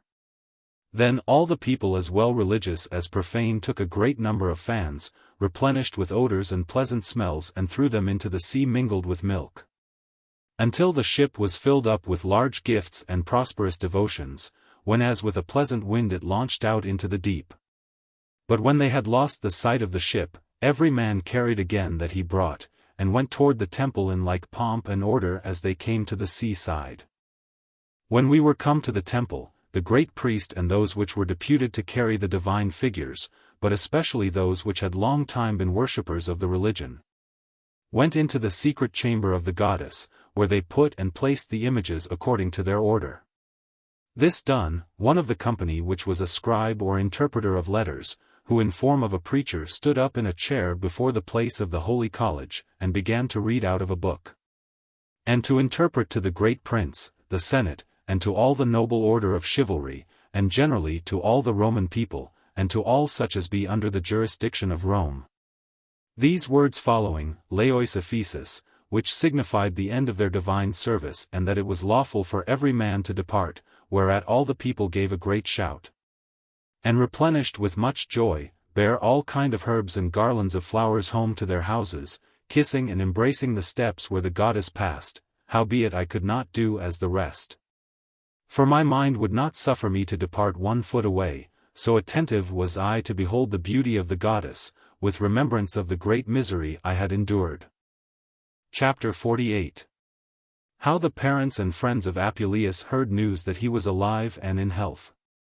In the mean season news was carried into my country, as swift as the flight of birds, or as the blast of winds, of the grace and benefit which I received of the goddess, and of my fortune worthy to be had in memory. Then my parents' friends and servants of our house, understanding that I was not dead, as they were falsely informed, came towards me with great diligence to see me as a man raised from death to life, and I, which never thought to see them again, was as joyful as they, accepting and taking in good part their honest gifts and oblations that they gave, to the intent I might buy such things as was necessary for my body. For after I had made relation unto them of all my pristine misery, and present joys, I went before the face of the goddess and hired me a house within the cloister of the temple, to the end I might continually be ready to the service of the goddess, and ordinarily frequent the company of the priests, whereby I would wholly become devout to the goddess, and an inseparable worshipper of her divine name. It fortuned that the goddess appeared to me oftentimes in the night, persuading and commanding me to take the order of her religion, but I, though I was endued with a desirous goodwill, yet the fear of the same withheld me, considering her obeisance was hard and difficile, the chastity of the priests intolerable, and the life frail and subject to many inconveniences. Being thus in doubt, I refrained myself from all those things as seemed impossible. On a night the great priest appeared unto me, presenting his lap full of treasure, and when I demanded what it signified, he answered, that it was sent me from the country of Thessaly. And that a servant of mine named Candidus was arrived likewise. When I was awake, I mused in myself what this vision should portend. Considering I had never any servant called by that name, but whatsoever it did signify, this I verily thought, that it was a foreshow of gain and prosperous chance. While I was thus astonied, I went to the temple, and tarried there till the opening of the gates. Then I went in and began to pray before the face of the goddess. The priest prepared and set the divine things of every altar, and pulled out the fountain and holy vessel with solemn supplication. Then they began to sing the matins of the morning, testifying thereby the hour of the prime. By and by behold arrived my servant which I had left in the country, when Photis by error made me an ass, bringing with him my horse. Recovered by her through certain signs and tokens which I had upon my back. Then I perceived the interpretation of my dream, by reason that beside the promise of gain, my white horse was restored to me, which was signified by the argument of my servant Candidus. This done I retired to the service of the goddess in hope of greater benefits, considering I had received a sign and token. Whereby my courage increased every day more and more to take upon me the orders and sacraments of the temple, insomuch that I oftentimes communed with the priest, desiring him greatly to give me the degree of the religion, but he which was a man of gravity, and well renowned in the order of priesthood, deferred my affection from day to day. With comfort and better hope, as parents commonly bridle the desires of their children, when they attempt or endeavor any unprofitable thing, saying, that the day when anyone should be admitted into their order is appointed by the goddess, the priest which should minister the sacrifice is chosen by her providence, and the necessary charges of the ceremonies is allotted by her commandment, all which things he willed me to attend with marvelous patience, and that I should beware either of too much hastiness, or too great slackness, considering that there was like danger, if being called I should delay, or not called I should be hasty. Moreover he said that there was none of his company either of so desperate a mind, or so rash and hardy, as to enterprise anything without the commandment of the goddess, whereby he should commit a deadly offense, considering that it was in her power to damn and save all persons.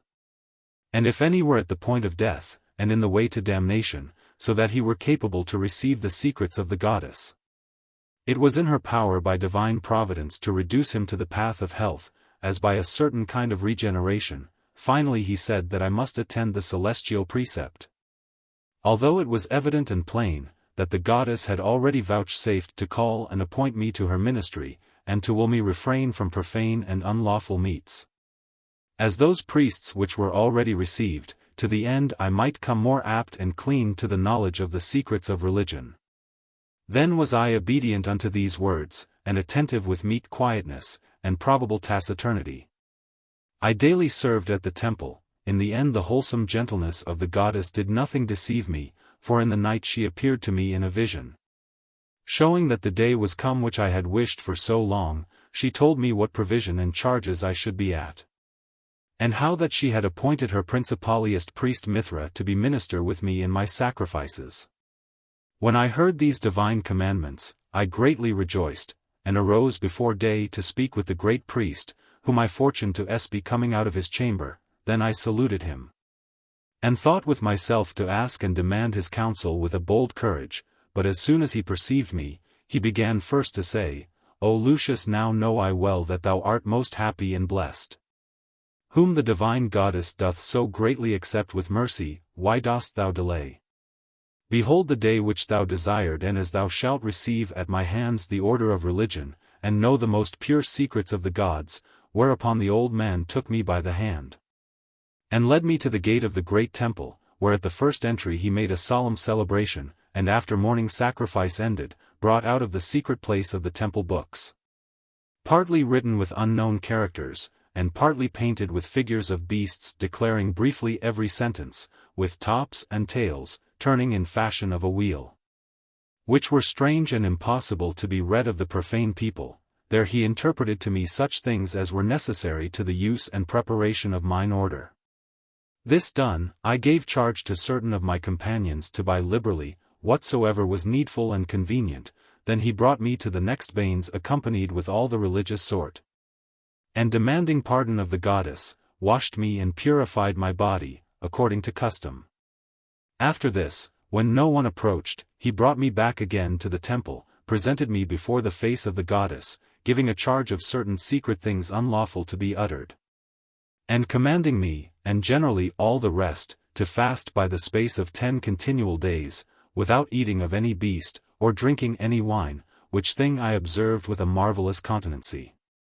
Then behold the day approached, when as the sacrifice should be done, and when night came there arrived on every coast, a great multitude of priests, who according to their order offered me many presents and gifts. Then was all the laity and profane people commanded to depart, and when they had put on my back a linen robe, they brought me to the most secret and sacred place of all the temple. You would peradventure demand, you studious reader, what was said and done there. Verily I would tell you if it were lawful for me to tell, you should know if it were convenient for you to hear. But both thy ears, and my tongue shall incur the like pain of rash curiosity, howbeit, I will content thy mind for this present time, which peradventure is somewhat religious and given to some devotion. Listen therefore and believe it to be true. Thou shalt understand that I approached near unto hell, even to the gates of Proserpina, and after that, I was ravished throughout all the element. I returned to my proper place. About midnight I saw the sun shine. I saw likewise the gods celestial and gods infernal, before whom I presented myself, and worshipped them. Behold, now have I told thee, which although thou hast heard, yet it is necessary thou conceal it. This have I declared without offense, for the understanding of the profane. When morning came, and that the solemnities were finished, I came forth sanctified with 12 stoles and in a religious habit, whereof I am not forbidden to speak. Considering that many persons saw me at that time, there I was commanded to stand upon a seat of wood, which stood in the middle of the temple, before the figure and remembrance of the goddess. My vestment was of fine linen, covered and embroidered with flowers. I had a precious cope upon my shoulders hanging down to the ground, whereon were beasts wrought of diverse colors as Indian dragons, and Hyperborean griffins, whom in form of birds the other world doth engender. The priests commonly call such a habit, a celestial stole. In my right hand I carried a light torch, and a garland of flowers upon my head, with palm leaves sprouting out on every side. I was adorned like unto the sun, and made in fashion of an image, in such sort that all the people compassed about to behold me. Then they began to solemnize the feast of the Nativity, and the new procession with sumptuous banquets and delicate meats. The third day was likewise celebrated with like ceremonies with a religious dinner, and with all the consummation of the order. When I had continued there a good space, I conceived a marvelous great pleasure and consolation in beholding ordinarily the image of the goddess, who at length admonished me to depart homeward, not without rendering of thanks, which although it were not sufficient, yet they were according to my power.